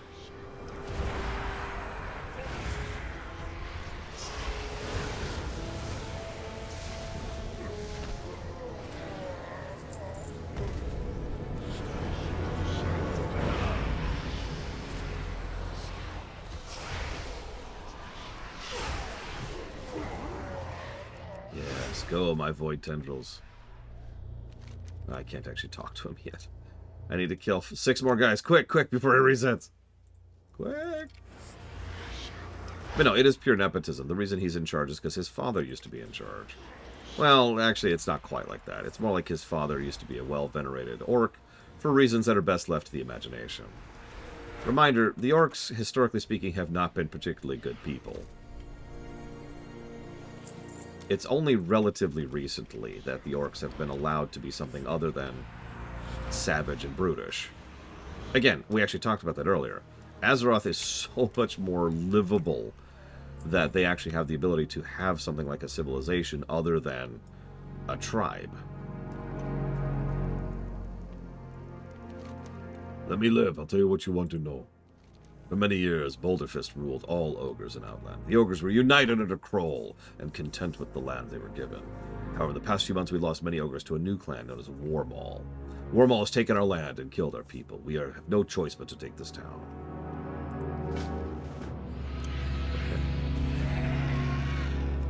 The clans have mostly gone away, yes. Some people still adhere to some clan or another, but like, ask a random orc in Orgrimmar which clan they belong to, and they'll probably look at you weird.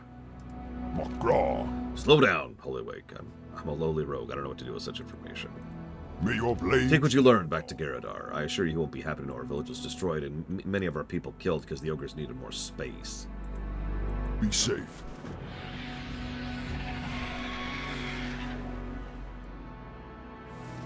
I know what you're thinking. Lore, hang on. You use your class mount on your priest. Why don't you use your class mount on your warrior?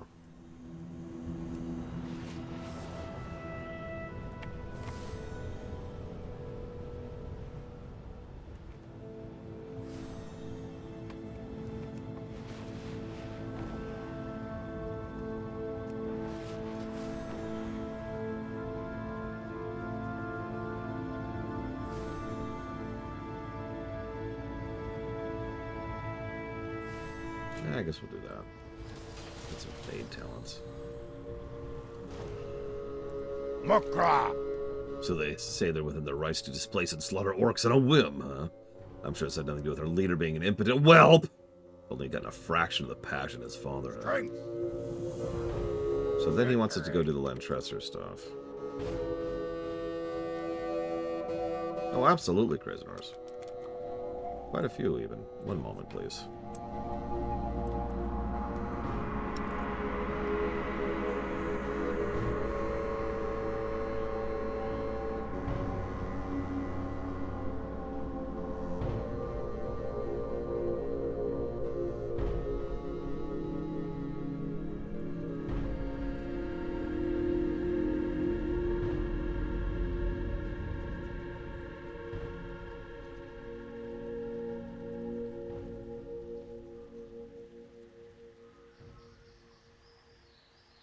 One moment, sorry.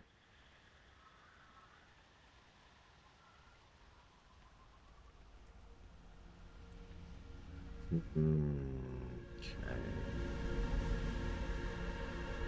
Speak. Farewell. I did this wrong, and that's my fault. I thought I actually lined this up correctly, but I am incorrect. For that, I can only apologize.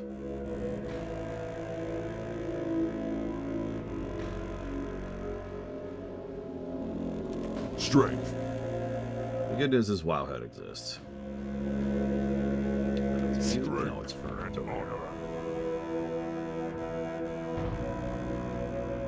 I mean, there's a bunch of ogres all over the place, but most of them are what I can only refer to as...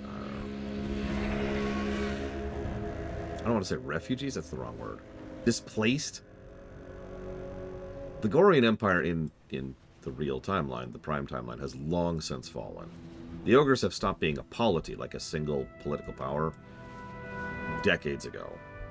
So most ogres are roamers or people who were, enslaved and then brought along with other militant forces.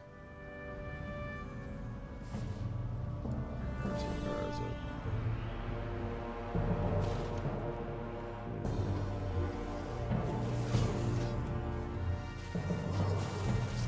Yeah, the Stone Maul are formally part of the Horde. Be a pretty easy way to make playable ogres right there if you wanted to go that route with it, I'm just saying.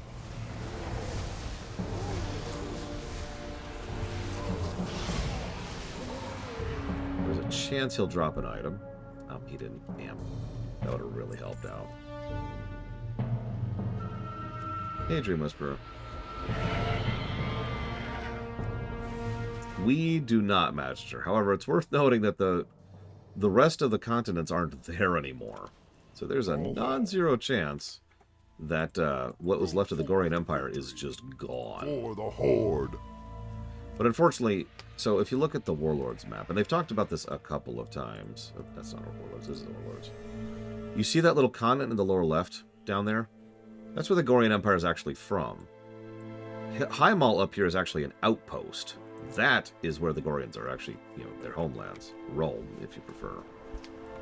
I bring that up because they've never done anything with that ever. And that sucks. Like so many other things, they probably never will.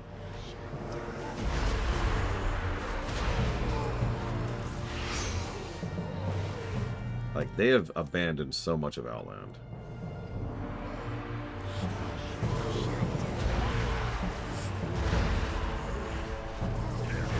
It's also true that there could be another floating continent out there in the Nether. May your blades never dull. Sorry, I'm not reading this out loud because we're just repeating quests at these points. We are helping the Magheart deal with their problems, is literally what we're doing. Unfortunately, some of these are quests I already did on the Alliance, and that's my fault, and I suck, and I apologize. And this is an escort quest, so I should probably go and start that escort quest over again. Because I forgot that that was an escort quest. He's even right here! Could you respawn, please? Well, shoot. I need to do this quest, too. It would be a bit of a retcon, and it would be cheesy, but honestly, I've thought a couple of times. You remember in Legion when we got peeks into other worlds? That was cool, and I liked that. And if they decided to have other pieces of Outland floating in, the Nether, that would be a way to introduce new worlds, right? New lands. And to introduce other things from the rest of Draenor.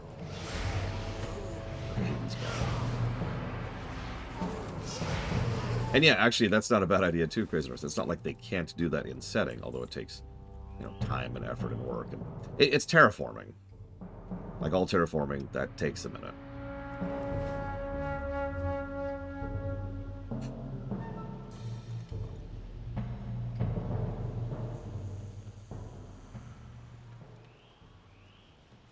Ah!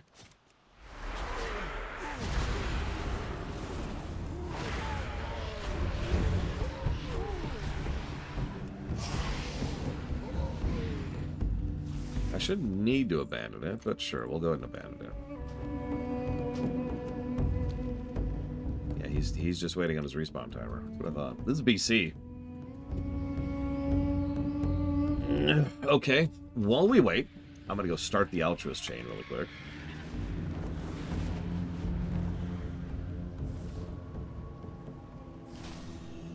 Try and do this quickly without talking to anybody. Quest, thank you. There we go. God, that would be interesting as Miristar. Also true, Mad Overlord. Very true. Hell, we could have some... I'm probably sounding very boring here, but we could have some quests that are all about, you know, trying to make sure that the terraforming doesn't go to hell, right? That it doesn't fail. Because you can permanently lose terraforming progress. See, what I'm thinking is kind of something in response to Huthor. I'm thinking something similar to what Asmiristar and Mad Overlord are talking about. Like, pull Outland to someplace safer. Like, literally drag it. Either make it a moon, or, you know, dump it into the oceans of Azeroth. Or maybe even not Azeroth, just another freaking planet, right? Like, there's plenty of planets out there, and most of them are completely devoid of life. So, it's not like we'd be, you know, invading anywhere.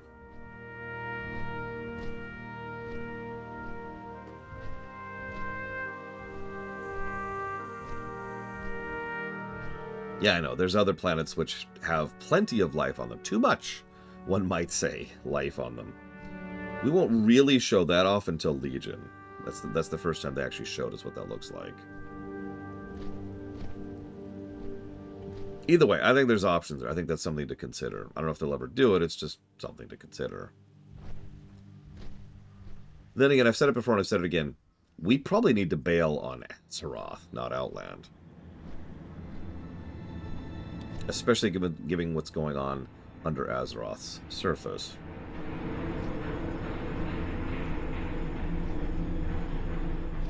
Like, if you remember, during the lore one of the story ideas we posited was the idea of having an entire story arc about bailing on Azeroth and fleeing to Outland as a major status quo change to the setting.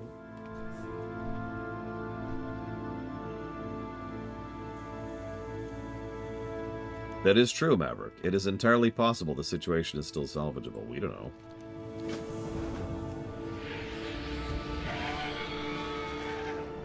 Like, there's a lot of question marks there, but for the first time in a long time, I have a feeling that the developers, or that is to say the writers, actually know the answers to our questions. I'm not saying anything, Brigwin. I'm pretty good at dancing around spoilers. All I'm going to say, though, is Zone 3 and Zone 4. Well said. I agree with you, Crazy Norse, which is a damn shame. I know I tend to come across as change for change's sake, but that's not really my mentality. Change can be interesting, and change can lead to new adaptions and new circumstances, new storytelling. I am, however, very anti-stagnation. Status quo is not something I find interesting the longer it goes on. You have to have some status quo. If you don't have any status quo, then you actually have a status quo, so duh. But if everything just stays the same for years and years and years and years and years and years and years, then we have a problem.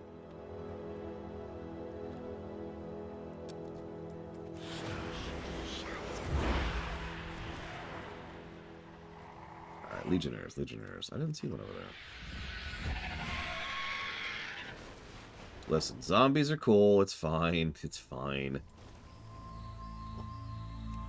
I've got it, Huthor. there's this thing called vanilla, right? And you could stay back there in the past with the rest of you. Sorry. I'm sorry. I'm saying this jokingly, but unjokingly, if they ever wanted to move off of Azeroth, that would be the perfect time and way to do it. Because Classic exists. So Classic stays on Azeroth because they're literally in the past. And Retail moves on. Because the story's moving forward in Retail. And there you go. Boom. There's your answer. Done. Everyone's happy. Everyone gets something they want. Win-win.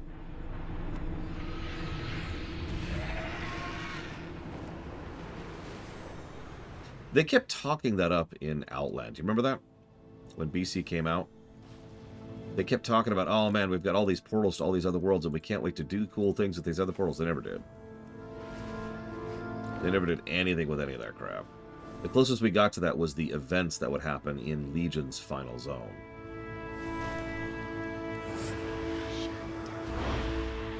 You can do this, Mr. Red, I believe. Oh, by the way, I finished the watching the highlight reel this morning. Very solid stuff, top to bottom. I know you hate doing those reels, and I know you think you're terrible, and I know you think you're awful, but all those things are untrue. You did a really, really good job. So, credit and props and gratitude. I am looking forward to releasing it tomorrow, actually.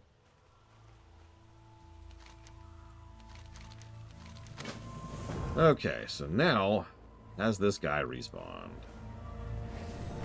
Hello. Oh, he's respawned. I love their aggro noise. Ugh. What are you doing? Ugh. What? Ugh. No, it is. It's a really high quality reel. The editing is really on point. It's probably, I'd say, the second best editing job you've ever done behind the head-on reel. And there's a weirdly large amount of good moments that you just did some really good stuff with. It's part of why I wanted the Mario reels to exist in the first place, because those are really solid streams, but you made a lot of that pop.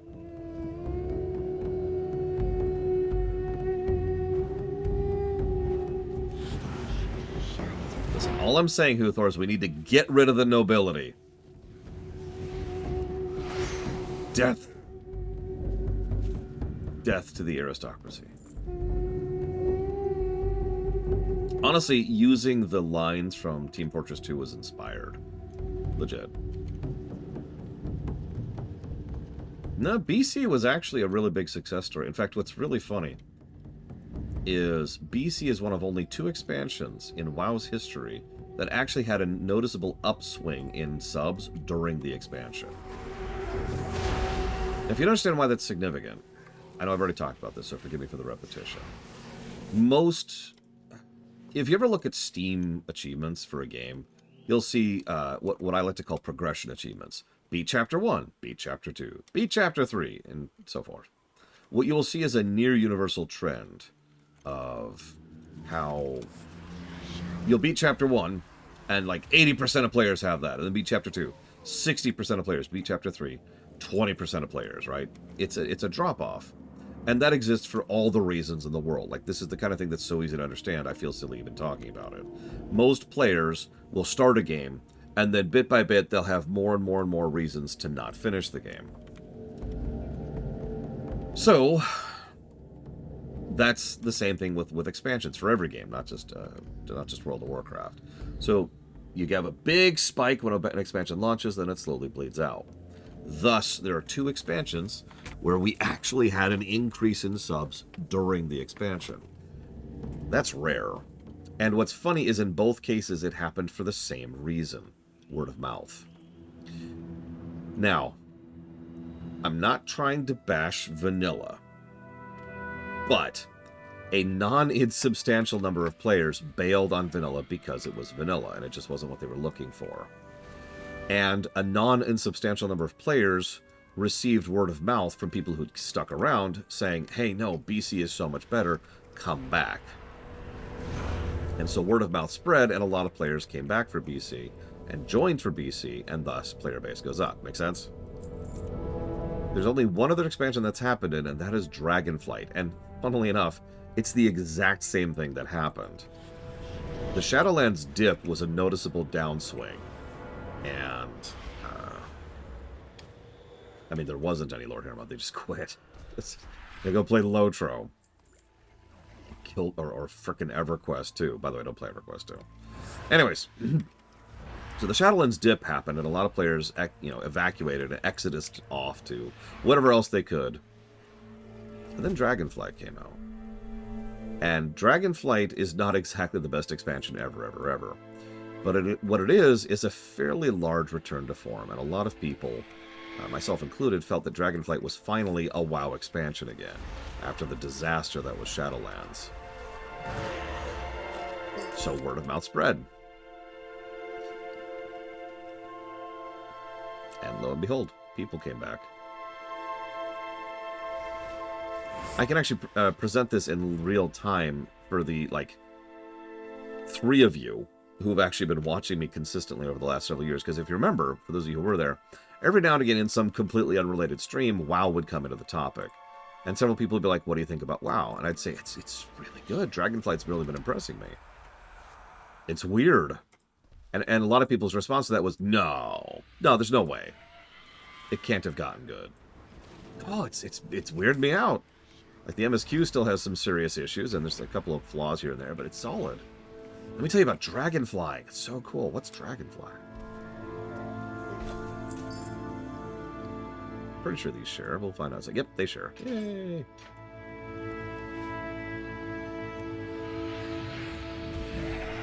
Yeah, pretty much for us.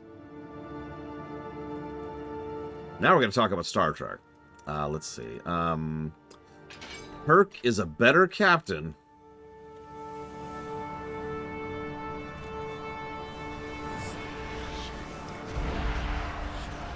That guy is just falling through the floor. We need to put him out of his misery. Then Spock! Well, now Savacom's gonna kill me. Thanks, Yara. Thanks. I think we're gonna do it inside.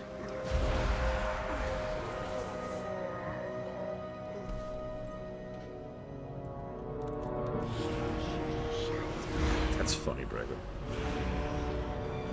I would say Eddington was overall a bad guy who had the opportunity to do good. I should also mention that Cisco was absolutely a bad guy during that arc. There really is no real excuse for what he was doing. They were just going for a cheap reference. Let's just be clear about that. We've actually talked about this a lot in a lot of works of fiction, where someone is making a reference to something else and doesn't bother putting in the work to make it work. For example, why are diamonds valuable? In this very game, in this very zone, in this very stream. Hi, Bragwin.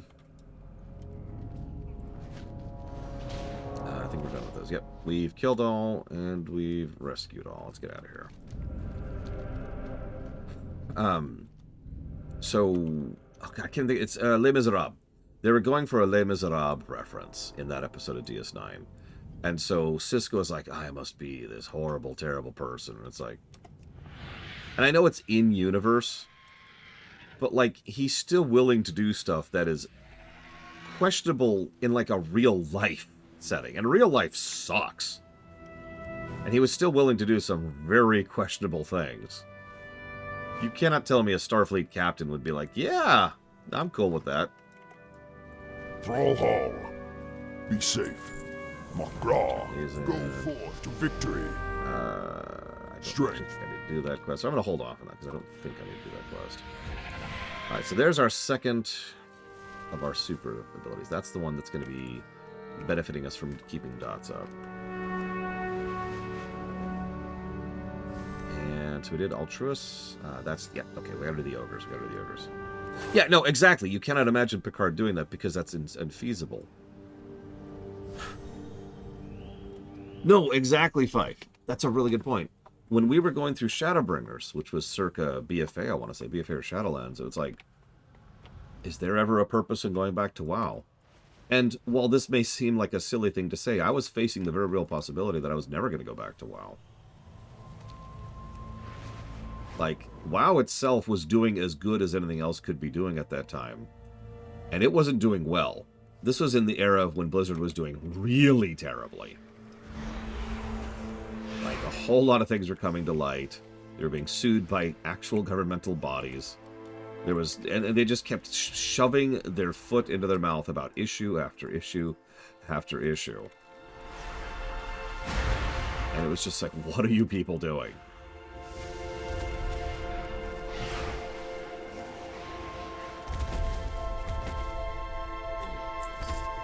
They did release Classic. It's honestly, several people have said this, and for the record, I agree. The release of Classic is probably the only reason WoW survived. It was facing a, I forget what it's called, but it's the collapsing bubble, right?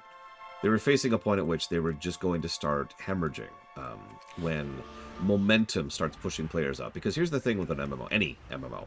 Once you've lost some players, that tends to make other players play the game less. Either because they've heard about what's going on, or because they were friends with those players, or because it's harder to find groups for things, or because there's less stuff to do with the economy, or because there's less people doing world quests, or there's less people doing, you know, weekly things, right?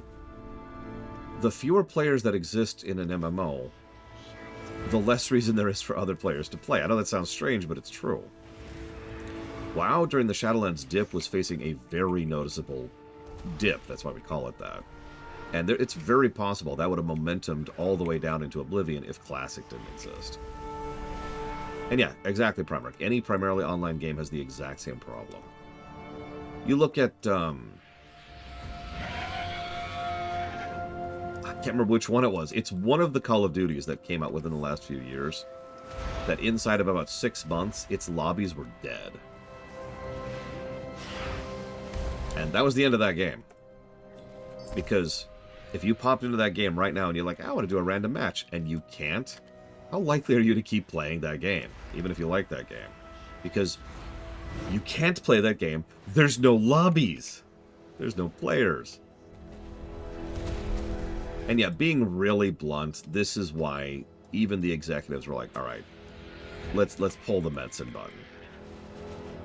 The one thing I don't know, and I hope to find out someday, maybe years from now, in like Metzin's memoirs or whatever, is I'd love to know why Metzin came back.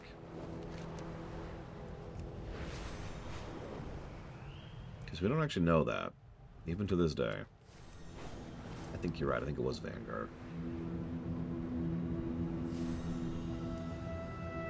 I mean, we could speculate till the cows come home, but we don't know the real reason. I do have one reason I could share, which is, I don't want to say it's objective, but it is a fairly solid reason why Metzin went away, and thus can help explain why he came back. Metzin was starting to have health issues, as most people are when they get older. That's normal. And he had, he had a kid, he had a family, he had a life, and he had been working, too much for too long. And he did what a lot of people did. He essentially took a sabbatical. He just bowed out and says, yeah, I'm going to go do like little side stuff for fun. And so he did like his little startup for his little D&D campaign thing, but like that's a hobby, right? And he took several years off.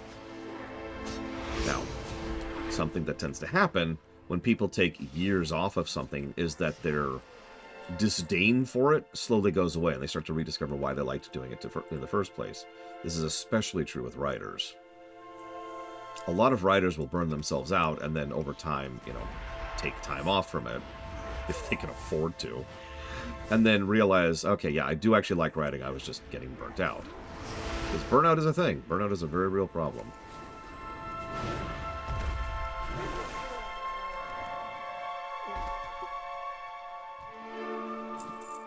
It was a pretty big chunk of time, Magister, yeah. So again, that may not explain why he came back, but personally, I'd like to think that that's at least part of why he came back.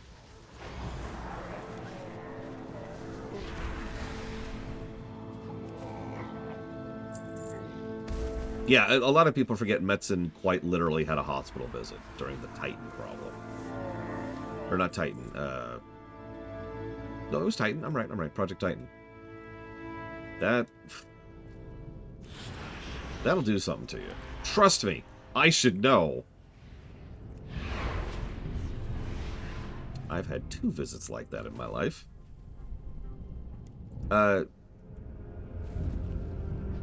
try to invite me via the friend thing, Spartan. Congrats, Bragwin.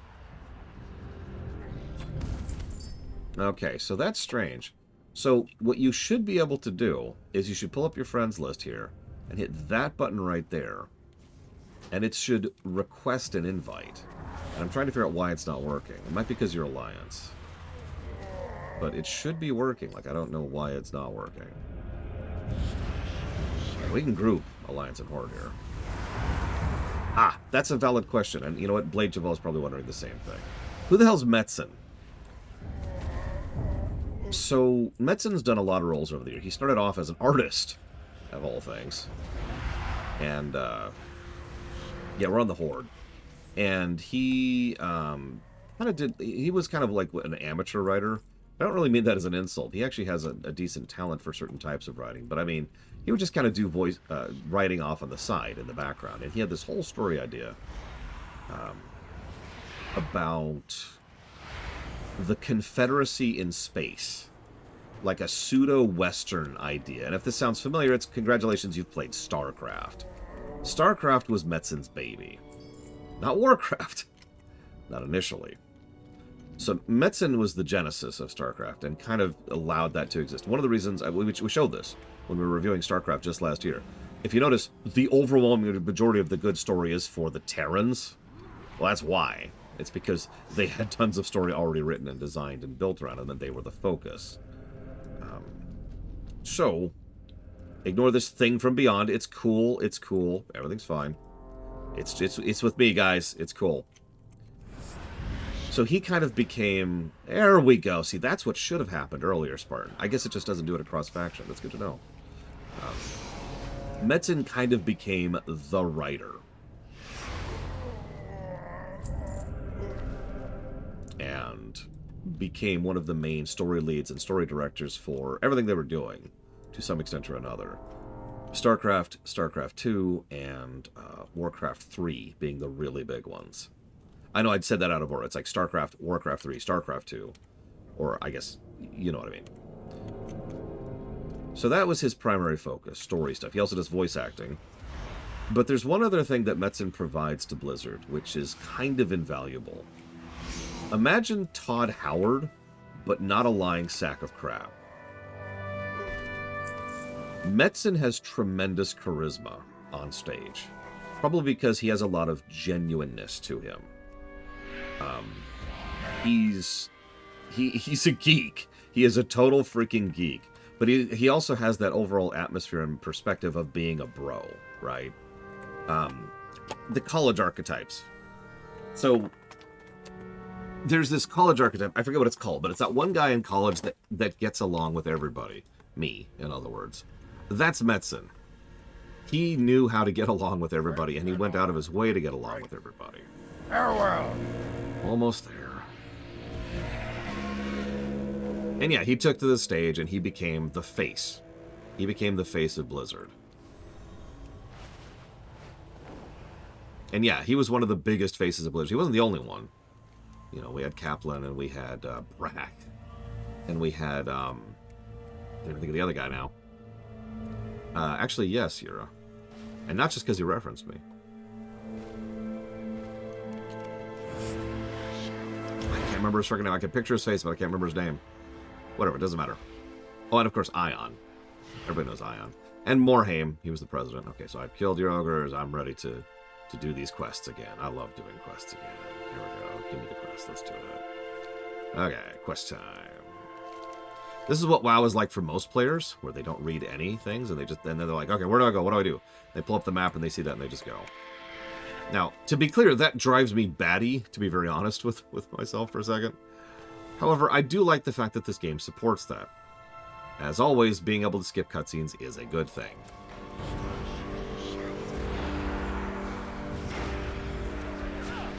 Who? Rain 36?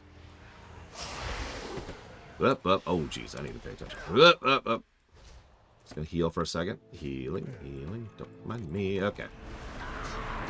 Pop this. We're gonna pop this. We're gonna pop this. Oh, it was literally over a decade ago, Euro. I don't even know where or how anymore. I couldn't possibly reverse engineer which one of his random live streams where he randomly mentioned some weirdo who was talking about FF6 a lot. Because that's what he did. He was just like, there's this dude who was like, FF6. And I was like, I'm totally with you. And that was pretty much the extent of it.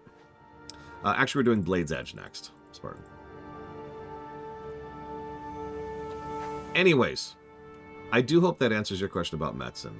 He is the director, producer, writer, and face of Warcraft. As much as StarCraft was his baby, being honest, Warcraft became his baby. Wait, they're adding new subclasses? Oh, that's awesome. I wonder which ones they're adding. Evan Jordan. Actually, yeah, Mr. Red. I don't even see this guy. Like, I'm getting some football player. So, I'm not actually sure who that is. I'm afraid. I'm sorry. I have failed you. Yep, time to talk about the ogres. Me ghoul, me kid. Me make the best dead orc sound.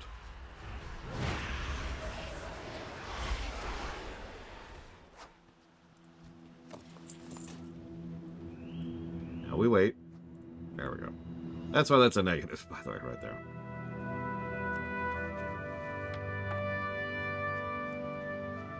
Kind of racing here, because I kind of like to finish this before the lunch break. This is so frustrating. Sorry, I'll shut up about it.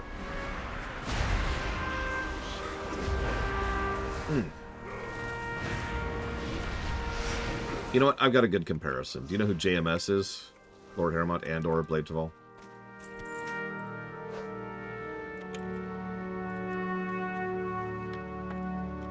Yes, I am streaming tomorrow to the 5 people who will be watching me. Which is funny, because we're going to be doing like a really boring zone. We're just going to be doing... No, we'll be doing Shadow Moon tomorrow, actually. So we'll be doing a great zone tomorrow.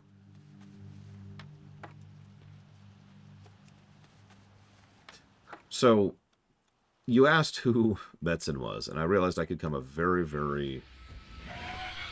Which one was that looking for?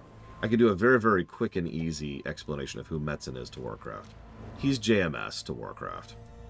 As JMS is to Babylon 5, Metzen is to Warcraft. Or at least was. And apparently is again. Hi, Bragwin. Blonk. Oh, this is recent. No, I missed that.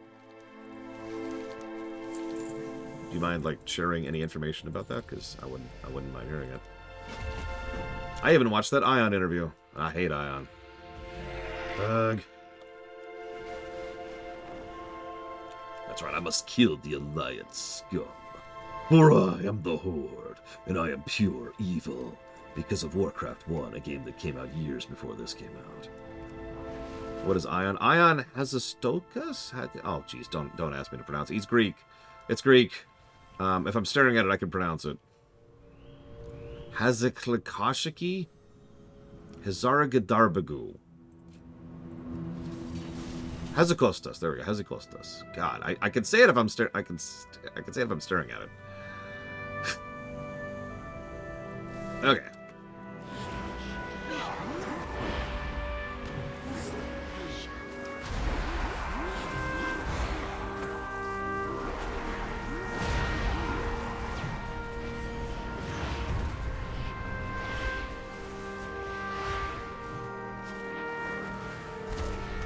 Probably Yura. I can't do pronunciations in my own language, never mind other languages. What's your name? Hargeflix.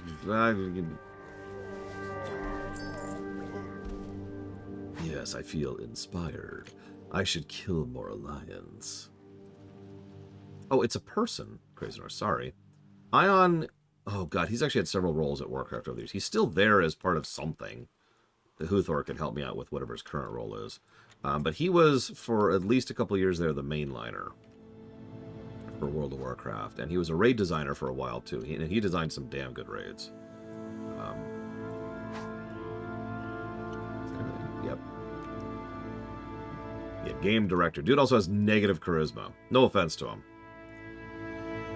Like, that's just a thing, right? frankly, most talented people do not have good charisma. It's actually really rare that we have someone who is, you know, a talented, you know, artist or singer or voice actor or whatever who also has some charisma to go with that.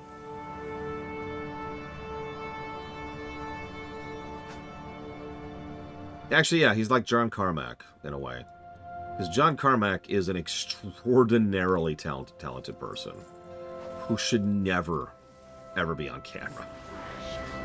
Ever. That's actually a bit exaggerative. I would say Ion is not as bad as Carmack.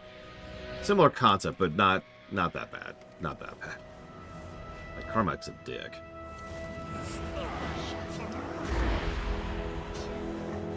Honestly, you know what a good comparison point is for Ion?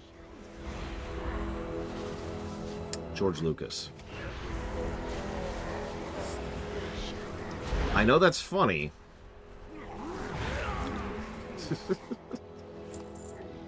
But really, I stand by that comparison because Lucas is talented. A lot of people tend to forget that, well, I guess I should say was at this point. A lot of people forget Lucas was legitimately talented. He was just talented at X, Y, and Z, right? And he was a severe introvert. Whoa, hello. To the point where he had trouble just talking with people sometimes, even people like off camera. Then you put him on camera and he just kind of... He has absolutely no idea how to present what's in his head.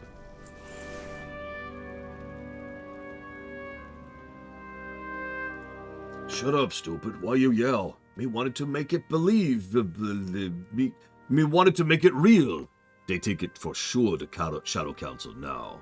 Oh, you so smart. Let's go do this before more come.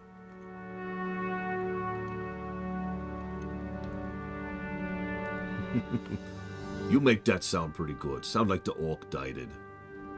There's one line they haven't said. I was hoping I'd hear it. It's something like, I was like the... Oh, there it is. It's right there.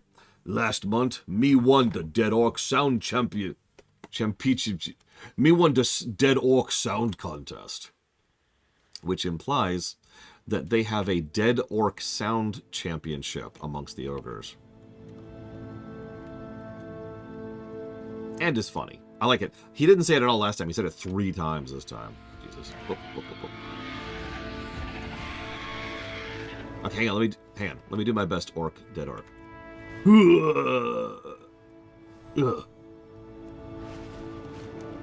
Judges, what do we think?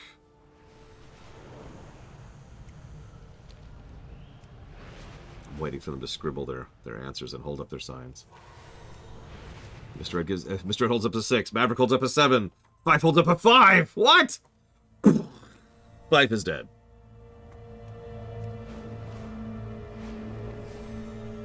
Lord Haremont holds up a 5.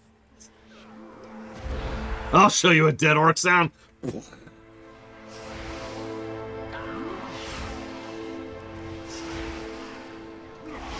But yeah, no, there's some world building here. If you ever wonder why the ogres were nearly wiped out of existence, the ogres weren't very kind to the orcs. They used to torture and kill orcs for fun because they're ogres. Okay, so okay, that should be done. We should, if I've done everything correctly, we should now be ready to start the last question. Let's see, a gnomish death sound. Hang on, let me get my voice correct here. No, woe is me, I have truly been slain. Oh, my life bleeds out upon the carpet, the dulcet red tones bespeaking the sorrow that bleeds from my rose-tinted heart. Loktar. Okay, so there's that turn in. So we bring the peace offering to Garrosh, and Garrosh says, "You waste your time, Blood Elf. Take whatever you desire from the crate. I nor Garrotar have need of your useless trinkets." For the Horde. Why does it matter? The Great Mother is dying. Life is not worth living. Strength. Oh? There's no follow-up quest, and that's not cool. Stronghold. For the Horde. I know we don't have to do Nessingwary. What do you need?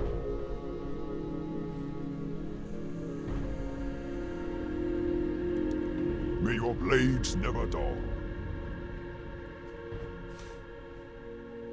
We did that. Oh, duh! I'm stupid. I'm actually in the middle of the other chain. Sorry. I actually even knew this. I'm on the quest right now. Moving on. He mentions when he returned properly to the studio, one thing he found was how democratized the creative forces have been. Literally, everyone at all levels were crowded, but conversely, it lacked a centralized vision. It actually does sound very familiar to Thor, yes.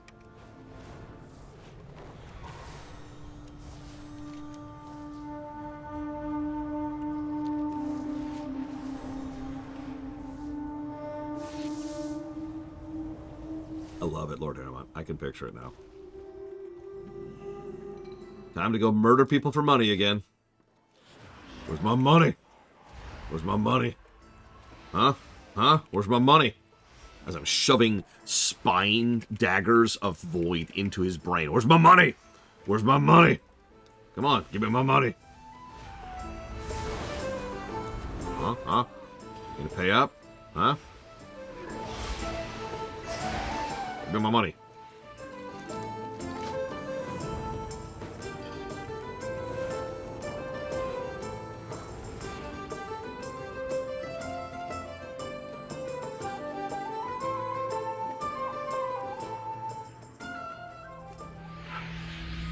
I would say the early Ogre stuff is exactly like most of the other early racial stuff, Grey Stars. Very basic and surface level. Blood Elves are evil because they're Blood Elves. Ogres are dumb brutes because they're ogres, and that's it. It wouldn't be until later stuff that they actually started fleshing out a lot of these characters and races. That's true across the board, I would say.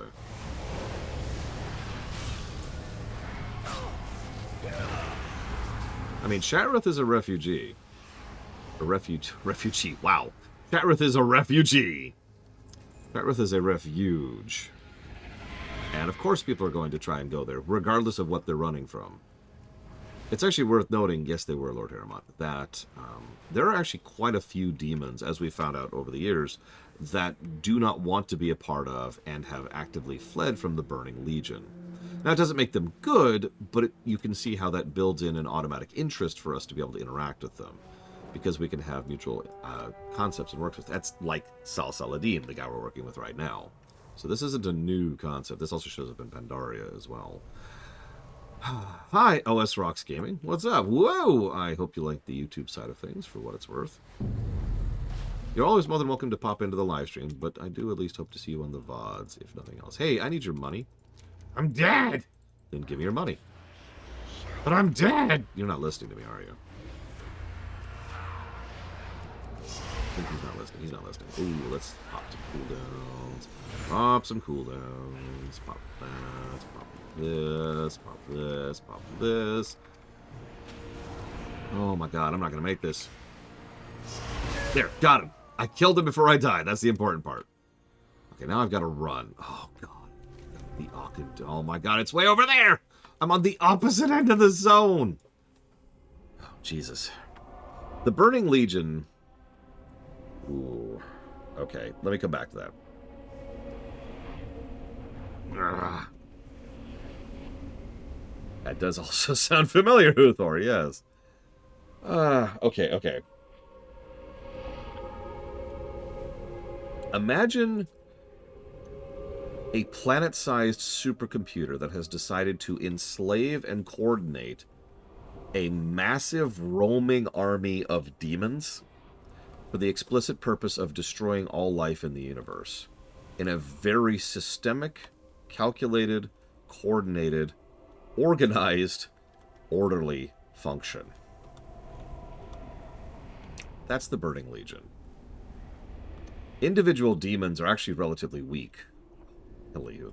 Individual demons aren't actually that big of a deal. I know that sounds strange, but it's true. The Burning, like, we were talking about this when it came to the end of Legion. Where's his corpse? Where's his corpse? There it is. Thank you, Maverick. Several people were foolishly and stupidly saying, oh my god, the demons are all gone, and therefore there's no point in having story anymore. Those people are dumb. There's plenty of demons out there. This is really hurting. Ah, I'm dead again. God damn! Kind of, yeah, Ross. There's a slight difference there, though. And by slight difference, I mean there's like a few hundred differences. I'm not going to bore you with them right now. Yeah, demons are way too chaotic and disorganized and literally burning out. But yeah, think about the Borg. Now picture... Okay, it's hard to compare this. Imagine for a moment that in the Star Trek universe, in Star Trek the actual setting, the Borg had covered the entirety of the galaxy except for the Alpha Quadrant, and that was the last bastion of resistance against the Borg. And that's the Burning Legion. Because, as Cloden just pointed out, the Legion does assimilate. In fact, the overwhelming majority of their forces are converts. Now, you might think, oh my god, unwilling converts? No. Plenty of people willingly join the Legion. And why wouldn't you? Like, I know that sounds strange, but really process that for a second. You have a choice. There is this colossal planet-burning army, which has just arrived on your planet. Hi. You have one of two options. You can resist and die and become fuel for that army, or you can join it. And if you join it, they will keep you alive and give you power and put you at the head of that army for hundreds of years or millennia, whatever is necessary to get their mission done.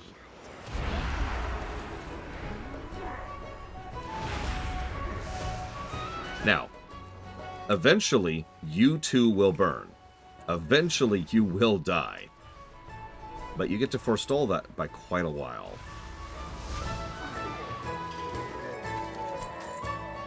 And you can probably understand one of the ways the Legion has been so successful for so long is because it has so many willing converts. Thank you, Maverick. Again.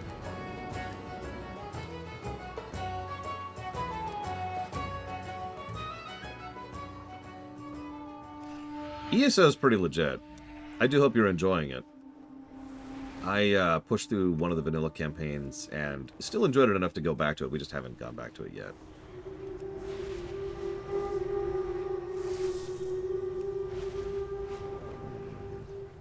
Let's go with that.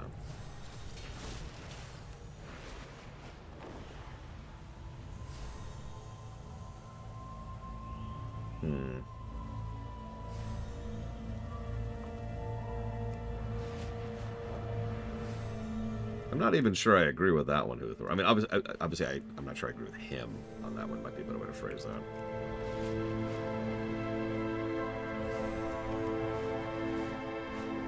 But then again, I'm struggling in my head to think of any particular death that I didn't agree with across Legion.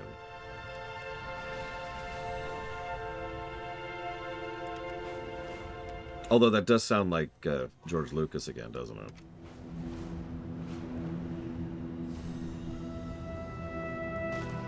Yeah, that's the other thing. The Legion, for all its power and influence, almost every single time they go through, they have a very standard operating procedure. They do this in Warcraft 3. They do this in every time they invade a world in WoW or in the books or in whatever. The first thing they do is they infiltrate, and they infiltrate hard.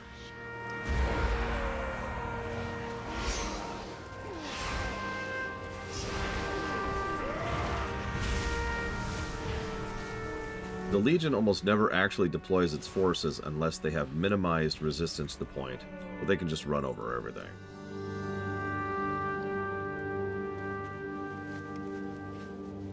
Hell, we actually see in the history, in the backstory, that that's exactly what they did with the Eridar. They didn't even bother trying to look at Eridar, at that planet, until they had a huge portion of the population already on their side. Could they just run over things if they wanted to? Yeah. Frankly, we've seen what an actual Legion army can do. That's not organizing, isn't it?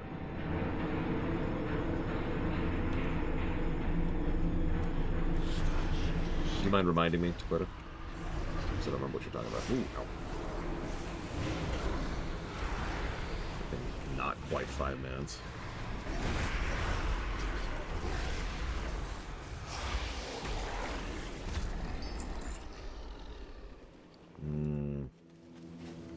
Oh, right.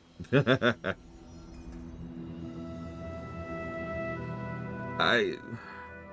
are explanations for that, but I'd rather save those until we get there. Because that's actually going to come up during Legion, of all things. And yeah, as Pillars of Snow says, hi Charles, the Legion is order incarnate, so they just kind of... They're organized. I don't have much better way to put that. Sargeras is still a Titan to his core. Actually better than my set piece from Shadow Labyrinth. That's funny.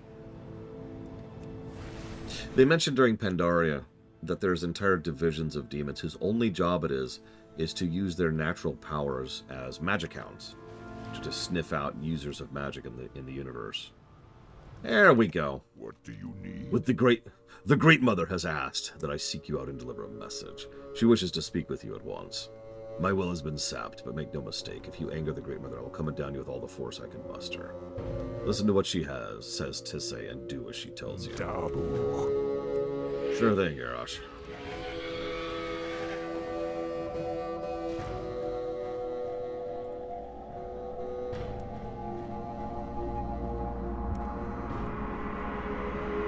What do you need? So, hello dear, I am Gaia, matron of the Magkar. If you were here, it would be safe to assume the portal has opened. Most of the orcs here were too young or too sick to remember the dark portal. Many of them were orphans, or would become orphans. Blackhand would have it no other way. Keep the sick from the healthy, only the strong would survive. Or so they say. You raised all these orcs? They have grown up here. We kept them safe from harm, did the best we could in nursing them back to health. Many perished, but many, many more grew strong, like Garrosh. He's lost his heart, you know. He tells me that I am his balance, and without me, the bloodlust that consumed his father and cursed our people would take him over. Do you believe that? Do you believe Garrosh has bloodlust? Of course not, but it's not me that has to believe. Garrosh can lead the Magkar. He is strong and wise. All of the spirits approve of him. He just needs to believe in himself. He fears so much. He fears so deeply that if he lets himself go, his rage will consume him.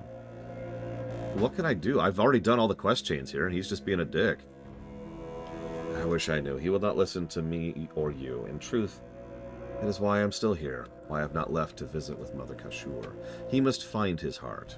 Wait, left? How can you choose to leave? I am old. When it's my time, I will pass, and my spirit will move to the spirit realm.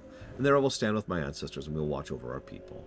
When Garad was alive, Mother Kashura's duty was the same as my duty is now. The duty of a clan mother is to listen to the wind and the water and the fire and the earth, to gather information for her clan in the way other gathers furs to stay warm. It is the spirits with which I commune. In my dreams, Mother Kashura speaks to me like the spirits that spoke to her once, and when I pass, I will speak to Drachia and Celestine in this manner. Strength, greetings. Go. We must first expand your mind so you can commune with the ancestors. Mother Kashur, I know, right, Mother Lord, wishes to speak with you, but first you must go gather some herbs so you can do some drugs. And yeah, by the way, what we're listening to here, this is how... So we talked about the Burning Legion's overall modus operandi, right? First you infiltrate, and then you completely subvert. You know, work through them and within them. There's an old quote I'm rather fond of repeating. The Burning Legion conquered Draenor with one spell. And that spell was Disguise Self. Kil'jaeden, who is he's a demon lord, disguised himself as one of the shaman's wives, who's dead, and essentially guided that shaman on the path towards Fel, towards Warlock-ism, and Fel magiry. And the Orcish people venerate and revere their spirits because the spirits, you know, do exactly what they're supposed to. They stick around for years and years and years after they died, and they continue to provide support and magic and guidance and wisdom. It's a very normal thing. It's part of the shamanistic magic thing we've talked about a few times. So, if you hear your dead Orcish spirits telling you to do something, you're gonna listen. So they did.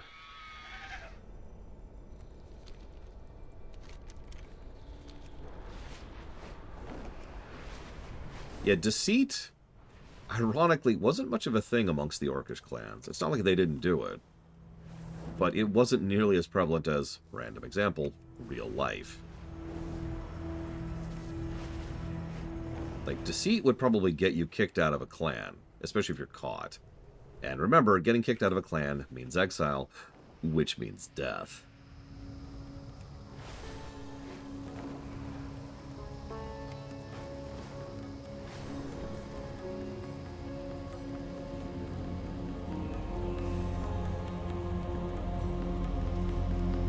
So yeah, Kil'jaeden managed to convert the entire Orcish people into the demonic horde with one spell. Yeah, exactly, Crazy Norse. Strength and honor, as they say. I was just about to say, imagine doing this quest we're doing right now without dragon flying. Spoilers. It would suck. What, that he knew how to lie to people, Muthor? I could see that. He also had some backing going for him, but I do agree with you. Like, he was weirdly well positioned to take advantage of that. He was just bitter and ambitious enough to bother.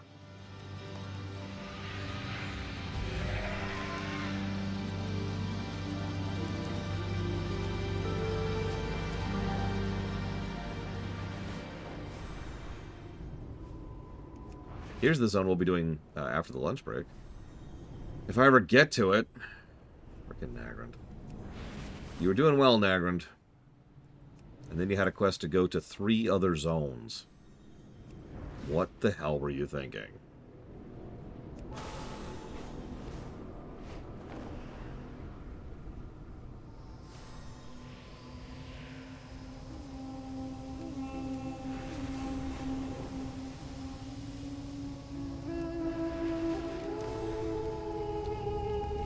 When we had to walk, and we might have had a fast mount. We definitely had a slow mount by this point.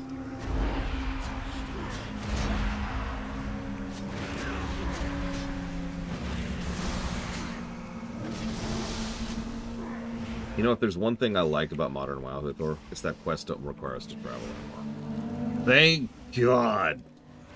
Plus to gameplay.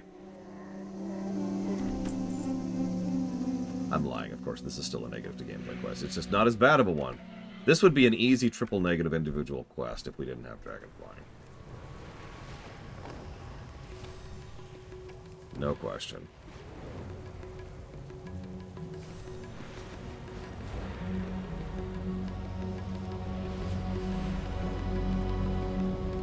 So we're on 11 right now, right? Like patch 11.05 or whatever.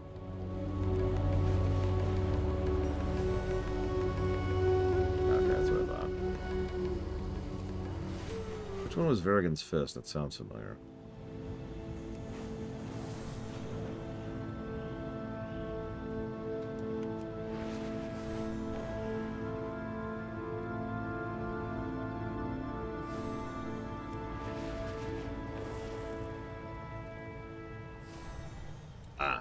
Gotcha. I remember that one.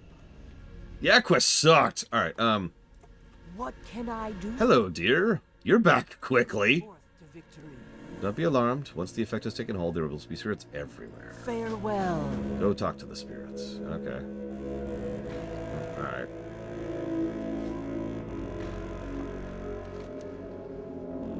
See you around, Crazy Norse.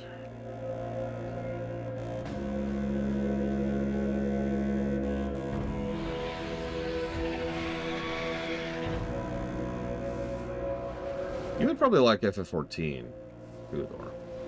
I'm surprised you've never actually tried it. It's a lot slower of a game in general.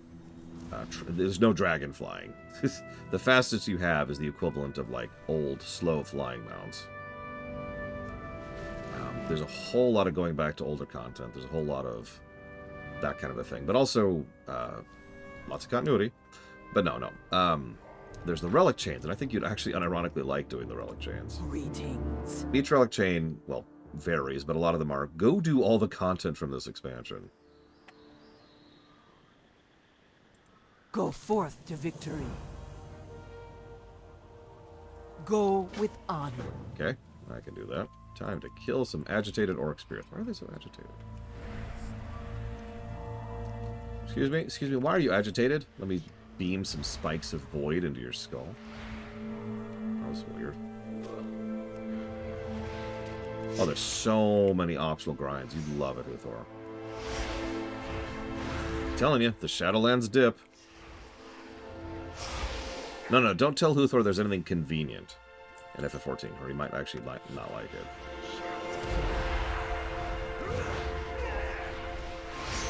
Ironically, I'm actually joking. I don't think you like the game at all, Huthor. And I can tell you why very simply.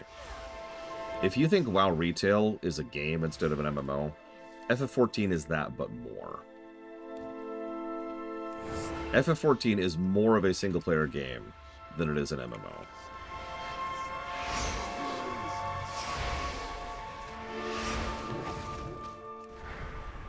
Like, the total quantity of grouping in FF14 boils down to doing dungeons and doing raids. And that is it.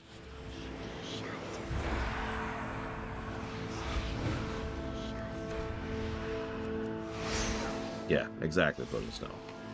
It is definitely taken after WoW's example. Very openly, by the way. There's been no, like, okay, we're going to sneak in and we're going to steal WoW's blueprints. No, both games have taken a lot of ideas from each other over the years, and for good reason. You know what? That's actually a good point. FF14 does have Eureka.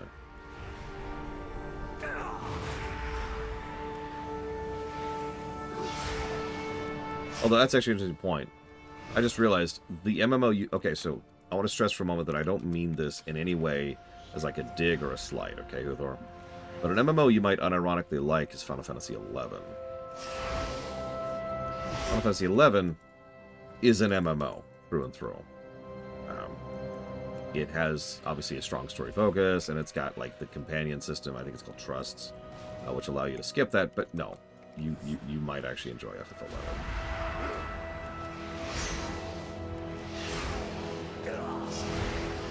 Like, do you like traipsing across zones on foot?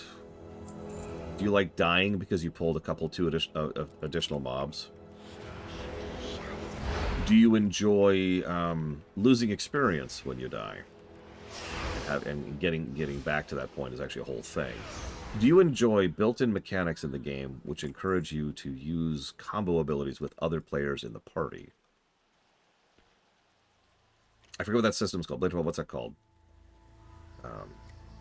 Glory to the Horde. The group thing. Skill chains, thank you. Which I think they stole from Lotro. Strength. So, I need you to journey to the villages of our ancestors. Why? Go forth to victory. Why is this quest? I'm giving a negative to this stupid quest. This is stupid. Not just because I'm in a hurry, but because, like, the whole zone has been smooth and uninterrupted, and then we just have to do this stupid quest chain. And this is MSQ, by the way. Sure. I actually don't understand your question, Charles. What am I explaining? Here's the map. Here's Nagrand. There you go. That's it. Like, this Nagrand has been fine, and then we hit this nonsense.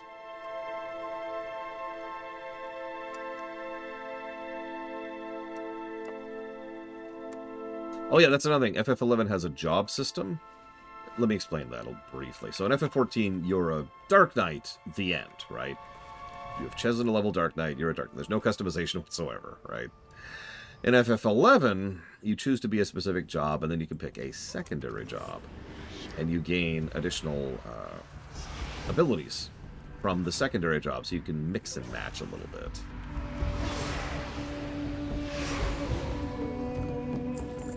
I'm not going to sit here and show you every map in the game, Charles. There's a lot of them. I'm sorry. I'm also in a huge hurry right now, so forgive me.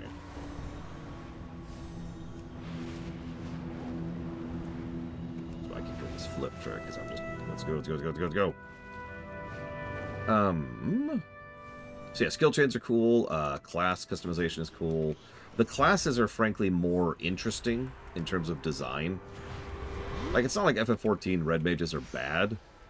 And in fact, they're actually my favorite mage class in the game by a wide margin. But like, from what I've heard about red mage in FF11, that sounds way more interesting. Please stop killing me. Please stop killing me. I don't even care about you. I don't even care about you. You don't exist.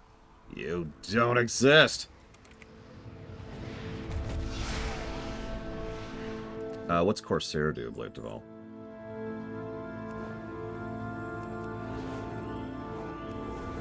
I feel like you've actually told me that, so forgive me for asking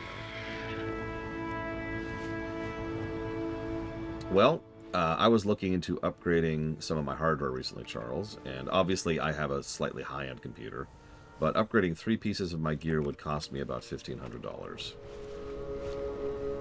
Now, if you want something that can play games, then you need to narrow that down a bit, because there's a lot of games that require very, very, very different things. Like, if you just want a laptop that can run WoW, that's going to be like $300.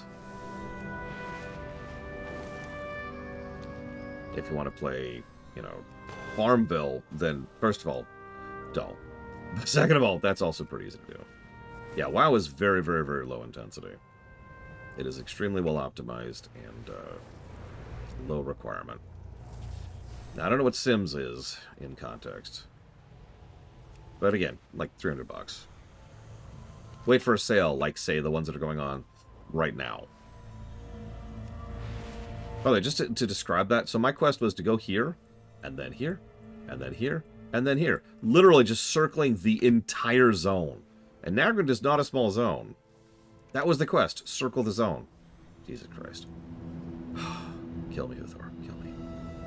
Let's see, what else would Huthor like about FF11? They don't have traditional dungeons, from what I understand. Instead, they just have other zones. Kind of like older MMOs had, you know, instances was something they invented. For Lotro, actually, I want to say. Yeah, it's EverQuest dungeons. You go into an area, and it happens to be a dungeon, but it's not a dungeon in the WoW sense of the word. It's a lot more like Ashran's Call dungeons or EverQuest dungeons.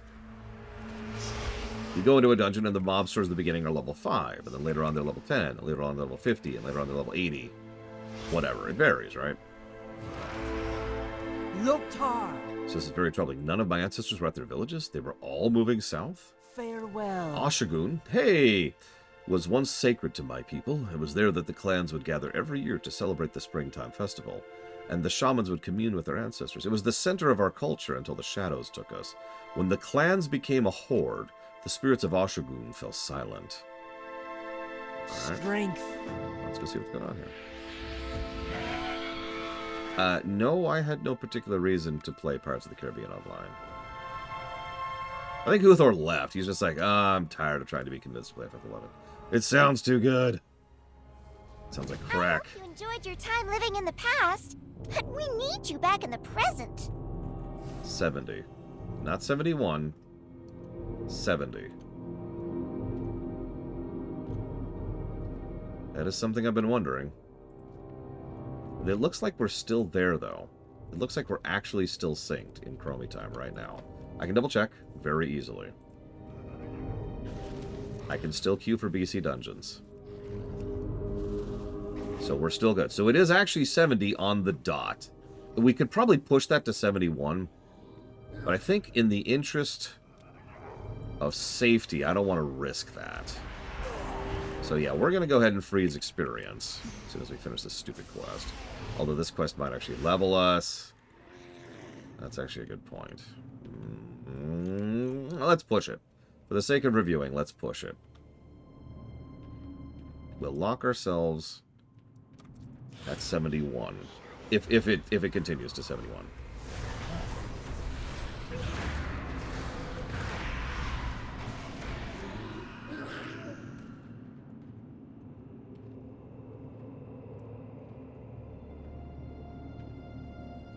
No. We have to see, Mr. Red. We have to see. We have to review. Although, actually, Pillar Just Now has a good point. What I probably should have locked myself at is 68. To be completely honest.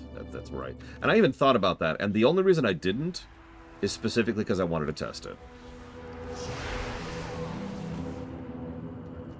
It's okay. This isn't the end of the world if this doesn't work out. It's just going to change a couple of things.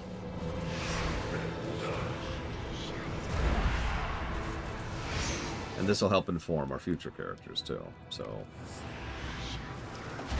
let's do some studies, shall we?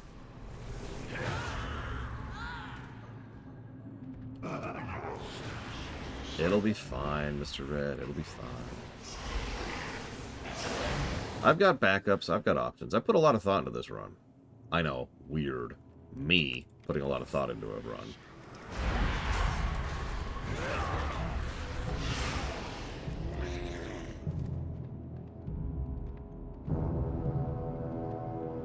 Interesting, Blademaster. That does sound pretty cool. Yeah, that's great. Thanks. There's a mini-boss. She used to be an elite. She isn't. You're probably wondering, what the hell are, like, Burning Legion agents doing down here in this stupid place? Well, this is when we find out the nature of what Ashun is. I already gave this away. This is a Naru ship. What you don't know is there's still a Naru here, Kure. I am Kure of the Naru. You stand within the heart of my ancient vessel. Ashun, as the orcs named it, is the ship that first brought the Draenei to this world. Though we fell from the heavens and crashed here hundreds of years ago, my weakened energies have remained trapped within the wreckage. Regrettably, I am the source of the orcs' pain. As my energies bled away over the centuries, a void slowly grew in my place, devouring the souls of those nearby. Helplessly, I watched as generations of orc souls were drawn into the vortex. Recently, my energies harnessed the vortex and used it to draw countless void minions to their burning legion. Now, the key to ending the cycle and freeing the orc spirits lies with another Naru, Adal. I have sensed his essence within Shattereth. I need to play Hearthstone really quick. Hey, do you got any cards? I'm going to open a booster pack. Is that cool? Let's see. I didn't get a Ragnaros. Whatever. I'm out of here.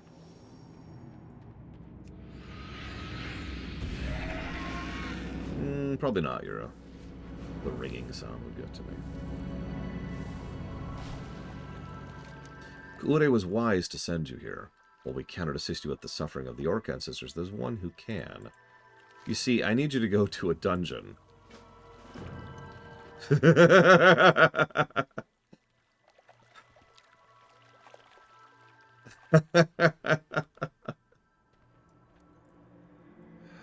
Okay.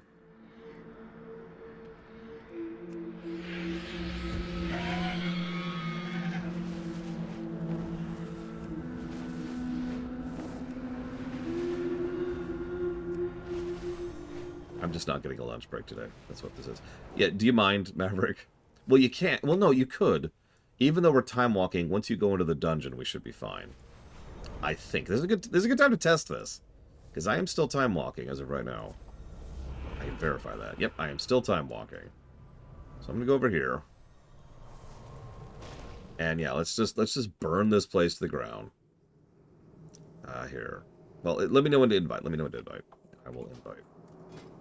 Let's look at our talents really quick. Where are we at? I think I've got all the talents I really want on the left. We're not going to get too many more. Any. We're not going to get any more. Sorry. We'll grab that. There's our hero talents. We'll talk about those later. Grab partner.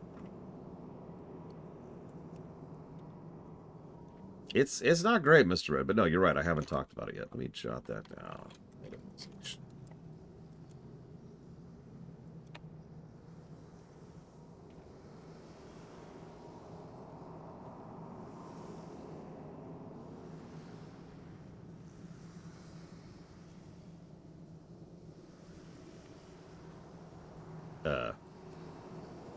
Why didn't that go through?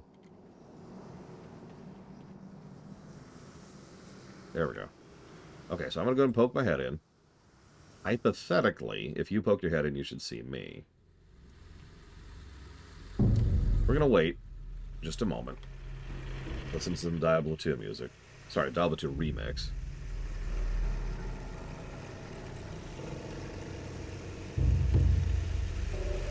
Okay, that's already a good sign.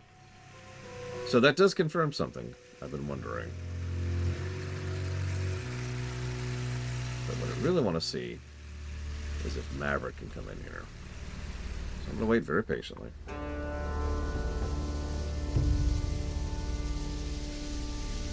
Yep, okay, cool. So yeah, do me a favor, Maverick. Just run over the dungeon. Just as fast as you can. Stormwind, Charles.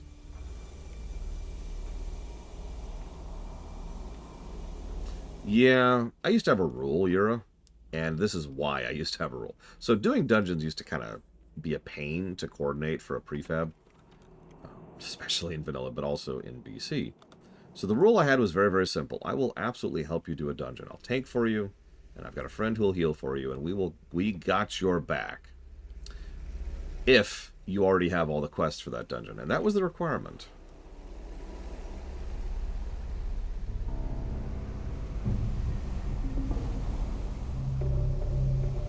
Interesting.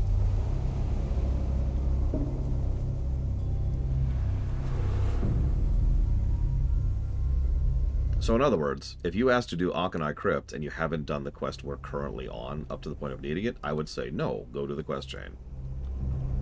Now you might wonder, that seems like a weird requirement. Well, back in the day, quests were apps that went to dungeons were all over the place. It wasn't until Kata or Pandaria, I forget which, when they really condensed those into the dungeons themselves. So most of the quests nowadays are quite literally 5 feet in the front door.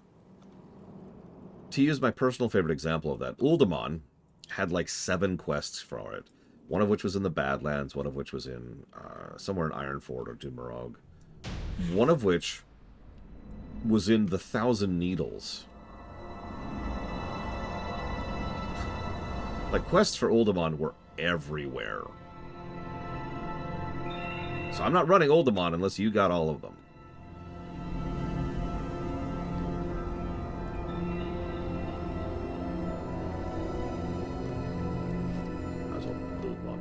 Look, who needs lunch? Lunch is for losers. Wait, that would be me. Oh, it was awful, Huthor. God, it was so terrible. I hated it so much. Zul'Farrak, that was another one that had quests. Like, there was a Dust Wallow quest in Zul'Farrak. Obviously, there was a Tannerus. So there's a Tannerus chain that goes into there, to Zul'Farrak. When I'm free from reviewing, there is no freedom from reviewing. I'm also not a role player in general, so that's just not my thing.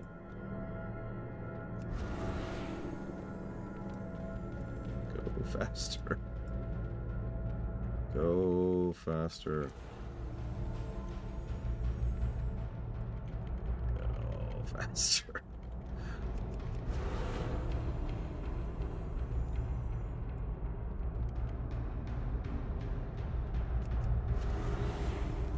Oh, Jesus Christ. Yeah, Sunken Temple. In the running for one of the worst dungeons in the entire game. Hey, with your life. Okay, so he's dead. Yay. And then, there's Daore. Hey, that's what we're here for. I actually pointed this out last time, and it was like, hey, who's that? No, don't worry about it.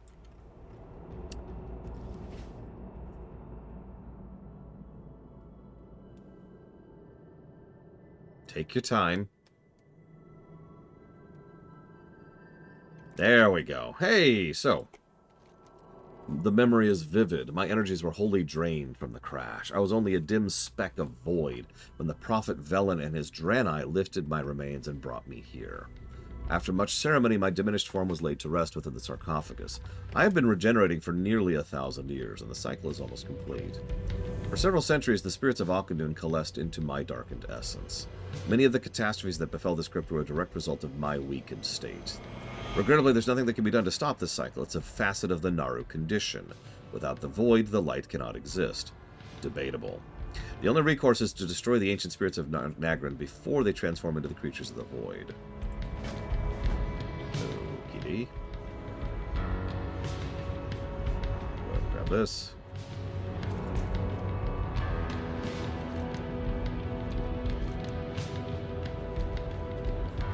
Hearth back up? Nope. Gotta run back out.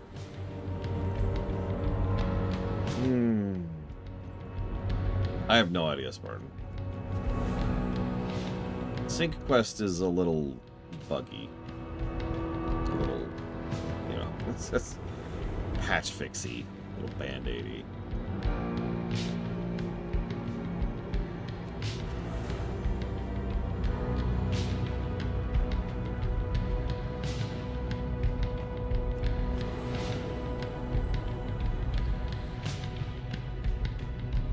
There's no way to get out of here faster. I was just trying to think of some way I could commit suicide to respawn myself, but there's nothing that's going to kill me in here. That isn't going to take longer than just leaving.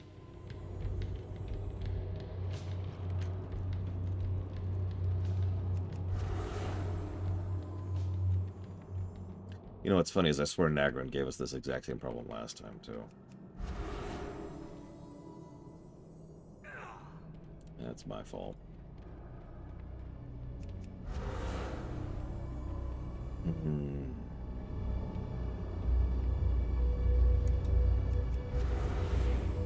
So I'm feeling a padding negative for Nagrand, obviously. Regardless of this question, let's ignore this question. Just the rest of the quests. So padding negative is easy.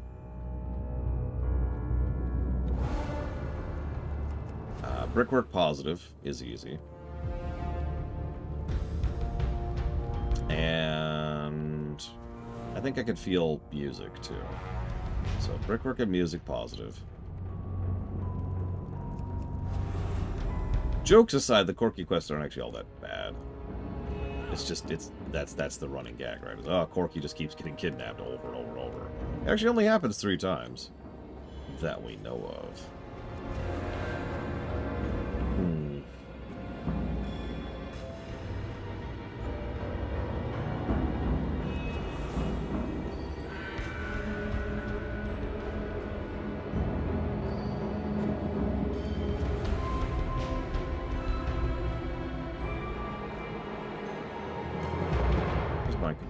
Sheet. Here we go. You know, I actually don't know, Mr. Red. Lord knows already long-living people continue to live. We have several examples of that.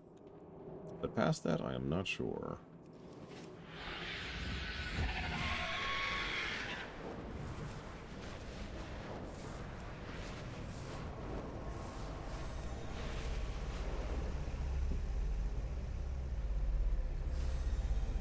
No, that sounds about right.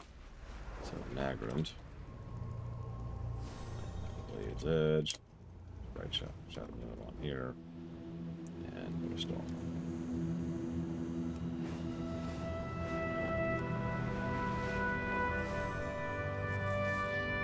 Thank you for helping me run over that dungeon, guys.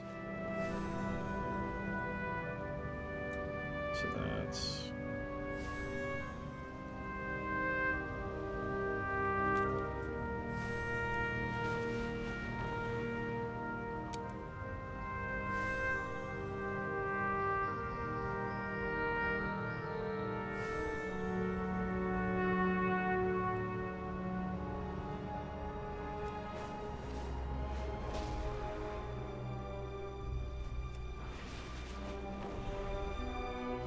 Okay, just look for the yellow mob amongst the yellow grass. No, what the hell? Where's the frickin' mirror?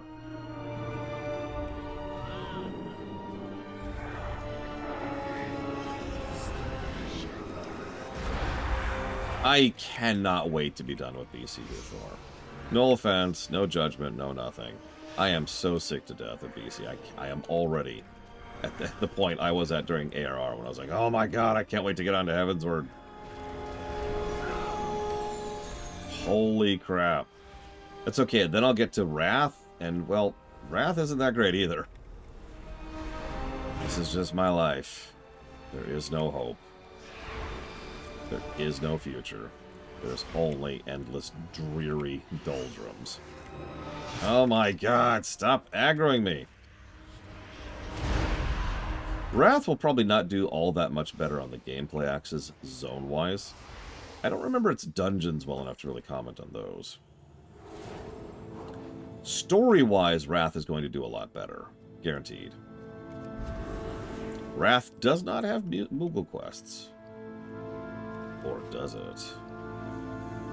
No, it doesn't.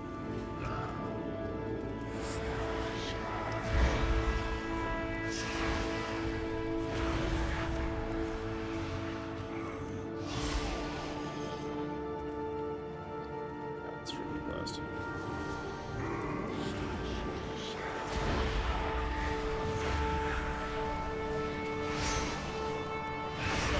Yes, there's going to be a second shift. At this point, what's going to happen is I'm going to grab a candy bar, and then I'm just going to keep streaming. Because at this moment in time, I have 18 minutes left in my lunch break. Because of this goddamned question. Yeah, imagine if they ever actually made a Nerubian zone. That would be pretty cool. They're never going to do that, though. Yeah, sure, Ross. What do you got?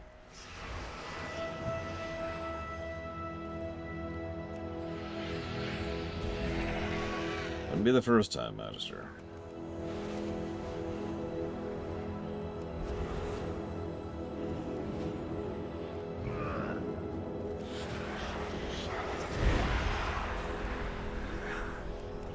No, dungeons were always instanced in WoW. It's actually one of the reasons why, for the longest time, we actually called them instances. To differentiate. I still do that from time to time. Also, back in the day, the difference between, like, a dungeon and a raid wasn't as clear-cut. For example, BRD could allow 10 people, and Strathholm and Shalamance could allow, like, 15, I want to say. Lobris and Ubris were also 15-mans. But then, like, what else was there? Most of them were limited to 5, but not all of them. And then you had the raids. Those were 40-mans, obviously. BC is what codified the concepts. A 5-man instance, well, a dungeon is a 5-man instance, and a raid is 10 or 25. Oh my god, oh my god, oh my god.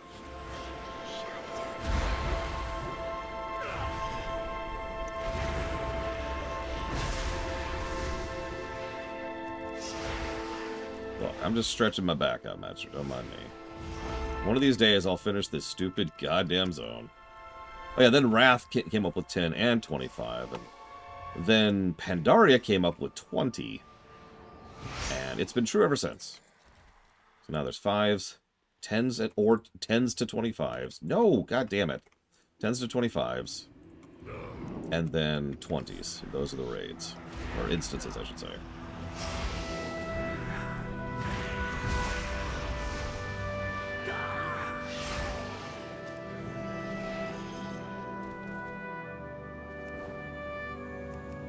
Why do you need me to kill 15 of these guys? I'm not even done with this quest chain yet. I'm not even done with this stupid quest chain. Sure. Boom. There's the map. Enjoy. I agree with everything that Bregwin just said. Mod agal borne regen gloin koshfels therume far. I mean, the old days of WoW still exist in the only format they ever could. That's what Classic is for. Yeah, I figured, Bregwin. Listen, I'm supposed to be the enemy, okay? Actually, I remember an interview. I forget who it was, but it was someone who's being asked, you know, why don't we have cross-faction play? And the response the interview gave was, you're supposed to not like the other faction. You're supposed to be against them. And I wanted to slug that guy in his stupid, ugly mug for saying that. One of the dumbest, most ignorant things I've heard a dev say in this game. And I've heard a lot of dumb things from devs in this game. Like, flying sucks. We don't like it when players can fly. Blurgity, blurgity, flargity. Still not as stupid.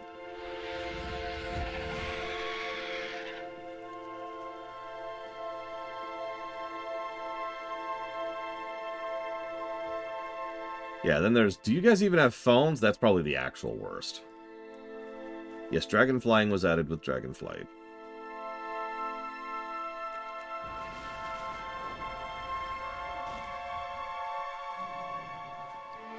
I mean, most players go through this phase where they think of...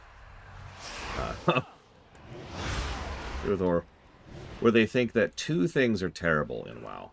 And almost always it's prefaced by the phrase, such and such is what ruined the game. So one of them was flying, in other words, flying ruined the game. And the other was LFG ruined the game. Allow me to professionally disagree with both of these.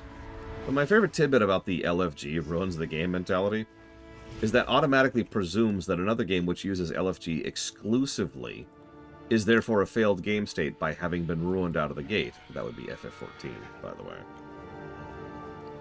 Like, really, guys? That's your thing. That's what you think ruined the game forever. Was the LFG tool. Looking for group. It's this button right here. I want to do Blood Furnace. I queue for it. I am a DPS. I hit join as party. Done. There you go. That's the LFG tool. What's doubly funny is in FF14, the LFG tool is mandatory. You have to LFG to enter a group. Now, you might have a full prefab, but you have to use that tool to get into a group. It is not possible to do it elsewise. The reason I bring that up is if you were paying attention like 5 minutes ago, you saw me just walk into a dungeon in WoW, because you can do that in WoW. You're probably thinking, okay, what's the significance of that? It makes the LFG tool optional. Now, I know that there's some asterisks you could add to that, because, you know, almost everyone uses the LFG tool, and for good reason. But if you do actually want to just go into a dungeon, you can. Which is something you cannot do in FF14. What do you need? Okay! I'm done with your goddamn quest. Can we get on with this, please? Yes. Uh-huh. Yep. I'm not even reading any of your crap. You're thankful that I've saved your spirits from being consumed by a Naru. We've learned the true nature of the Naru, that they switch back and forth from being void and being light. Cool. We've learned that Ashagun is actually a Naru ship. We already talked about that. And we've learned that the spirits here are being absorbed by the void because of reasons. And those spirits were being consumed to restore the priest, the Naru, back to the light. Which is kind of creepy and messed up when you think about it. And was almost assuredly not actually done on purpose. But,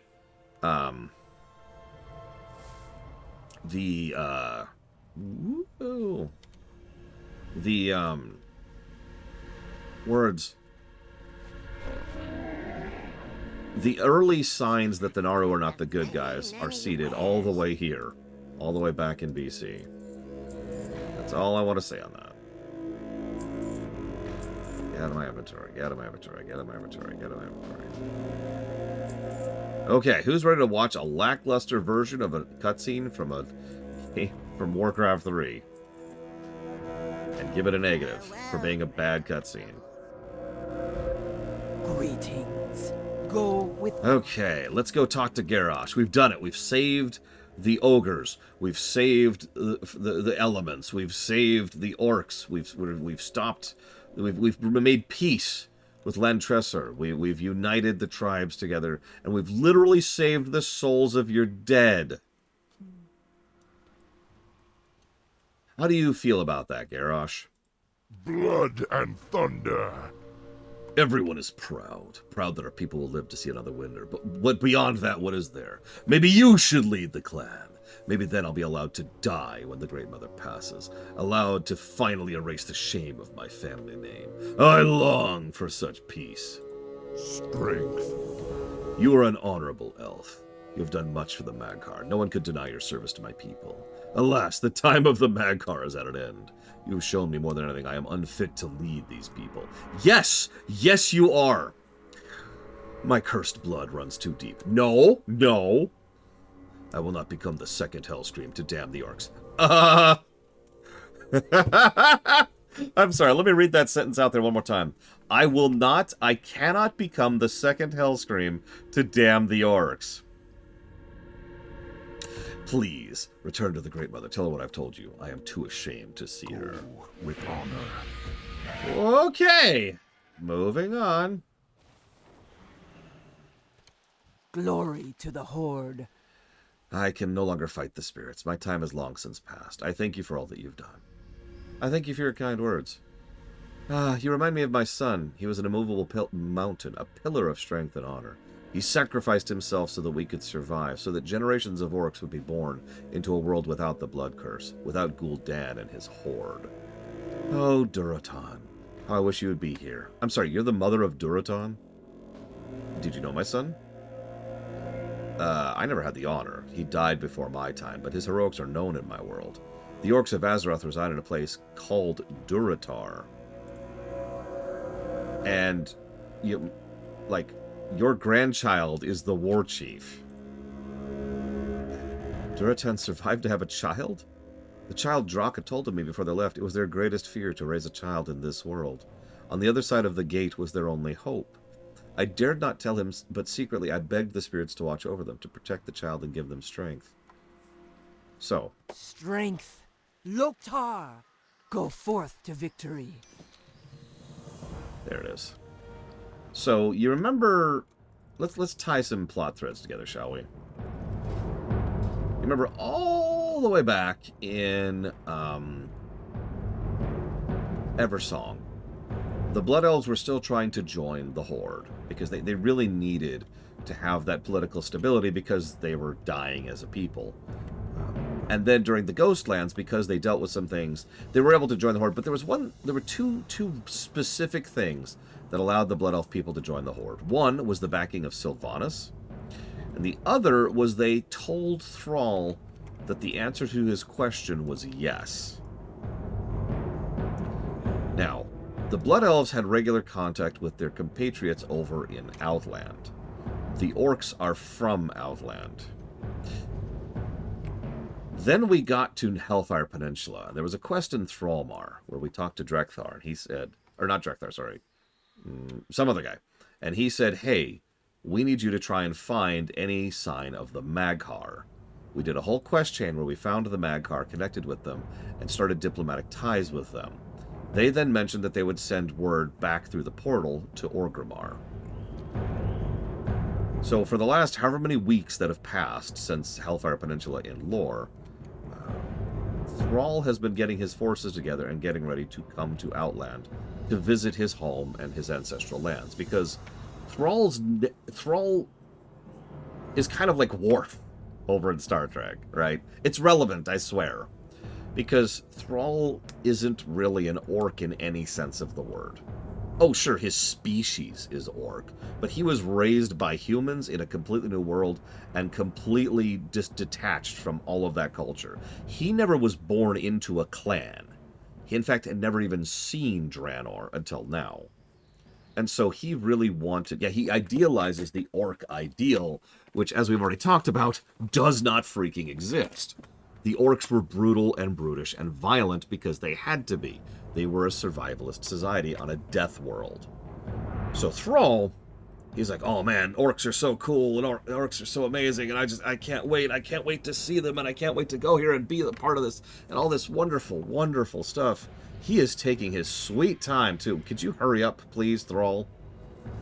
I know this is a big event for you, but I'm in a deadline, and I have 5 minutes left of my lunch break now. So could you hurry the piss up, please?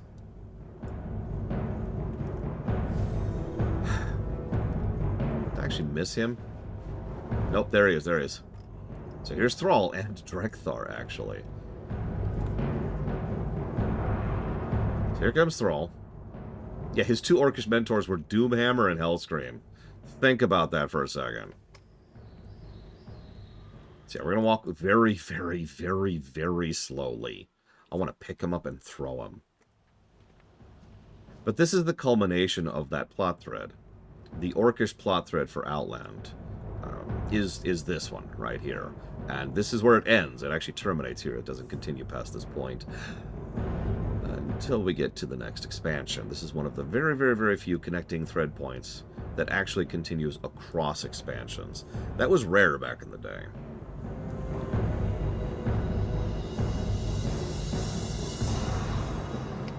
All of the orcs here are licking Thrall's boots as we walk through here. That's not a joke. I mean, it's metaphorical, but it's not a joke. Oh, absolutely, Mr. Red. First of all, we got rid of a lot of the Nazis after we killed them all in Pandaria. But second of all, Garrosh was something of a slap in the face that was needed. The biggest mistake we made after Pandaria was we went back to having a war chief. Like, that should have been the moment where they're like, okay, maybe we shouldn't have one singular king in charge of our people. Just a thought. Hellscream, blessed ancestors, he is the mirrored reflection of Grom, Drekthar.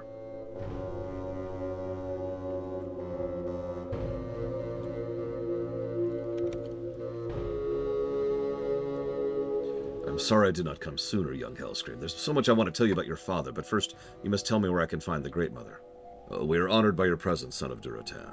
The Great Mother awaits you at the hospice. It's up there. I thank you, Garrosh. We have much to discuss when I return from my visit with the Great Mother. By the way, timeline-wise, Garrosh goes from being this nobody-nothing who's a terrible leader to War Chief of the Horde in the space of 2 years. Please think about that for a second.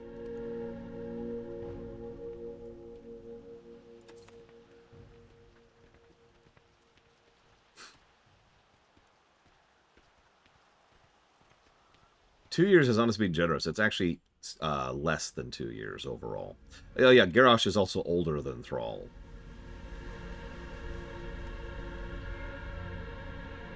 No, BC... So we're about mid-BC, right? Which means a year from now would be mid-Wrath. So that's 1 year.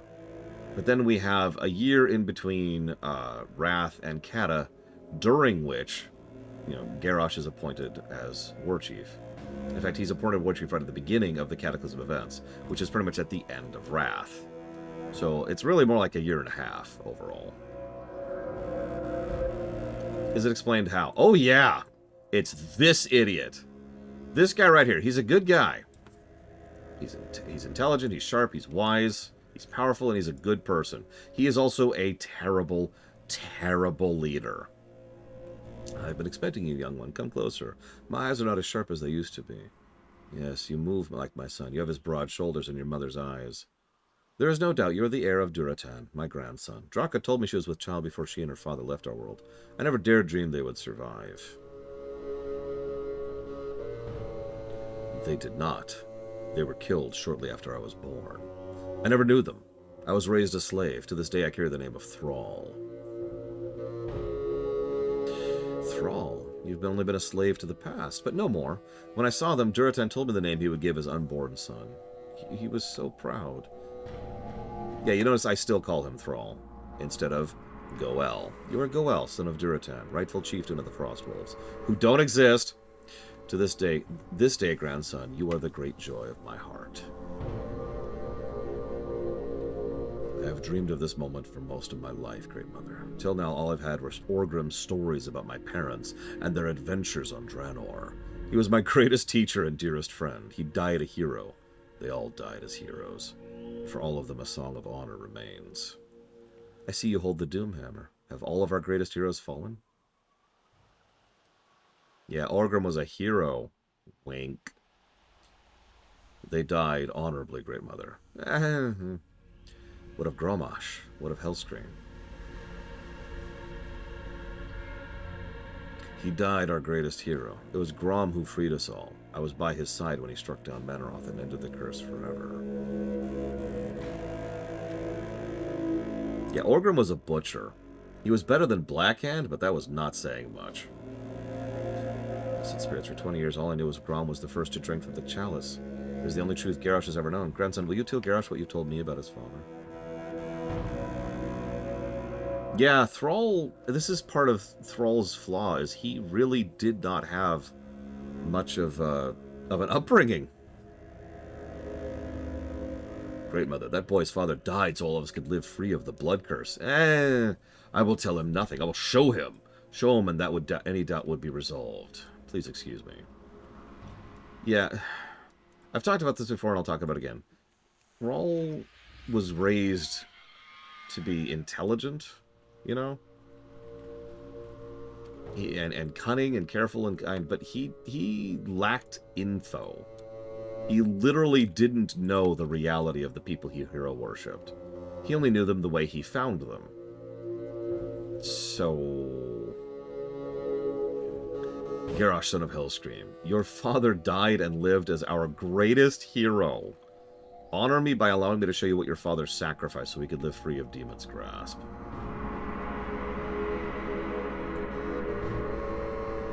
Yeah, exactly, Huthor. Worf is the best Klingon and the worst Klingon Chancellor.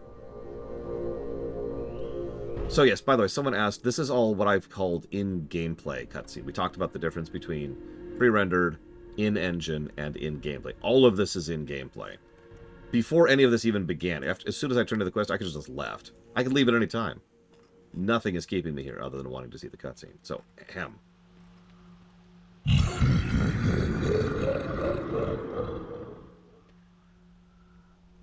So predictable. I knew you would come. And I see you brought the mighty Hellscream.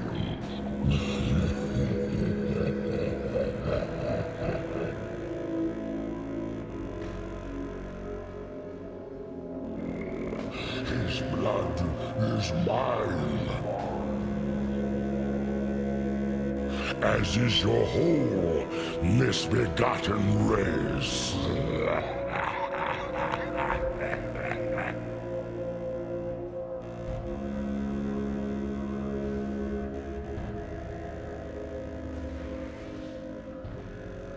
A worthy effort, but futile.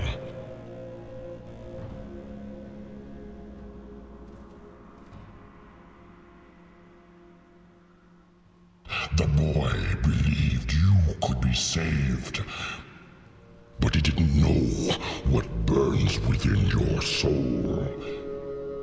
Within your heart, you know we are the same.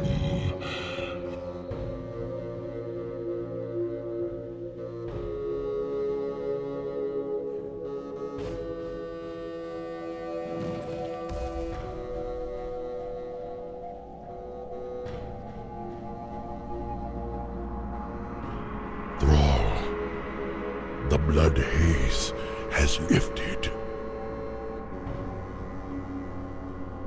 The demon's fire has burnt out in my veins.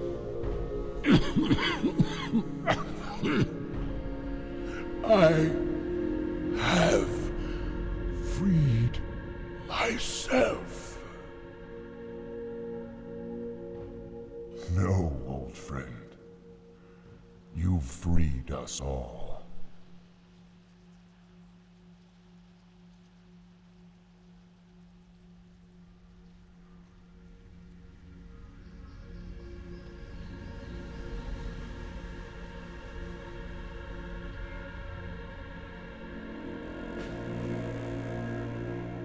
My entire life, I have thought my bloodline cursed. I have lived under the shadow of my father's greatest failure. I hated him for what he'd done, hated him for the burden he left me, but now... You've shown me truths I would have never known. You and your allies have gifted me with something that cannot bear a price. Redemption.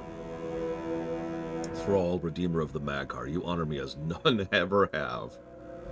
On this day, a great burden has been lifted from my chest. My heart swells with pride, and for the first time I can proudly proclaim who I am.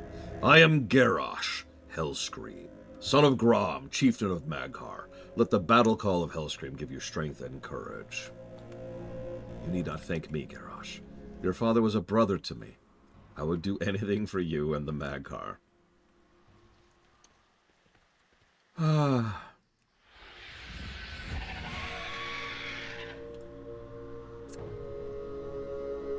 Cool.